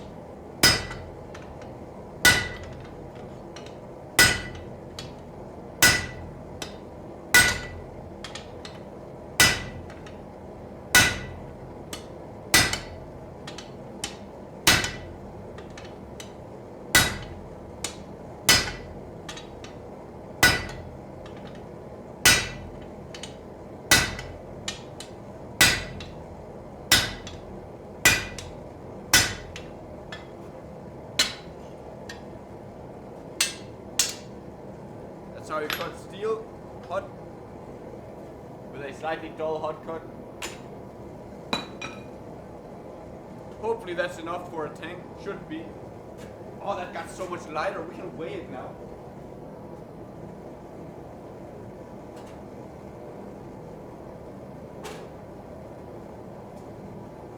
I believe that the blade, like on my very rough scale over there, it's about 1 kilo right now. The tang is a little bit big still.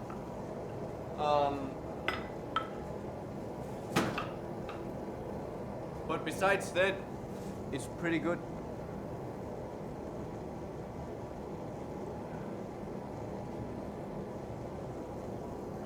It's still a little bit, it's pretty dull. It's like a couple of mil thick right now because the edge got crushed.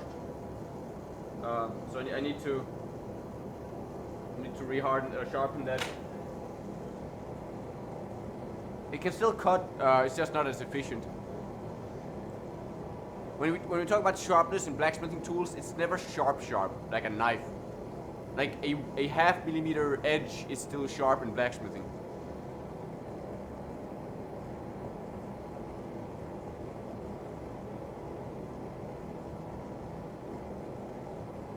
So, no, not at all. Just go to the grinder. It will take me like all of 10 seconds.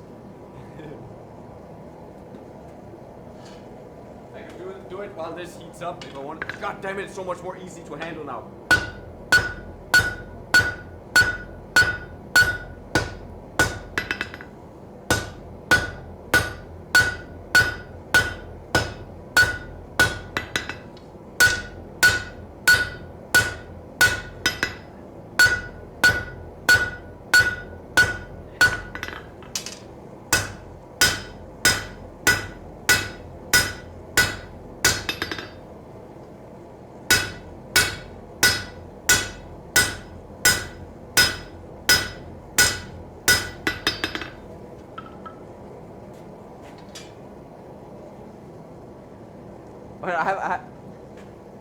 Let me just show you something. So this is what you see of the forge usually. That's my power hacksaw. It's a big ass machine. Then right over here, I have my drill press and my grinder and my tempering oven. So I have other gear back there. You can turn it around. I have my secondary forge behind the monitor right there.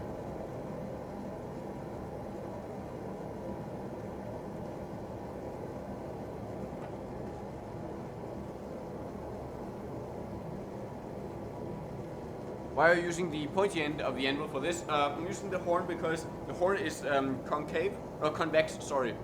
The horn is concave. The concavity functions as a wedge that goes into the material and spreads more aggressively, so it's a more aggressive way to draw it out. So it just works a little bit faster that way. I could also do it on the flat here, but that's a little bit slower. Not much, but a little. It does give me a nicer control over what I'm trying to move here. But if I want to move fast, I go over here.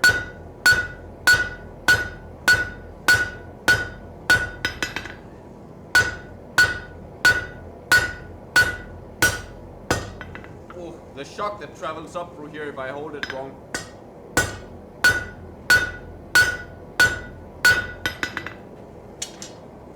Starting to look nice.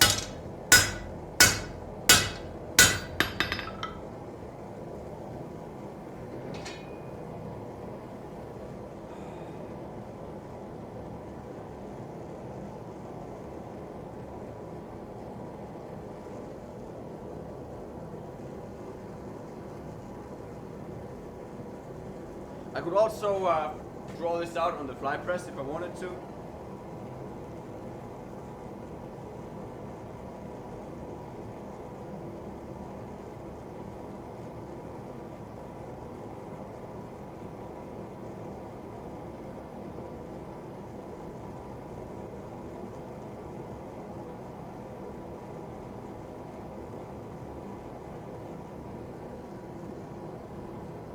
Night, Kate. Thanks for stopping by. Have a nice night. I did not become a blacksmith to hammer things into submission, no. If I were to do this at the fly press over here, move this in, then I can just kind of do that here. That's probably the most efficient way of doing it because it's a very aggressive way of pouring this out. It's just not very visual for you guys. But it moves like 5 mil every time I take it down. So it's a very, very quick way of pouring.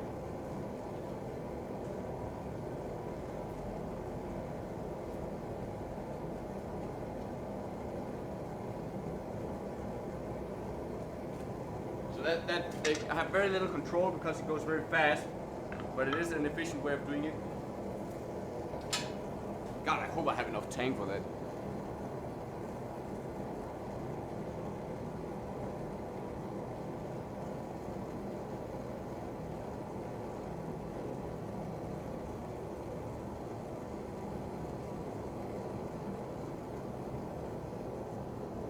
I need to do some stretches.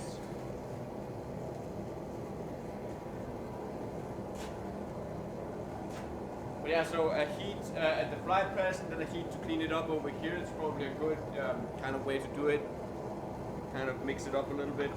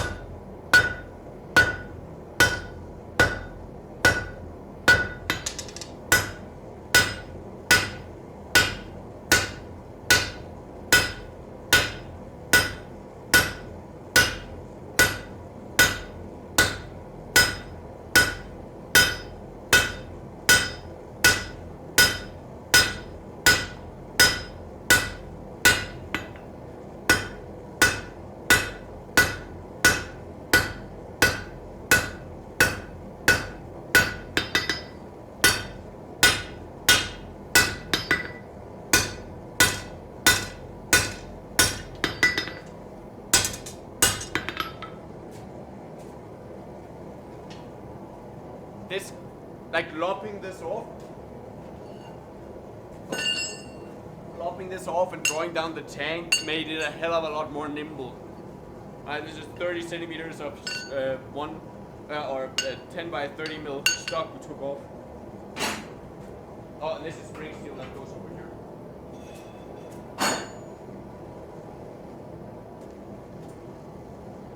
Do you work out at all, or are you your toned arms purely from your job? What toned arms purely from your job? I work out a little bit, but not like it's a new thing. I started working out again. Usually blacksmithing does more than enough to wear me out. Well, not more than enough, but usually the blacksmithing is strenuous on your joints, and if you then work out on the side, your joints may not get the time they need to kind of like your tendons don't get the time they need to kind of recuperate.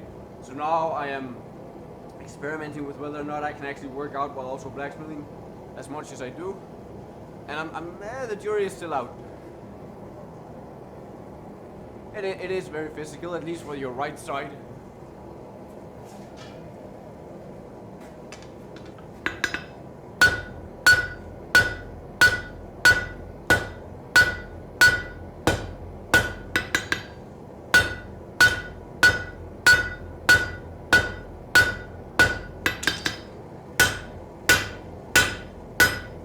Very nice piece, boo.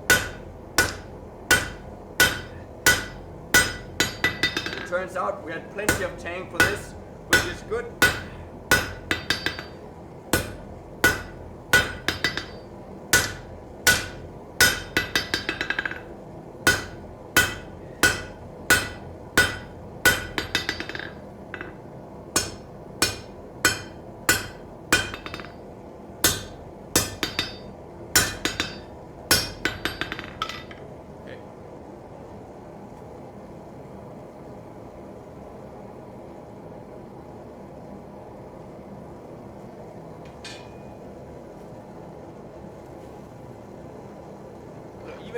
Even if like I might, if I don't like the finishing of swords, which is a big aspect of sword making.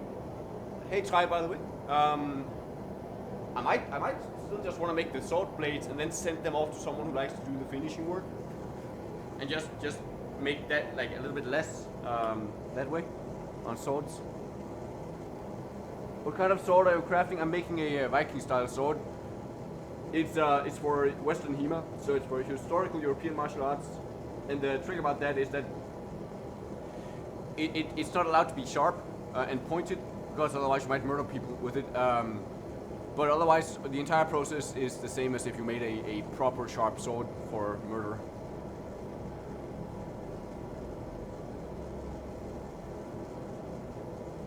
Yeah, sword coming along nicely. We've taken 2 forging sessions to get the blade rough forged out and the tank drawn out. We need to forge in the fuller. But it's looking good.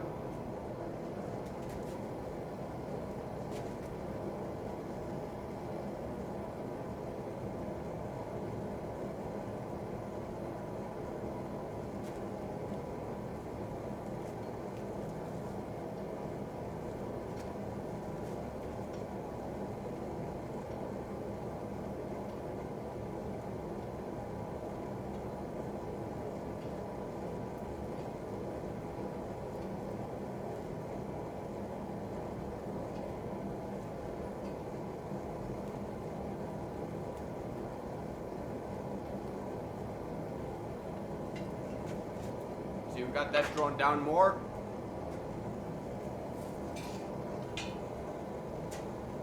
Now I want to start being careful with how far I draw it down. And again, I want to try and get this sword forged down, like forged to finish, where I don't do any grinding on it, or as little as possible. What's the worst injury you've had? Tendinitis in my right arm. Took me out of the forge for a month. And that's the biggest thing that'll happen is you ruin your elbow or your shoulder somehow. You want to be careful with that. If you feel any pain doing this, you gotta stop right away. There's no such thing as working through the pain. It'll only get worse. Keep in mind that you know, like people who have office jobs, they sit at a desk all day and they fuck up their elbows by using a mouse wrong. Imagine what happens if you do this wrong all day long. How that's gonna fuck up your body.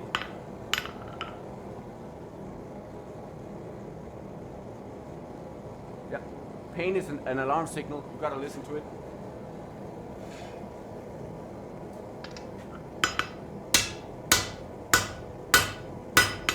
Turns out we have plenty of tang.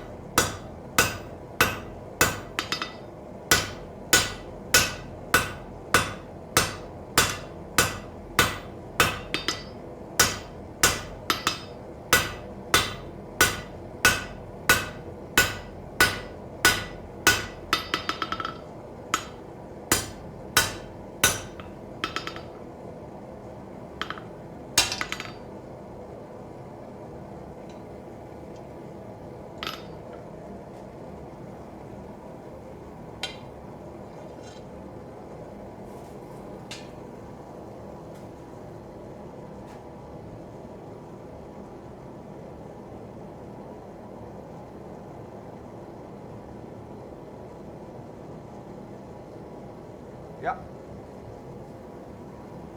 Well, I'd like to have my mechanical hammer up and running as well, because it does save you. It opens up more opportunities, but it also saves your elbow for a lot of the drawing out stuff and all that jazz.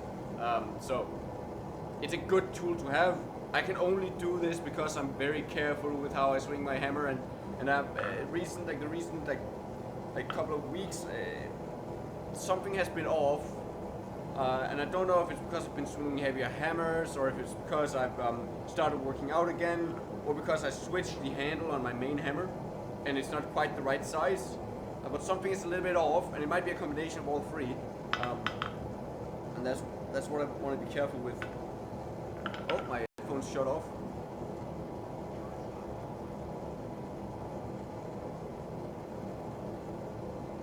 See you later, Wildmaster.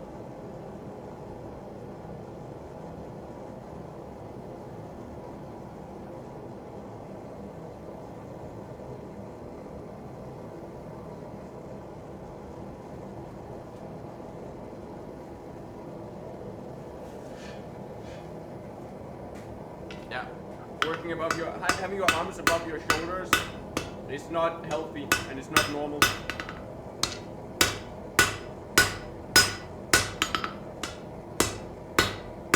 Going in with some very deliberate strikes here.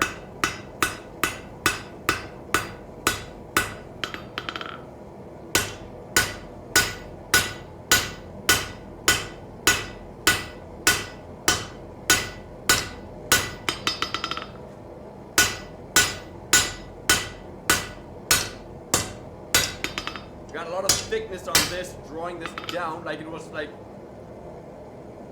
wasn't very thick when we started, but it is now. So we're just getting to thin this out again.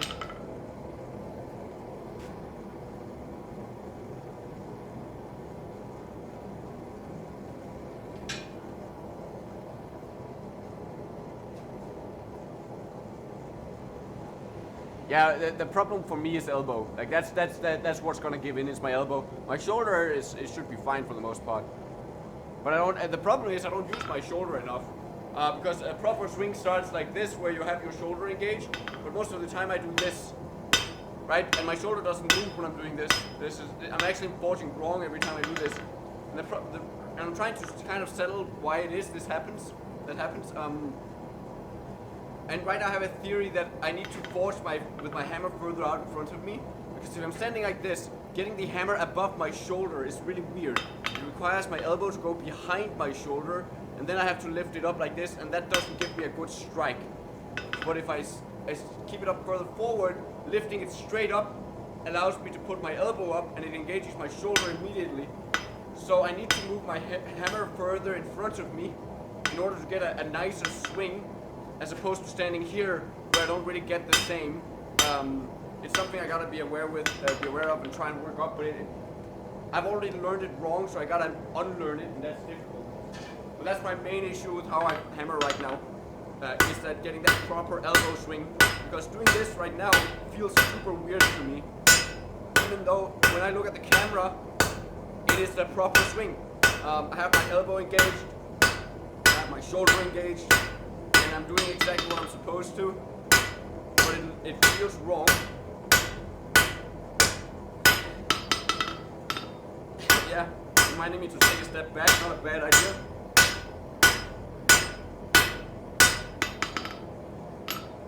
So that's something that I need to work on, and this handle is fucking me up. I need to do something about this handle too. It might be that there's not enough flare. Oh, my axe is right there. I might have to flare it out some more.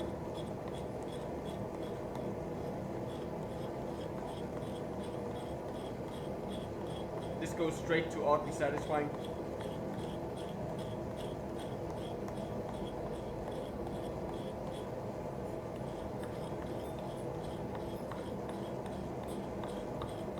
If the handle is too thin, there's no fixing that unless I put leather around it.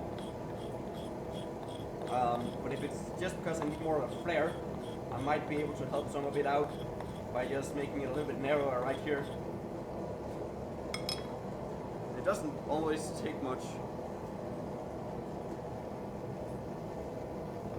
I do not have bad eyesight. I hunch over. When I read chat, I hunch over to get closer, but I'm not bending at up here, I'm bending at my hips.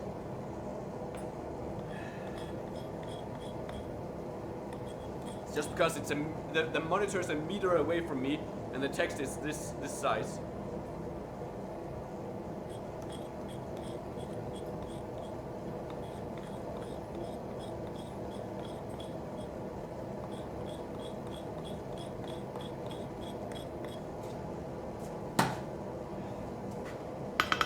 That might help me, but I don't think so.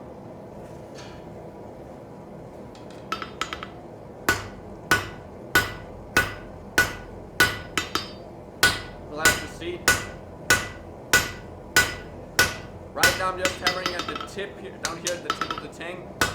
And that's because that will just get cut off from using that kind of just as a test piece here. Hammer on.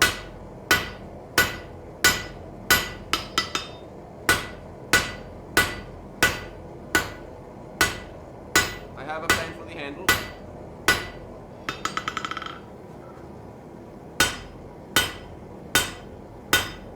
Yeah, that's the proper hammer technique to use.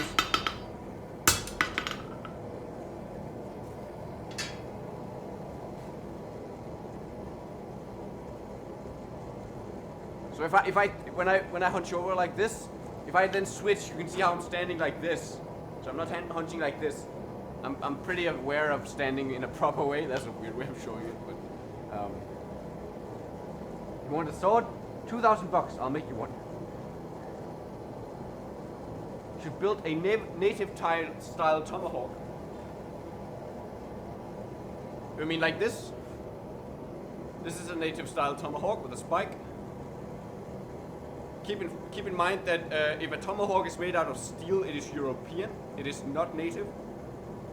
The original, or a term for tomahawk is also called a European trade axe, because the Europeans the Native Americans didn't have the ability to work steel or forge in general.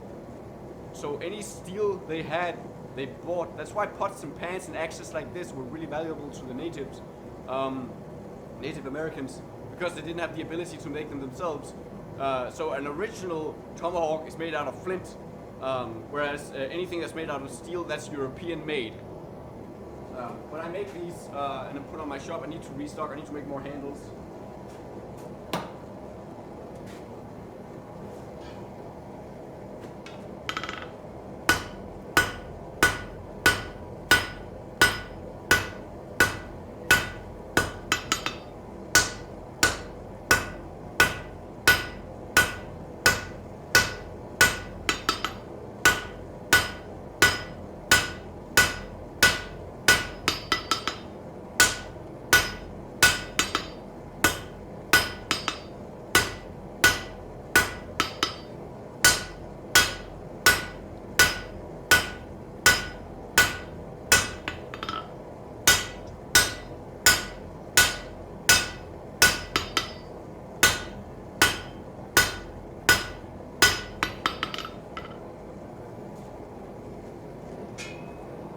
Got a pretty long tang there. Obviously we'll cut off the excess. This guy again doing work. Yep. Been going for over 3 hours now. Been going for like, what, 4 hours? Oh, 4.5 hours. 4 hours, 15 minutes. What about a lance, such as for jousting? Well, lances weren't really made out of steel. They're made out of wood with a steel tip. I don't know what they'd look like historically. The sparks that are flying off are forge scale. When you heat up the steel, it reacts with the oxygen in the atmosphere at a rapid pace, so it oxidizes or rusts faster. The rust of the oxide is very rigid and brittle, so when the steel underneath is malleable and moves, the brittle oxide pops off, and we call that forge scale. You produce a lot of that. About 2 to 5% of all the steel is lost to oxidation while forging.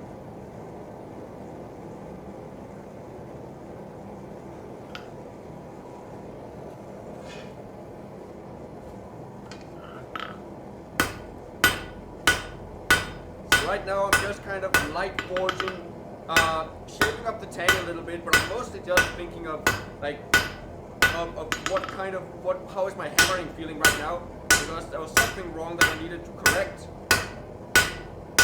Of course I've slowed down my forging, which will change stuff up.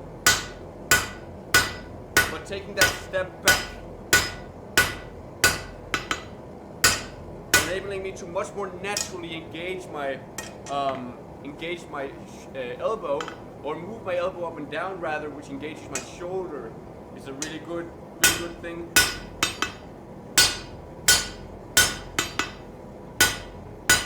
And the awkwardness of forging this way is already dissipating.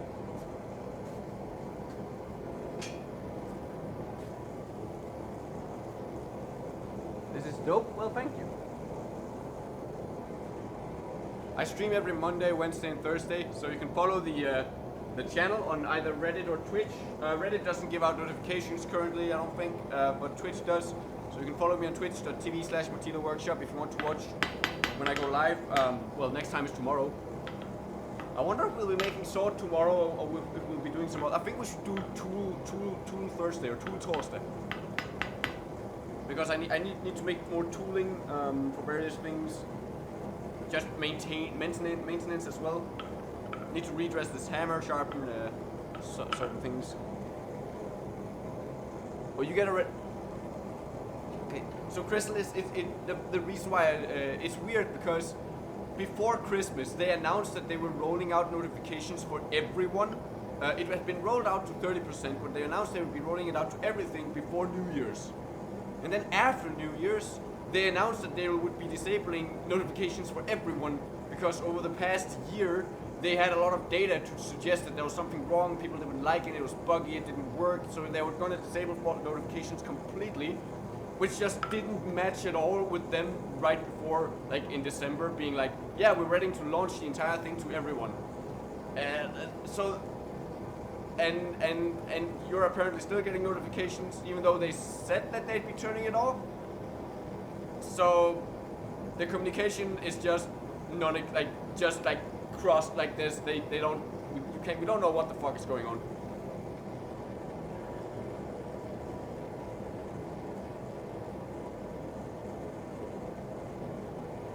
Do you ever experience elbow pain? If I do, I have to stop forging. So no, last time I had elbow pain that forced me to stop was a year ago. I had a little bit of a careful period in August last year where I had like 14 days of being careful, and that went away on its own. Right now I have a little bit of that, not the same level, but a little bit of that again, so I want to be a little bit careful. But I have also gone above and beyond for what I usually do with weights. I've been swinging a 2 kilo hammer. Usually I only swing a 1 kilo, so, and that will strain your elbow.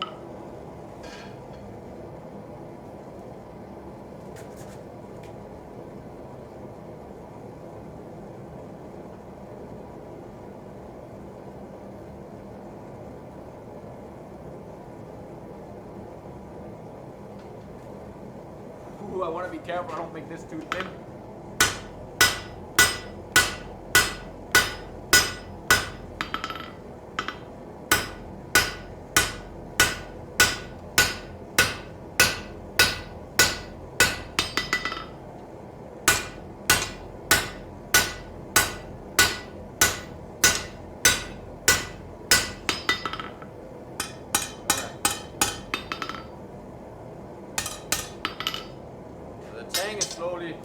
Slowly forming up. Like, I feel like the tang there is about where it needs to be, but it's way too thick still.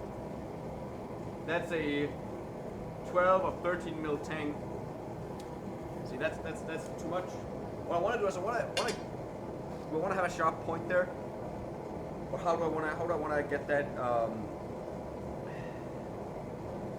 When I make the cross guard, how do I want to shape that up? Do I want that really flat? I can file that to place, obviously, but maybe having a little bit rounded is nice enough. Now we're getting to the kind of weird stuff where I don't really know how exactly to proceed soon. Has it been a family tradition? No, I started on my own 2.5 years ago.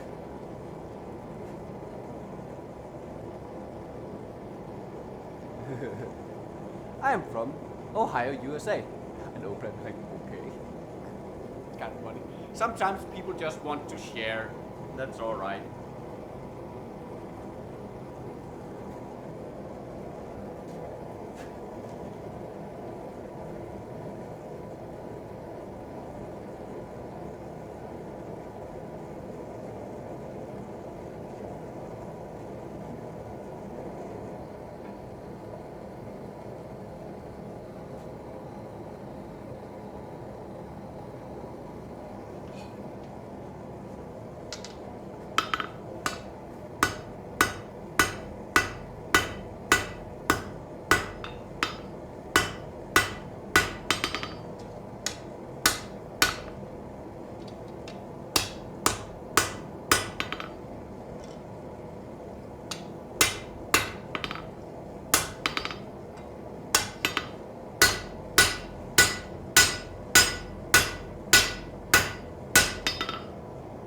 Is I want to be able to see how I'm swinging as I'm doing it.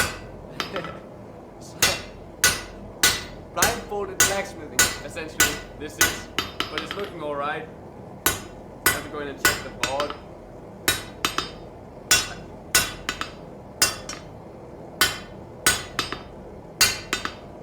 Yeah, that's what she said.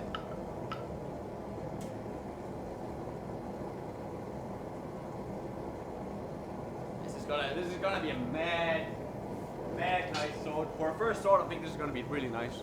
Hopefully. I might break it, but hey. That's it. Aww. Oh god damn, that's what she said jokes has become too predictable.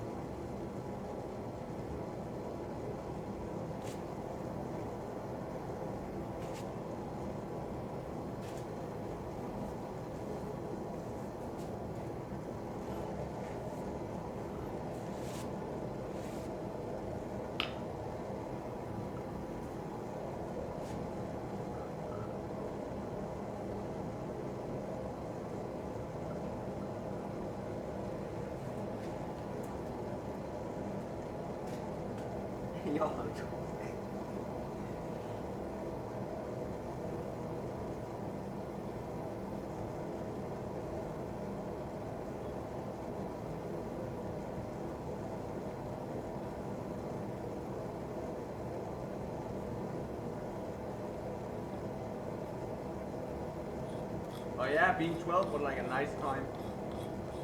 Before you had concerns, social anxiety, the world at your feet.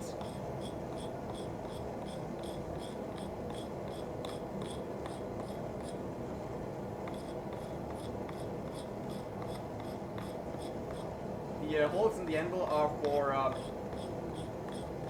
one is, the square one is for holding tools, that's called a hardy hole. And the round one is for, it's called a pressure hole. Right, so the hardy hole holds tools, you can put tools in here, in the square hole, and that gets held in place, and you can use that for various things. And the round one is what's called a pressure hole, that's when you're punching an eye, or punching a hole in something, you want a clear hole, so you don't punch into your anvil, so you just use that, strike through that. The reason why you don't use the square hole for that is because it's too wide. You need it to be small so it can support the material that you're punching through. I hope that makes sense and answers the question.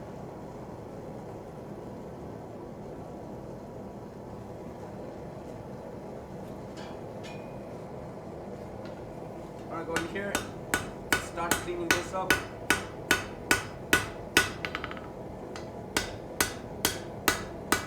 Do this, like start doing this, even though it's way thick still. I just want to kind of begin doing that right away. So it's at a good shape before it ends up being too thin. Look how long this tang is. I don't need it to be that long. The tang needs to be cut off something along there, depending on how long I want the tone to be, pommel to be.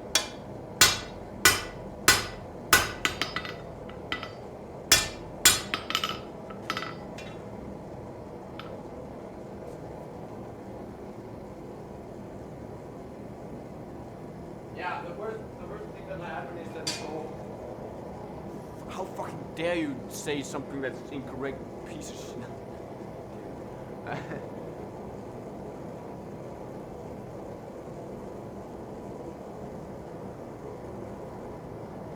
The only people I become annoyed at are the ones who deliberately answer wrong. I fucking hate that.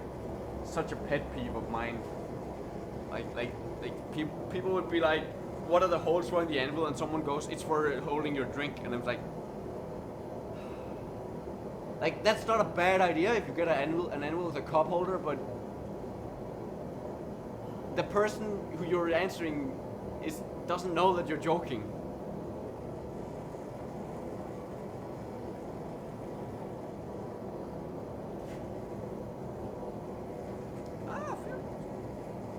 I really need to stretch out. Holy fuck.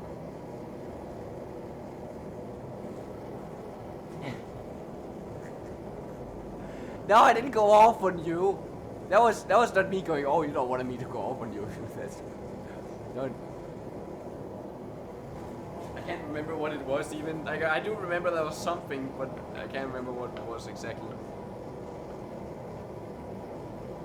You should tune into excessive profanity stream and say something wrong. Oh, it's just pure gold.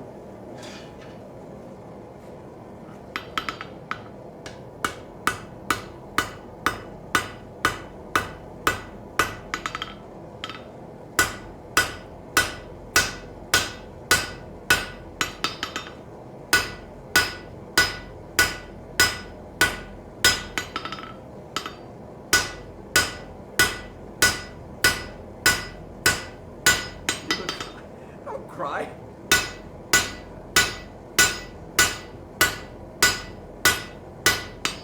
We like our regular viewers in here, alright?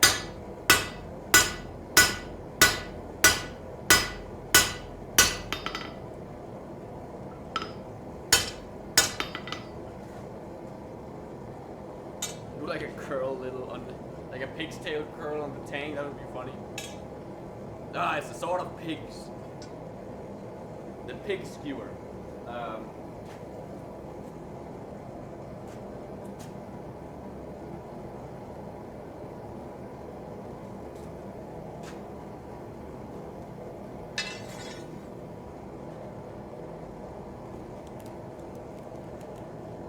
How long do I want this? A little bit, there we go. Probably just gonna give it 15 centimeters. That'll be there. Should be enough.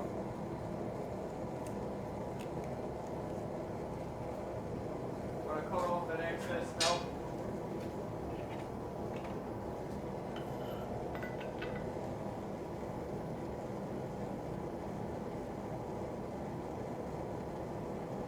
Welcome back, man. Sax here, yeah? Still doing stuff, yeah? See you later, Chris Liz. Oh, my dog is here. Hej, Bina. Hej. Det er sådan. Hvad laver du? Hvad leder du efter?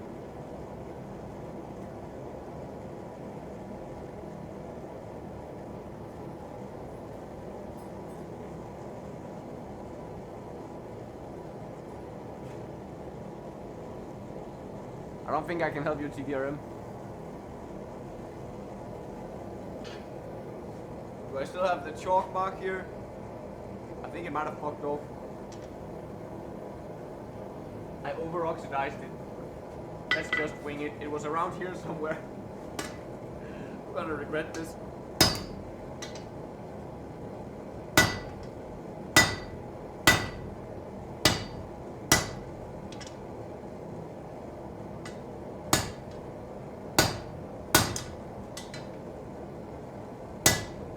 I know it's soapstone.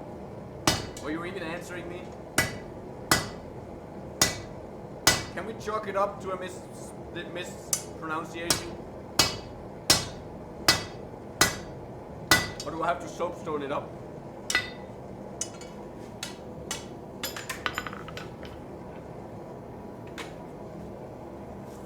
See what I did there?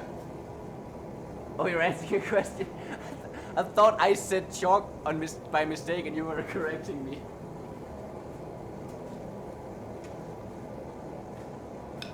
I'm gonna hot rest this real quick. Oh, I 100% said chalk? Oh shit, alright.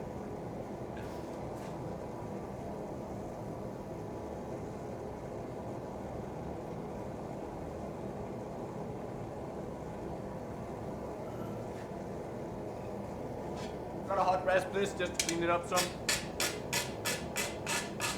Oh yeah, you can feel resistant mild steel.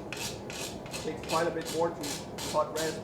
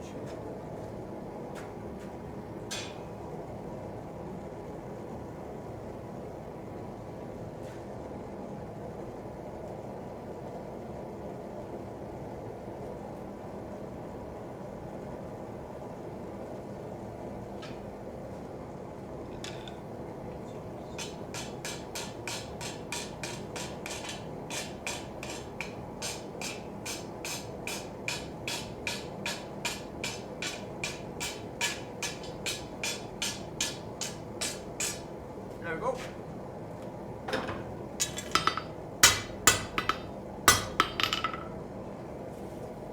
It is going to be bathed in oil. We're gonna just like oil it right up, rub it real good, massage it, make it feel real nice and loose.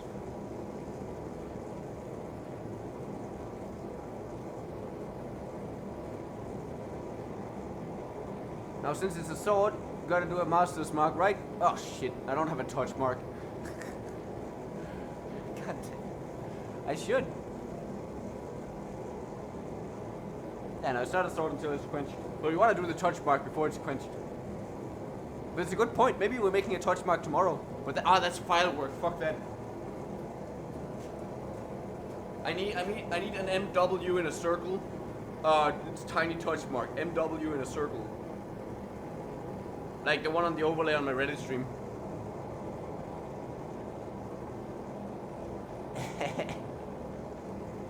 I'm allowed to act up. You are not. That's the rule. No, I'm kidding. I'm kidding. You can do whatever you want.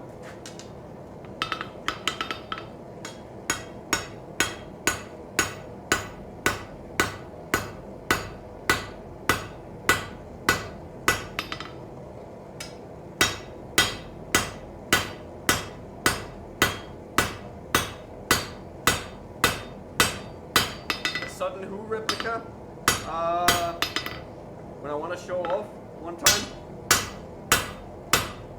Does anyone want a Sudden Who replica?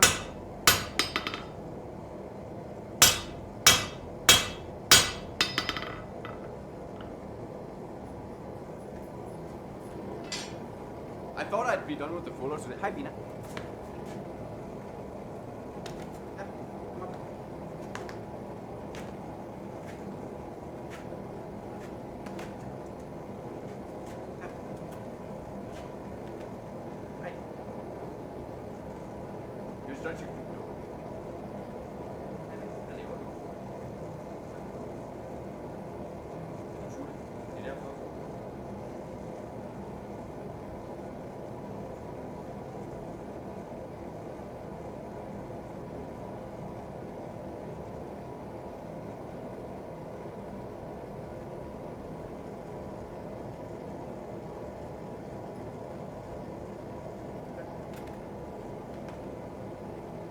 I will have my hug.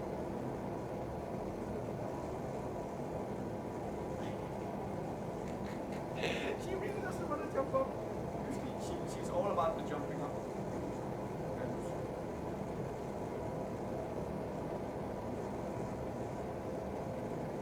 Did Torvald pee on you again?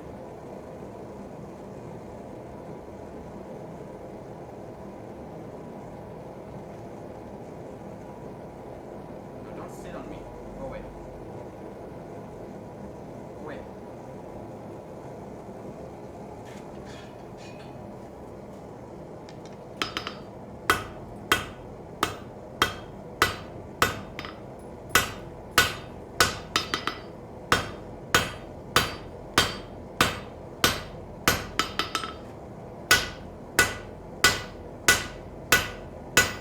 The other dog sometimes pees on her because she's sniffing on something that he's like done sniffing on, or sniffing with, or sniffing to rather. And then he'll pee and her face will be in there and she'll be like all confused and be like, did she just pee on me? Did that just happen? It was way worse when like with my ex-girlfriend's dog, because he was a tiny dog, so he would stand underneath Tomo when he started peeing. So he'd sometimes just get completely drenched in pee. Dumbass dog.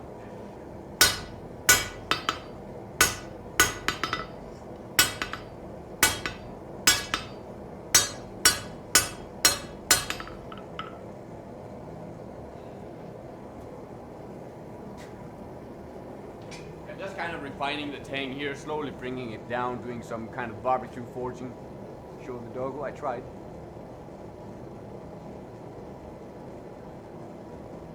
Yeah, he's just an old senile man who's kind of like, I need to pee here. I once had a dog pee on me.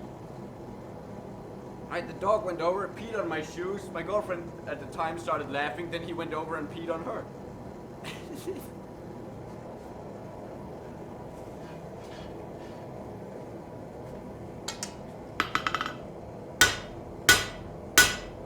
Yeah, who do you think they pay?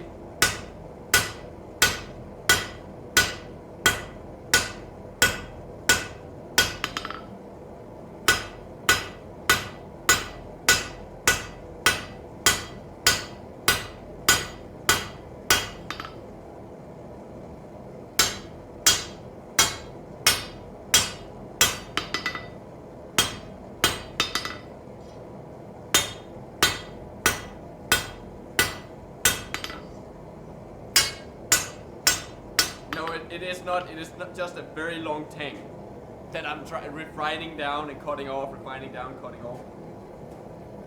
More and more. It's a one-handed.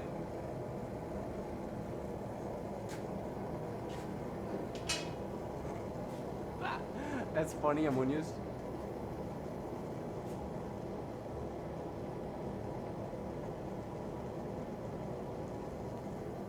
5 or 6 inches plus. Well, when you're talking sword handles, especially Viking swords, the handle should be the exact width of your hand. There should be no room in there really, like no more than 5 mil of gap between your hand and the crossguard and the pommel. There should be no room to maneuver and move your hand around. That is a hammer fist grip, and that's how you hold that sword. For stuff like sabers and stuff, you do the pistol grip and it changes up a little bit. But for a Viking sword, one hand and exactly one hand.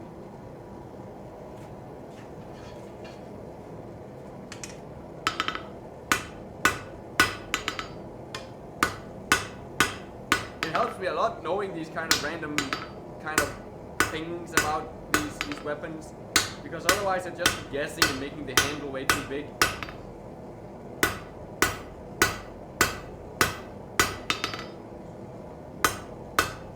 So I guess I have that going for me.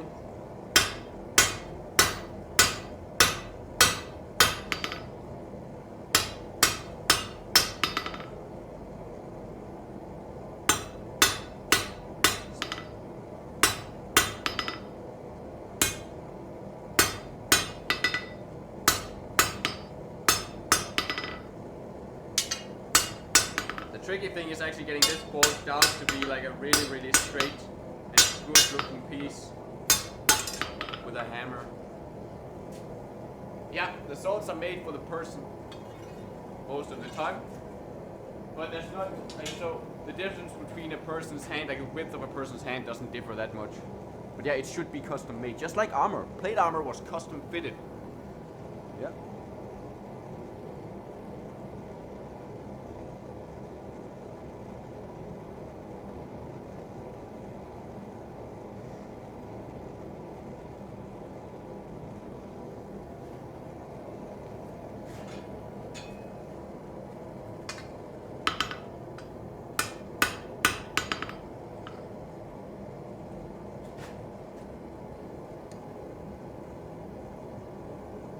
Alright, I think we're pretty straight here.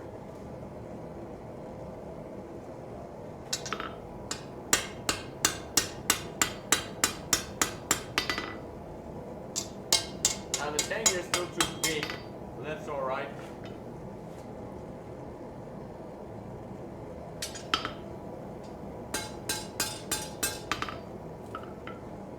I'm gonna let that cool off. We have one more like general forging process done on this blade before we just clean it up and can begin the heat treat process, and that is forging in the fuller. That's gonna take a little bit.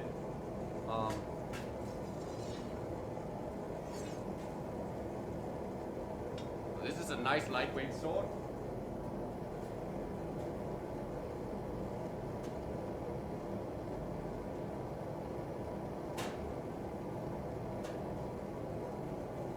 I wager this is, like weight wise, this is maybe, oh, this is a 1 kilo hammer, so I can,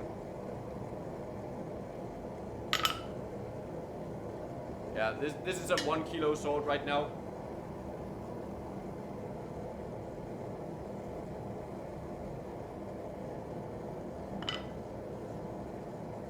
Probably, maybe a little bit less actually. It's a little bit tricky because of the weight distribution, and I can't really grab it down here.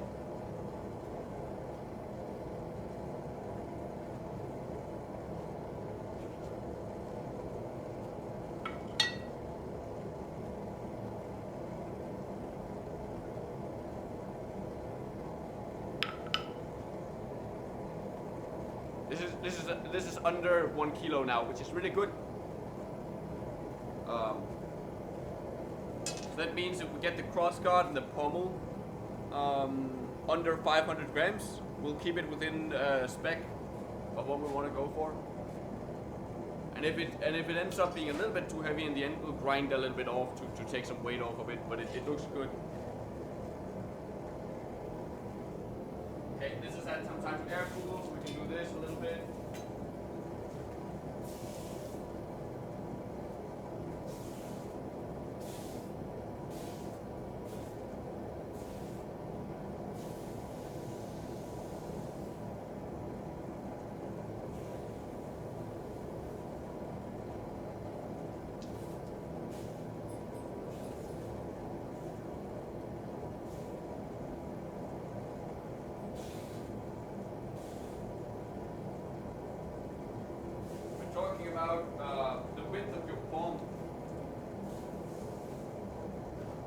So when you make a hammer fist like this, how thick is it from there to there? Like, that's the width we're talking about.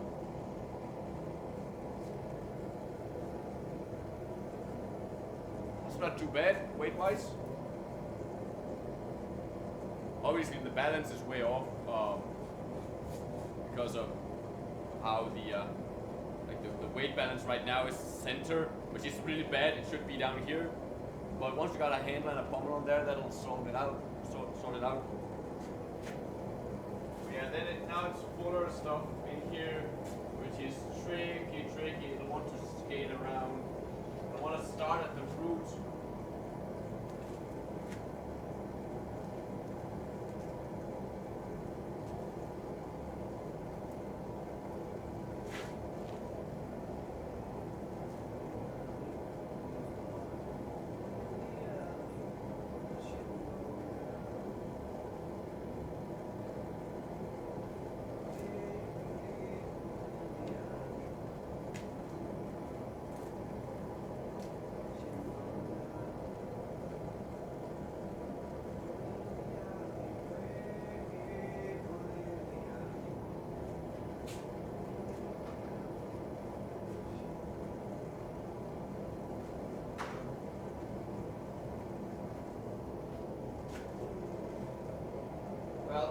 I'm gonna do this, we're gonna start down here again.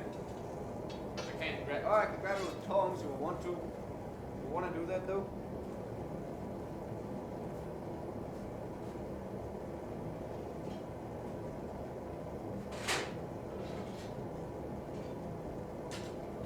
Question is if I have anything that'll grab it nicely enough.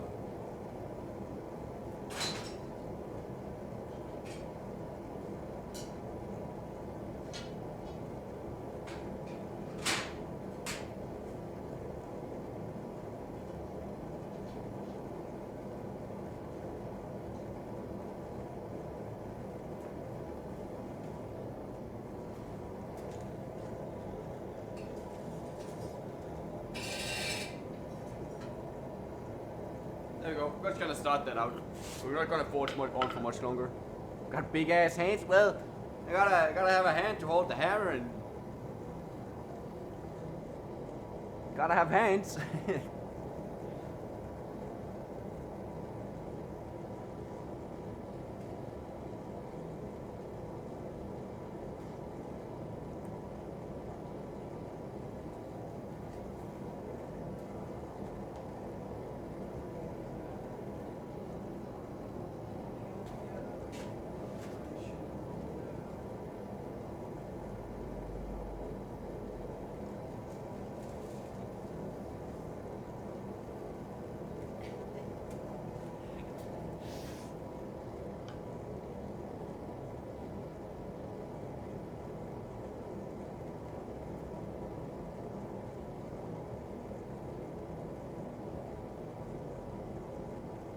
Jesus Christ, TDRM.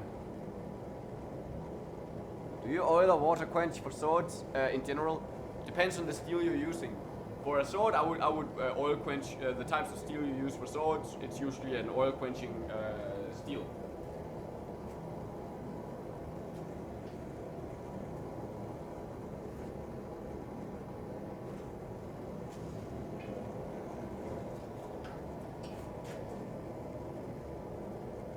I'm not sure I can actually fit the sword in here. No, it's... My sword is too long. It doesn't fit.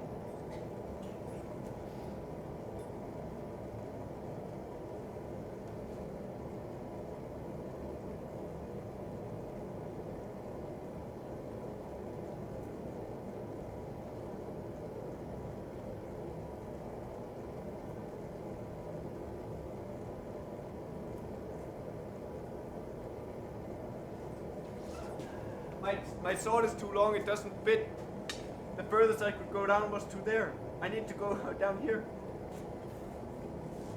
God damn it.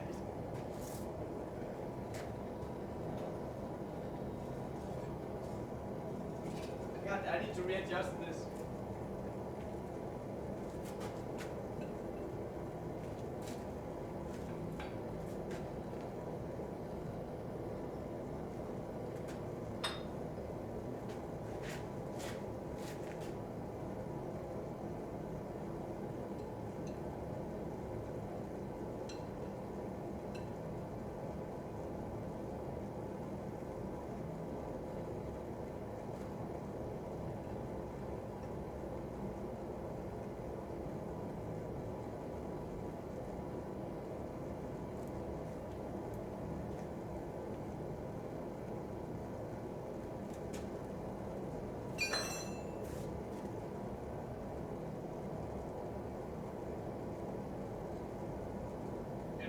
out with text to speech when people paste in links that are really long.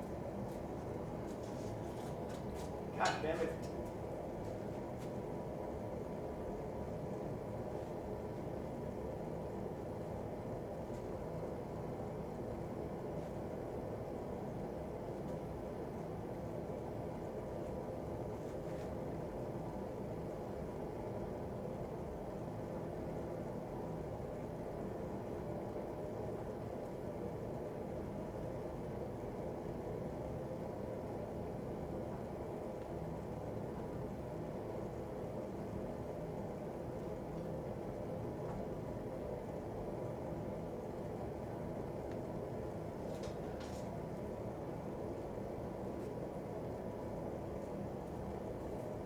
Start.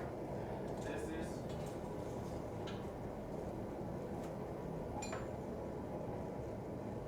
just gonna lower the air a little bit.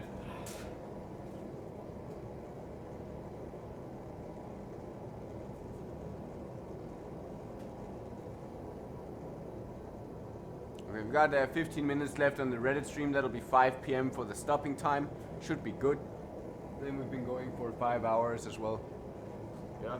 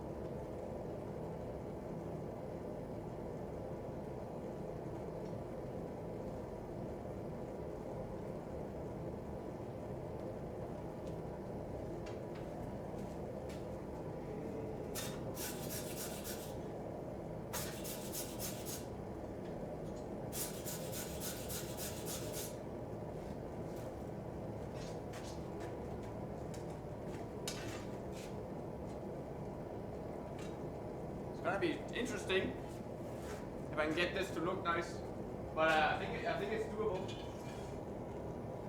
I think it's doable if I don't lose it all to oxide.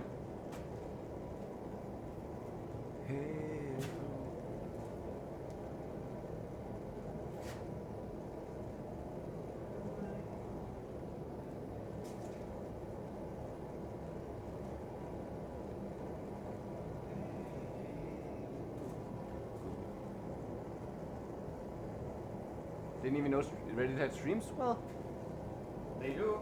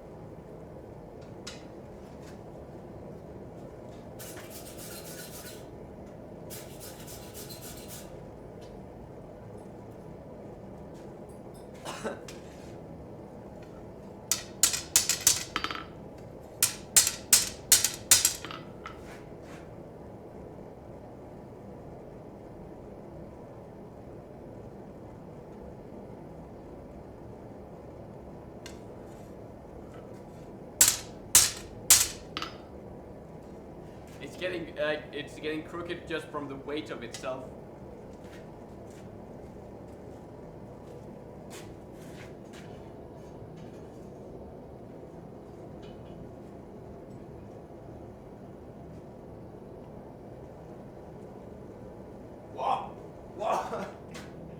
not 5'5".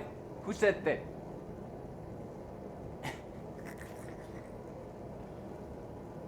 I'm 5'11". The best thing about that is that I'm like all the way over there, just hearing him in text to speech. Like, oh, how dare you? I'm not a small human. 5'11". I'm 120 pounds. I'm pure bone and muscle, okay? Sheer willpower.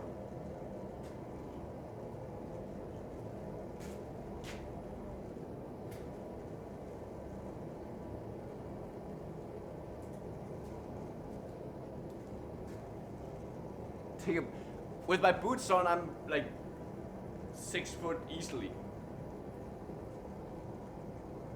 Like 5'11" is if I'm not wearing shoes. My passport says I'm 6 feet.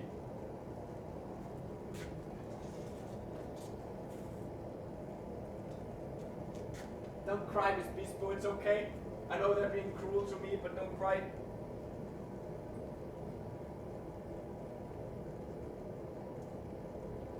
How dare they?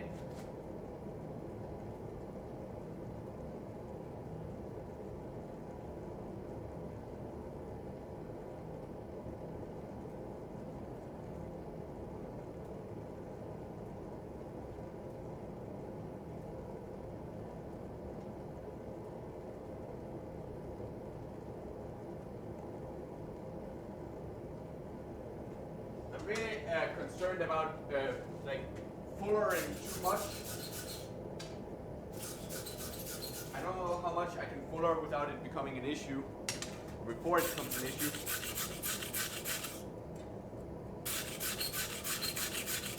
It might be cool. I don't know what, if I'm working on this tomorrow or what I want to do.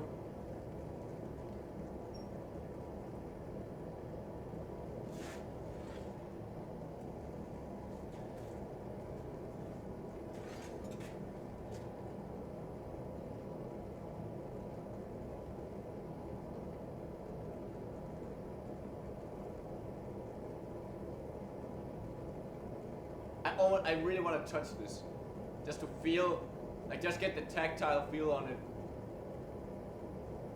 Get an idea of how that fuller is going. Oh, that was Georgia tool. Okay, that way. I think. Okay, so looking at it now up here, that's where we have the fuller, slowly kind of coming in. I wonder if that's enough or if I should make more of a fuller. I would really love to have a reference sword for this. Would really like to have a reference sword.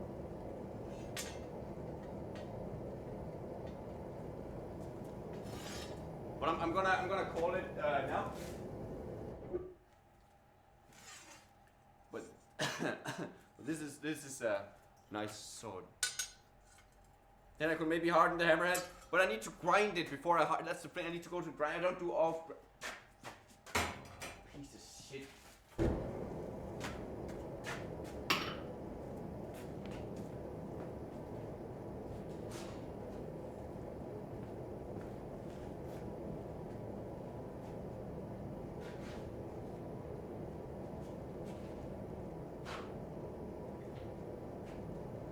Right, so you have a handle.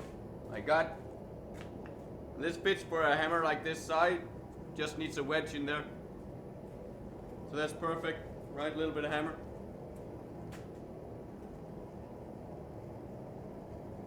It actually doesn't need much grinding. I can do that after it's been quenched. Round pin, oil.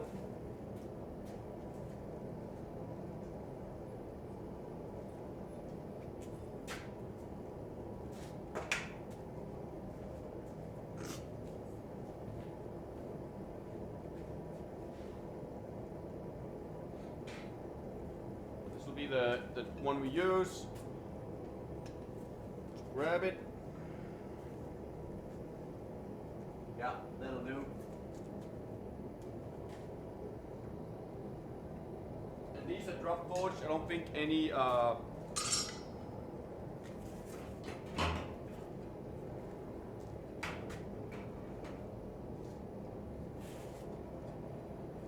don't think we need to do any normalizing. shut your mouth, Miss Bispo. I'll make. It's just.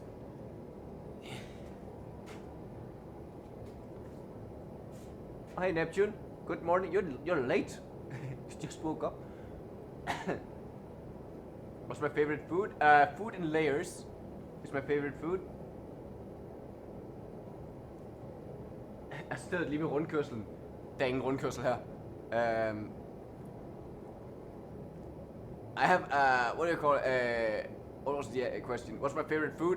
Food in layers. So burgers, pizzas, pancakes, birthday cakes, and lasagna.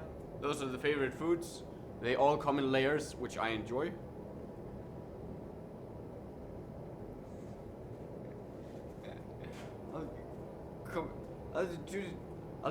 I'll do the thing that you don't like. I don't know what it is, but I'll figure it out. He's Beast Boy down there.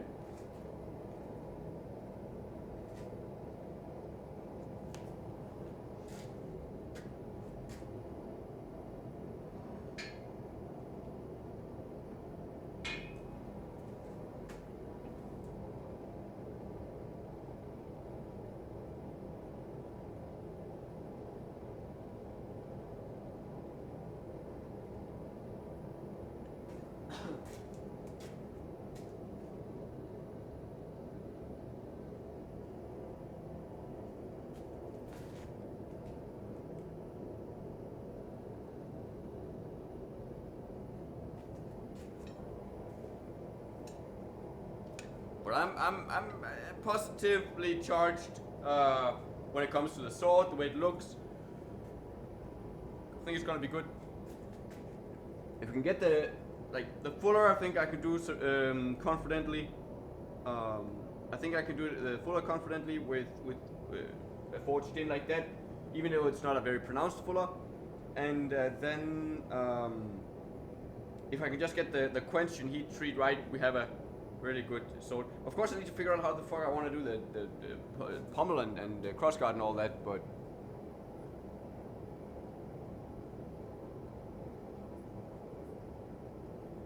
kører forbi en hvid gård hver uge, som ligner. Jeg bor ikke på en gård. Jeg bor midt inde i byen. Jeg ved godt, men jeg tror godt, det der var det, man det er jo ved ude pluk selv jordbær og alt det der. Der er nemlig en rundkørsel og en hvid gård. Nej, det er ikke der.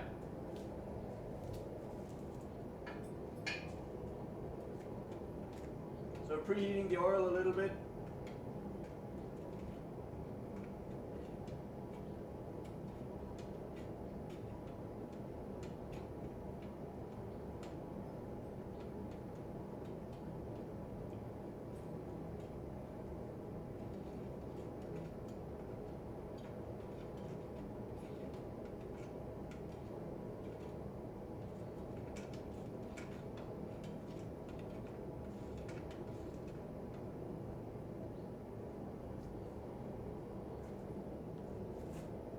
It's not for you, dog. Go away.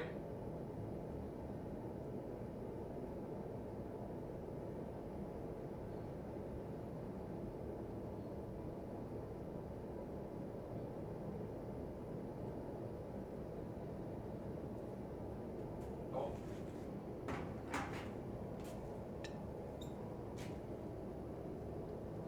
Got this plenty hot, so I'm just gonna do a little bit of normalizing. Peanut ud.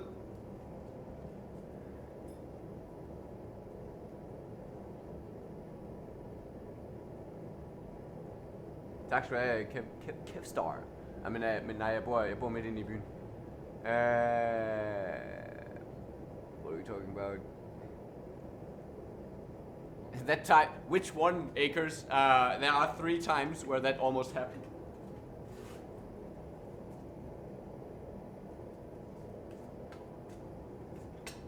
There are 3 clips, 3 independent clips of the forge almost exploding. Twice it were leaks from the gas hose, and the third time the gas hose popped off entirely. That was the only time where you can, that's the one time where you can hear me legitimately panic on stream. Where, like I'm standing and it pops off and I go like, ah! Because it's so shocking.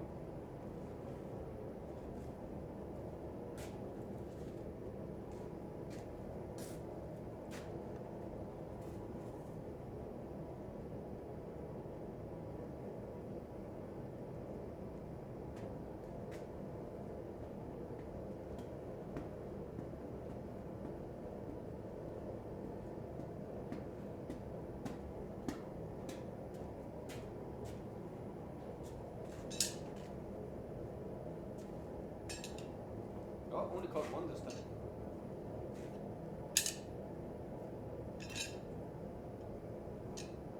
These are a little bit heavy for throwing.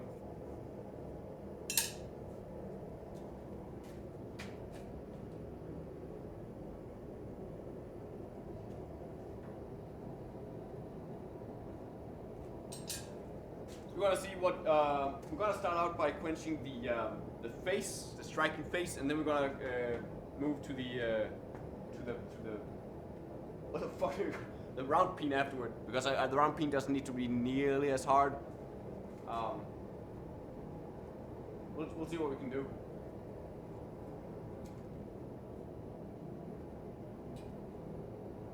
What you should do is you'd heat up the face to be exactly the temperature it needs to be, and then overheat the round pin a little bit so it cools off while you and gets to the right temperature by the time it's ready to quench.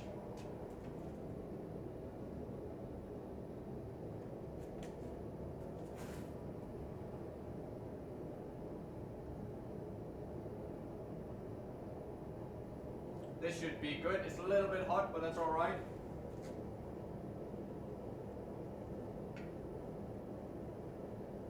I could, of course, quench the entire thing. It's a small hammer, so it doesn't matter too much.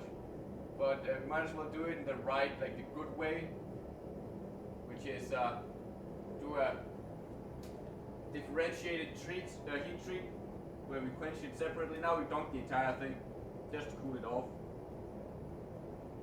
That should leave it nice and hard.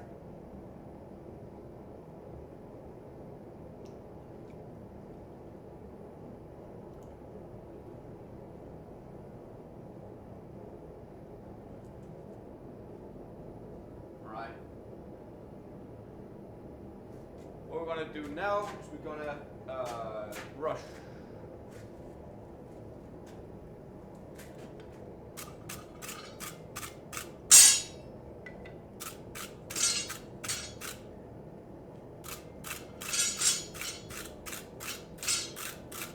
We are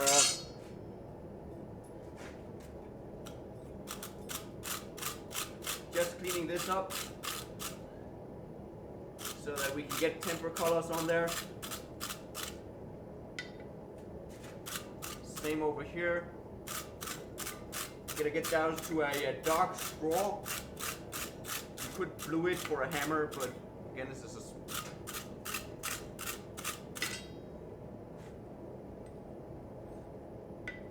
oh, the Reddit stream just died. Right, so now we have this cleaned up, so we can temper it right away.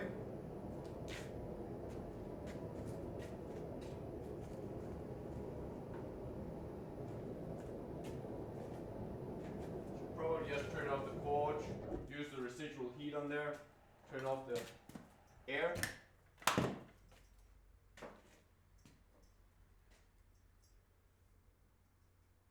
So we got a straw color on it now.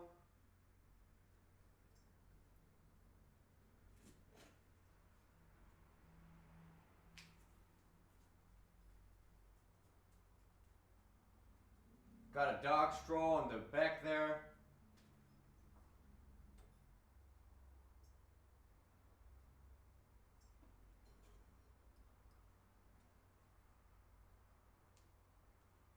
It's going to be a nice looking hammer, so that oil being burned in at the same time. Okay, we got a dark brown here.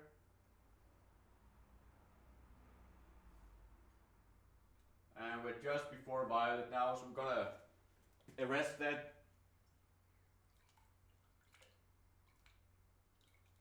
Yeah, no, so the main main takeaway from those instances where there's a leak or anything is how quickly I react to and turn off the gas. That's what you go by. If you don't know what you're supposed to do, you're gonna look like an idiot in that situation. But the reflex, if the reflex is correct, you're fine.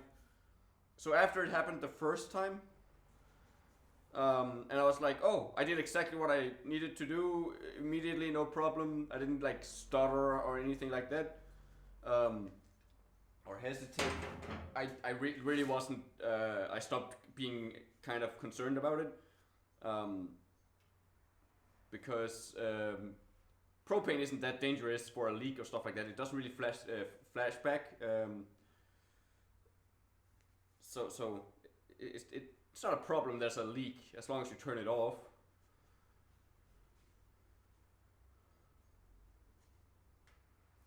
There we go. You have your heat treat. I didn't test if this was hard. Probably should. Oh, I'm not. Yeah.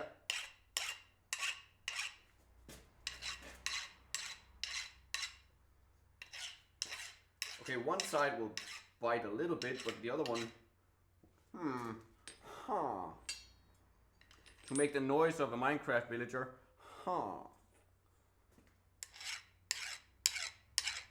Yes. Alright, this is nice and hard for sure. No biting there. I don't mind when it bites, but not right now.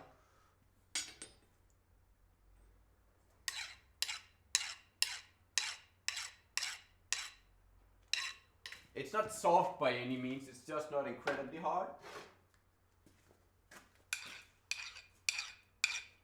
Yeah. That's good.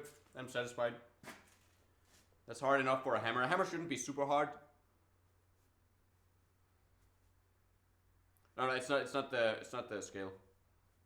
It's I remember I got rid of those with the brush right before doing the heat surface. It's all good. It's not that it was super soft. It's just that it wasn't very hard. But that's good enough because with the I also like didn't think that I just tempered it. So the amount of bites is what it should be for. Yeah. So the amount of bite I got is suitable for the temper that I did. It's not a very hard temper, but it's a little bit harder than what you usually do for a knife or something like that. So it's a nice dark brown just before violet. And that makes sense that it'll be like that exactly.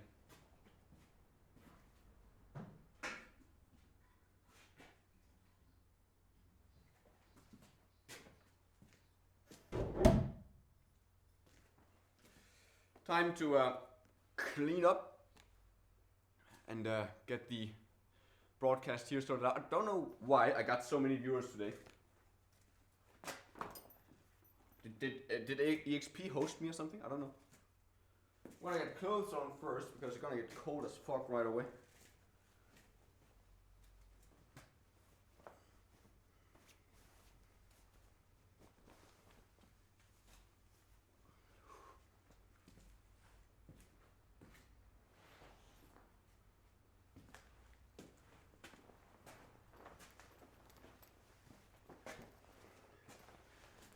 Yes, I do own something with sleeves.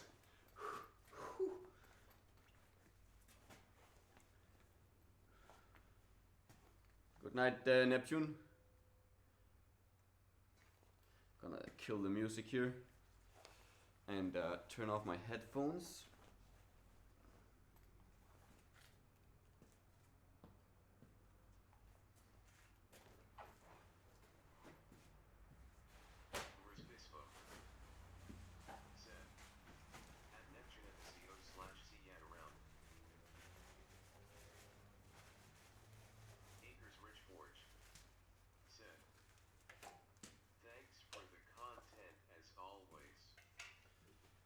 You're welcome. You're welcome.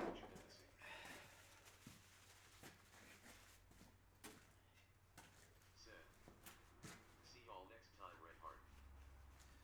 Aim on us. Right. What else? What? There was something else. What more did I want it to do? I don't know. Can't remember. Oh, right. The one. So if you enjoyed today's broadcast and you're not following on Twitch, you really should. This is what we started the day out finishing up, inserting that glass marble in there. Very nice wand, and that'll need some file work done to it. It'll be very nice.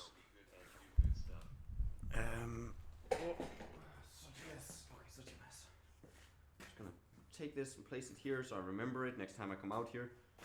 There was something I wanted to do, but I can't fucking remember now.